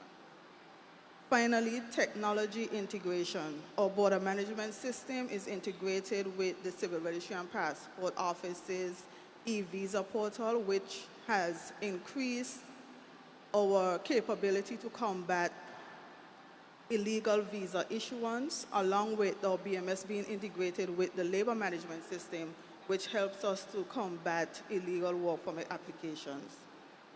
The key recommendations that we would like to put forward to strengthen security are enhanced data sharing. This will be mandated by increased data sharing between law enforcement agencies with enhanced analysis systems and crime identification and prevention through improved interagency cooperation. Regional cooperation. This is strengthening our regional and international cooperation and information sharing to identify security risks and prevent identity fraud through formal partnerships. Number 3, the introduction of passenger name recognition. We are currently in the process of completing the enhancement of our existing Advanced Passenger Information Act to capture passenger name records, which will advance traveler vetting for effective risk assessment. Number 4, training and development of our team. would be targeted to security risk assessments, fraud detection techniques, intelligence analysts, and passenger screening protocols. Number 5, we will introduce additional technology integration through introducing cutting-edge biometric screening and artificial intelligence technologies. These will enhance our ability to apply risk assessments, analyze traveler trends, patterns, and predictive security measures.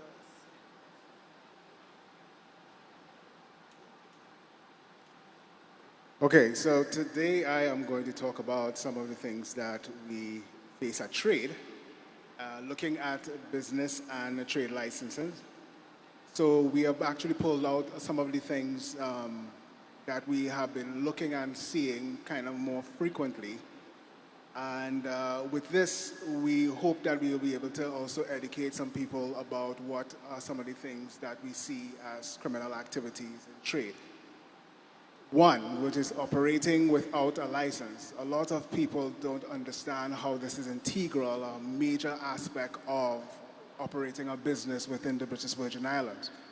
And we are trying, you can actually get fined up to $5,000 for that. And also, if you continue doing such activities, you can actually be in prison for up to 2 years. Providing false and misleading information on your documents. Those documents are legal documents, and we want to ensure that the information that you submit and give to the Trade Department in regards to your business is accurate and is not, of course, false or fraud or anything like that. Failure to display trade licenses or obstruct a trade inspector.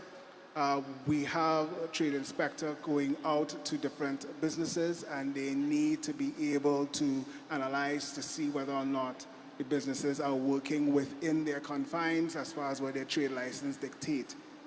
Operating a business reserved for belongers. We have been looking closely at this.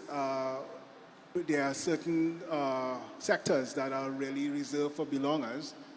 Things like agriculture, things like culture, things like restaurants, and those things are really for belongers.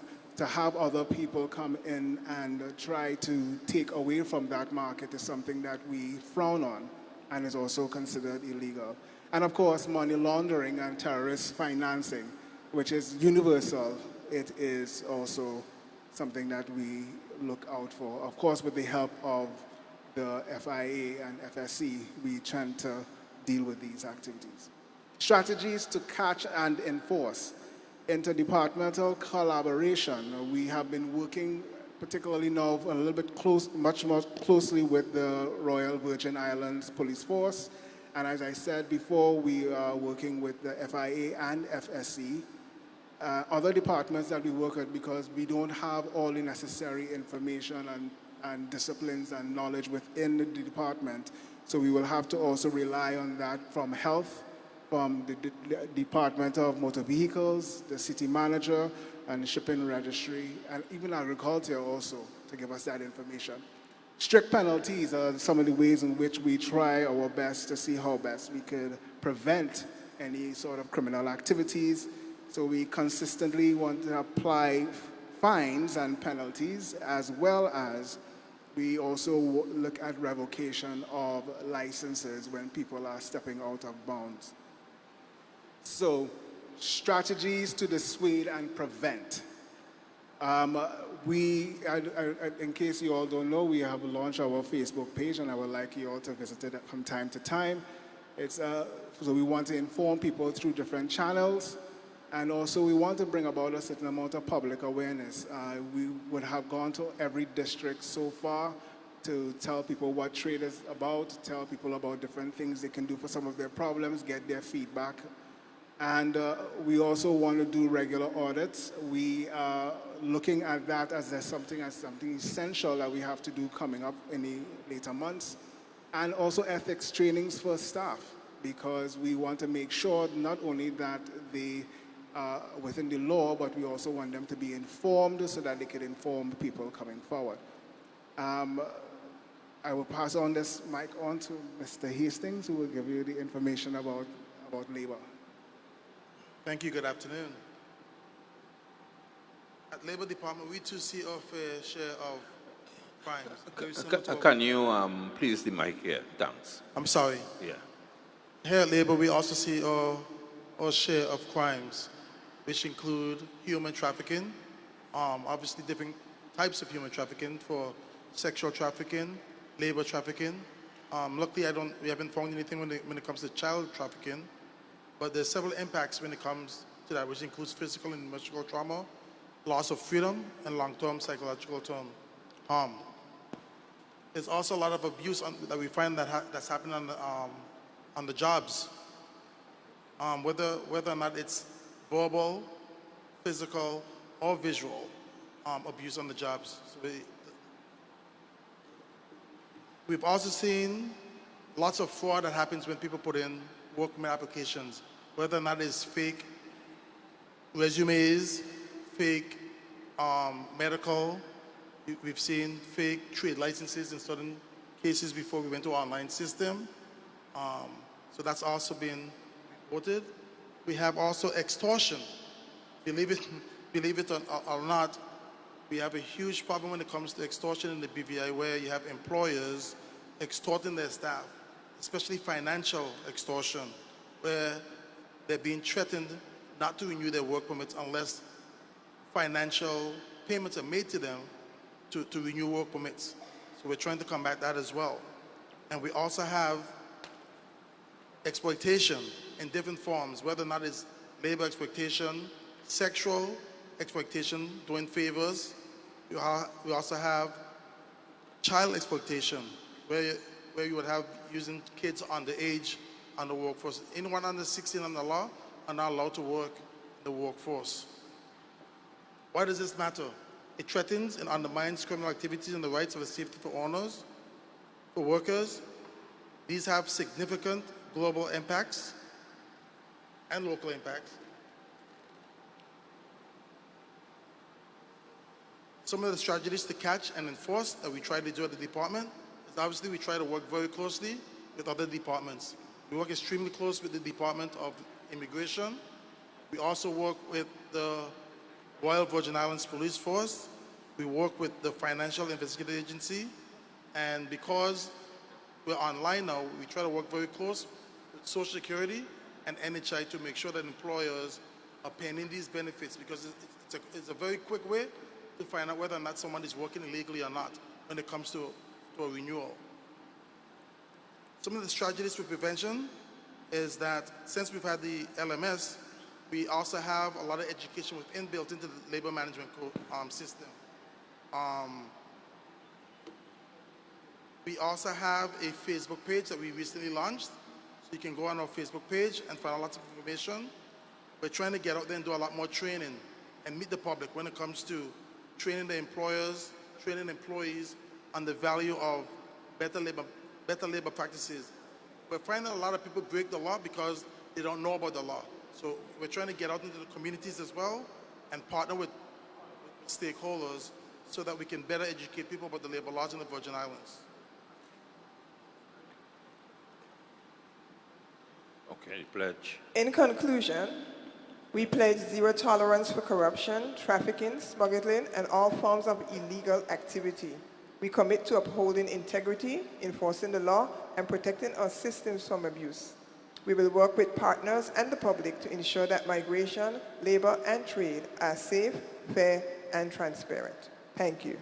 Oh, good. Thank you so much for the entire panel, the entire team for the contribution, and it was also a public education for a lot for it to understand what is happening.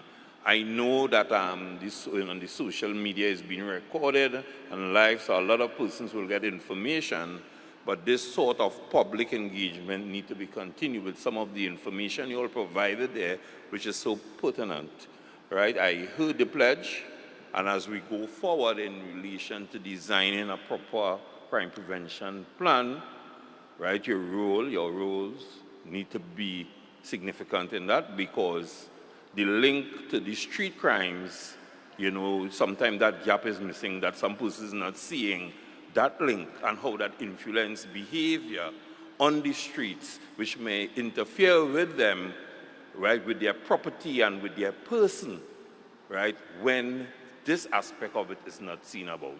So I wish to thank you very, very much, and you'll continue the good work, making the contribution. The work has now begun. So we are happy that you all are part of the process. Thank you again, yes? Have a beautiful evening.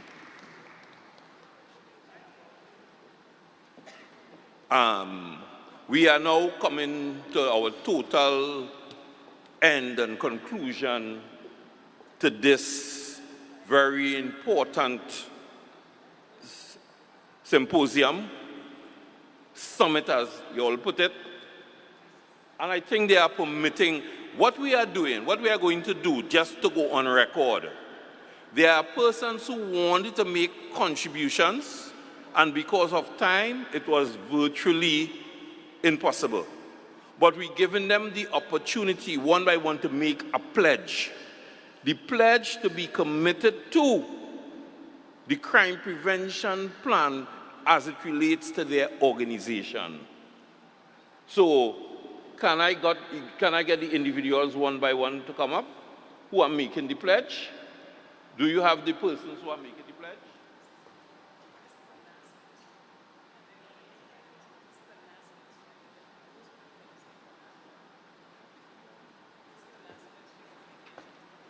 My information is that persons from particular ministries still, they want to make particular contributions, also to make their pledge. So we'll permit them to do so. And then if we have any individuals, we'll go in that way. So as they come forward, they will introduce themselves, and we'll spend a few minutes with each one of them in relation to their contributions. Do you all need an additional chair? Yeah.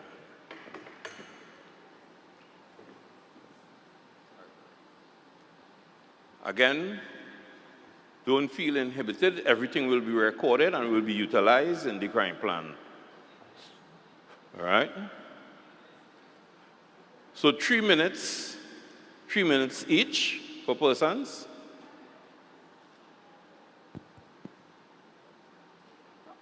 And we will start on my left. You see my left? Oh, it's you. Right, okay, beautiful. Good afternoon. My name is Elvia Smith Maduro. I am the Permanent Secretary in the Ministry of Communications and Works. This afternoon, we are here to talk about the infrastructure and how it's affected by crime. As we all know, the infrastructure crosses a wide span and touches the life of every citizen, every visitor, and persons that grace our shore. It also has a broader impact on the broader economic and the tourism experience and the residents and visitor experience. So this afternoon with me, I have the Airports Authority, I have the Fire Department, Mr. Pickering from BVI Ports Authority, Civil Aviation, and Electricity. And they will give their presentation. But just very quickly, as it relates to the Department of Motor Vehicles, they would be more interested in preventing crimes associated with identity theft and fraud, document forgery, and bribery from employees. And so they have pledged to work very closely with the Royal Virgin Islands Police to ensure that instances of identity theft and fraud through is minimized, with particular training for staff to recognize such. As it relates to Wickham-Ski Authority, they would be interested in ensuring that the city is properly lit to minimize instances of crime and to support community policing, and they will be working very closely with the ministry and the Rotong Partnership to ensure that the necessary lightened infrastructure and minimizing vacant parking lots for derelicts where vagrants can gather, and to minimize the various vagrants from occupying in the various structures and public spaces, creating a nuisance. As it relates to taxi and livery, their interest would be in terms of ensuring that operators are duly licensed, their transportations, and they don't impose illegal fines, or they minimize the impact of persons operating taxi buses and other livery vehicles without the proper license, and that the vehicles are duly licensed and inspected for the safety of all. And they also pledge to work very closely with DMV to ensure this, and to also ensure that their staff is properly trained to carry out inspections. I will now turn over to Mr. Cummins, who will speak on Airports Authority. All right, thank you, Madam Pierce. So yes, Kyle Cummings, I'm the Director of Operation representing the BVI Airports Authority. So from the Airports Authority point of view, we have current threats that we look at through airports. There are many, but in the process of time, I will just look at two that we look at. We have smuggling of prohibited items that definitely crime and the criminal elements would use to get in and out of our borders to illicit activity or acts of unlawful interference. Also, money laundering is always a big thing. It's something that we get at our checkpoints where we have a lot of persons trying to come in or leave with large amount of cash. So definitely, especially leaving our screening processes, we pick up a lot of that. So some of our current strategies that we would be using to assist this is moving forward with some advanced screening technologies, continuous surveillance systems and staff patrols. We have personalized training programs for threat image recognition that is continuously ongoing. We have screening and vetting of all persons coming to work at the BVIA, because a big situation we have is insider threats, and where that crime element gets into the organization in caring about their illicit activity. So we have some recommended security innovations. Again, enhanced screening, because we have to stay ahead of the criminal element. You know, they are always looking for new innovative ways for concealment and concealment methods. We're working with our officers in terms of behavioral detection programs, where they would be able to be trained in behavioral detection utilizing advanced psychological profiling techniques. And that would really assist, enhance intellectual sharing. Again, it's something we have been hearing whole afternoon, and something we have to actively work on and continue in terms of collaborative sharing of information, not just regionally, but internationally, in terms of intelligence sharing and coordinated threat response protocols. So I'll go directly to my pledge, because I know we're in time here. So our commitment through our Managing Director, Board of Directors, and the hardworking staff of the authority, the BVI Airports Authority pledges to its full commitment to safeguarding the territory's aviation system by preventing, detecting, and deterring criminal activity at our airports. We pledge to work in partnership with local law enforcement agencies, regional security organizations, and the wider community to ensure our airports are not exploited as a channel for smuggling, money laundering, and other criminal activities. So, thank you.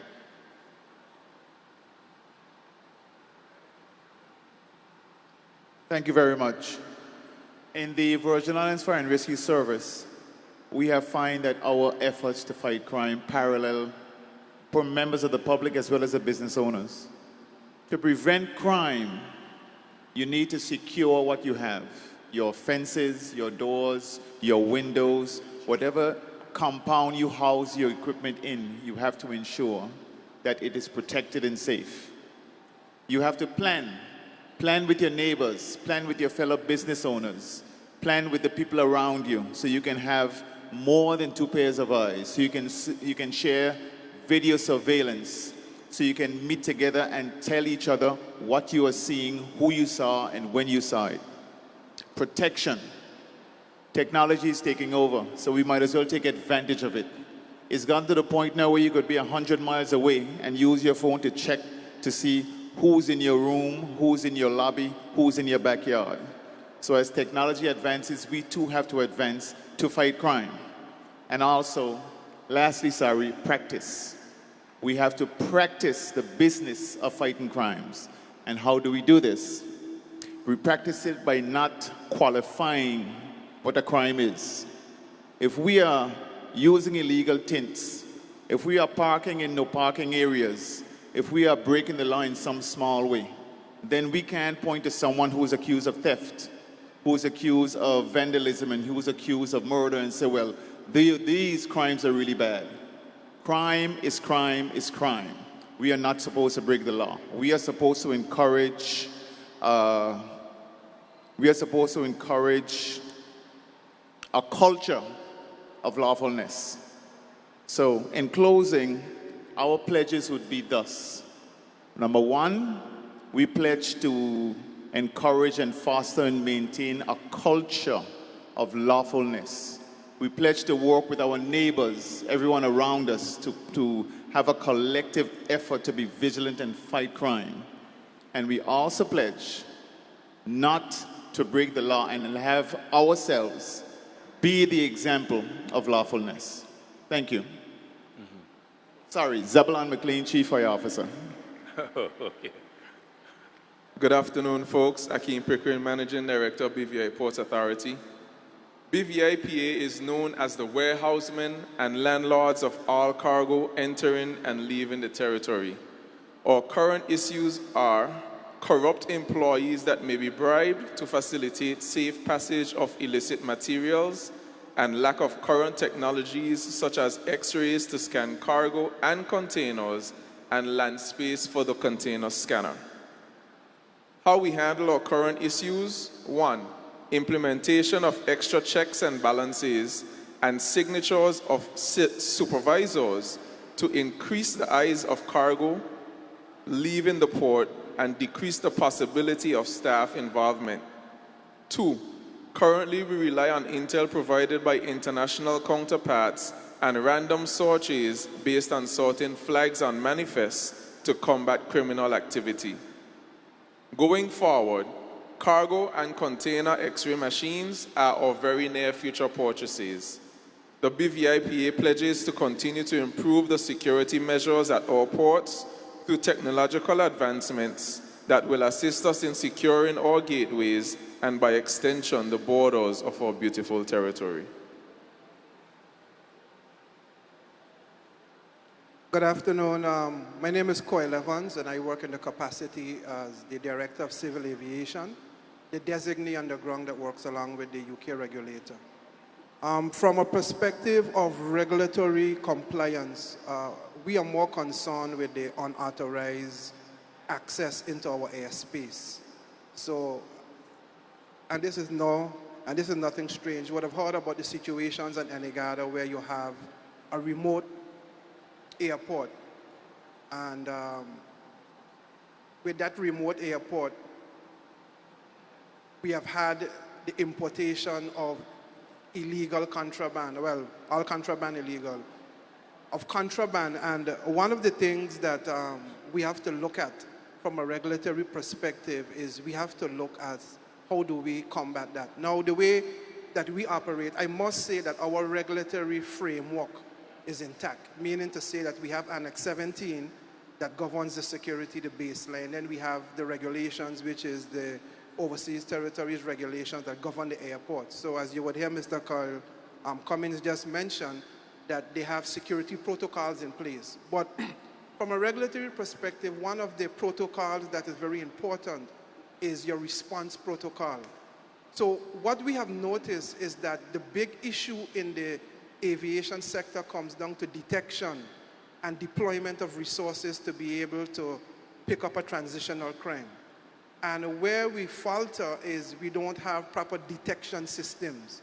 So what I would suggest in the long term, I think we can maybe look at a primary radar in the long term. It's a bit expensive, but the advantage it gives you is it allows you to see aircraft that transcend a signal, and aircraft that if they do decide to turn their transponder off, we will be able to pick up the signal. Now, if we can get the detection arm of it done, the issue that we have now, or we look at is, or the airport would have to look at, is the emergency response. How do you respond to an island that is 22 miles northeast of you? So I think what we have to look at is we have to be strategical. We need to start to integrate technology as a ways and means of allowing us to be able to deploy our resources effectively. And one of those technologies, one of those technologies basically is drones. You can imagine that incident takes place in Anegada, you deploy a drone. Once that drone is deployed, what you have is on-site surveillance. You have the ability to patch information to a control room. So anyone that is being deployed, you optimize the response. You have the ability to see where to stage the situation, how many men you need, and where to make a deployment. So it kind of helps us to streamline. So I think in the near term and even in the medium term, we need to look at drones. Another thing that we need to look is the first responder concept. How do we respond locally before the police reach on site? So I want to advocate for what we already have, to take that footprint and lift that footprint and carry it into Anegada, where you have agencies like Customs, Immigration, and Police that can provide the first response whilst the drones are launched, and to have more of a collaborative effort. What I would pledge as a civil aviation department is I would pledge to work along with the industry to implement technology as a mitigation measure to reduce and to eliminate unauthorized aircrafts. I would also pledge that of safeguarding of our aerodromes and to make sure that the integrity of our operational status is always on par. And with that, I say thank you. Okay. Thank you. My name is Neil Smith, Viva Electricity Corporation. We have noticeable concerns with energy theft, cybersecurity, and issues with our assets disappearing. You know, interesting situation is one where, you know, I would say, but didn't we put up a street light there? Yes, but I don't see it there anymore. You know what I'm saying? So we have a situation where we have that to deal with. And what we have done in order to combat these things is we have risk-based assessments that channel us in particular areas where we believe that we have a higher risk in this particular area or not. And in the cybersecurity space, we have invested quite a bit of funds in making sure that we have a system that is able to recognize ransomware and those type of things so that it doesn't compromise our system and ultimately compromise our ability to serve the public. That is a significant issue, the cybersecurity threat for us. The theft of energy, having a meter where individuals not using the meter but collecting energy from us still. It actually compromises our ability to be solvent. The way forward for us is to actually have on a constant basis, we continue to try to combat these things with having security measures on our IT systems. We continue to go ahead and have measures with our AMR system that can pick up when meters are being tampered with. And also we try to track and maintain a record of where we've actually installed our assets like street lights and different things that we have a map of, and we could identify if something is missing or not. We even have an interesting more application for some of our solar lights where we can actually track those lights in real time. So if we find out that the asset has moved, we could actually track it to exactly where it was. And we're actually in the process of installing that right now. Our pledge is to maintain a zero tolerance for theft and tampering, one. to report and support any prosecutions of individuals or parties who are actually tampering or moving assets that don't belong to them. 2. Third, to continue to invest in modern metering and tracking methods, to track our assets to make sure that meters are not being tampered with. And finally, which we find is a very important one, is to partner with the Royal Virgin Islands Police Force, Director of Public Prosecuting, and the courts in general, to make sure that whenever there's a situation where we are the victims of, what we say, inappropriate activity, so to speak, right? That we're able to support these institutions in helping us and combating crime. Thank you very much. Yeah. Thank you so much to this unique panel. You all are the last panel. But when you listen to the contributions, you will see that there's a lot of emphasis on looking at technology and transnational organized crime. And I could assure you, if transnational organized crime is in fact become endemic and reach the streets, you will in fact have problems. So some of these suggestions are apt, taken in relation to dealing with some of the problems and some of the recommendations as you all have made. Significantly, there is need, especially with the islands, to have that linkage, right, with the technology so that you all can effectively deal with the situation. We need to get on top of that and get on top of that urgently. And again, I heard about I call it the neighborhood principle. Fire Chief, I think I heard you talk about that. I bring it from tort law, that principle of the neighborhood, that neighborhood principle, and how it's important that we work, the neighbors, and we take care of each other. And then the situational crime prevention aspects that you recommended is very, very, very important. So I'm waiting on Ms. Ward. So for the, I'm having dismiss you all and say you all can leave while waiting on Ms. Ward to come up. But we wish to thank you all very, very much. During the course of the day, I heard the Deputy Commissioner of Police talk a lot about the rational choice theory with how persons operate, how you can check the movements and how the criminals check your movements. But there's also the rational choice, where persons make rational choices to commit crime. So therefore, the aspect of deterrence, right, and how we operate is very, very essential.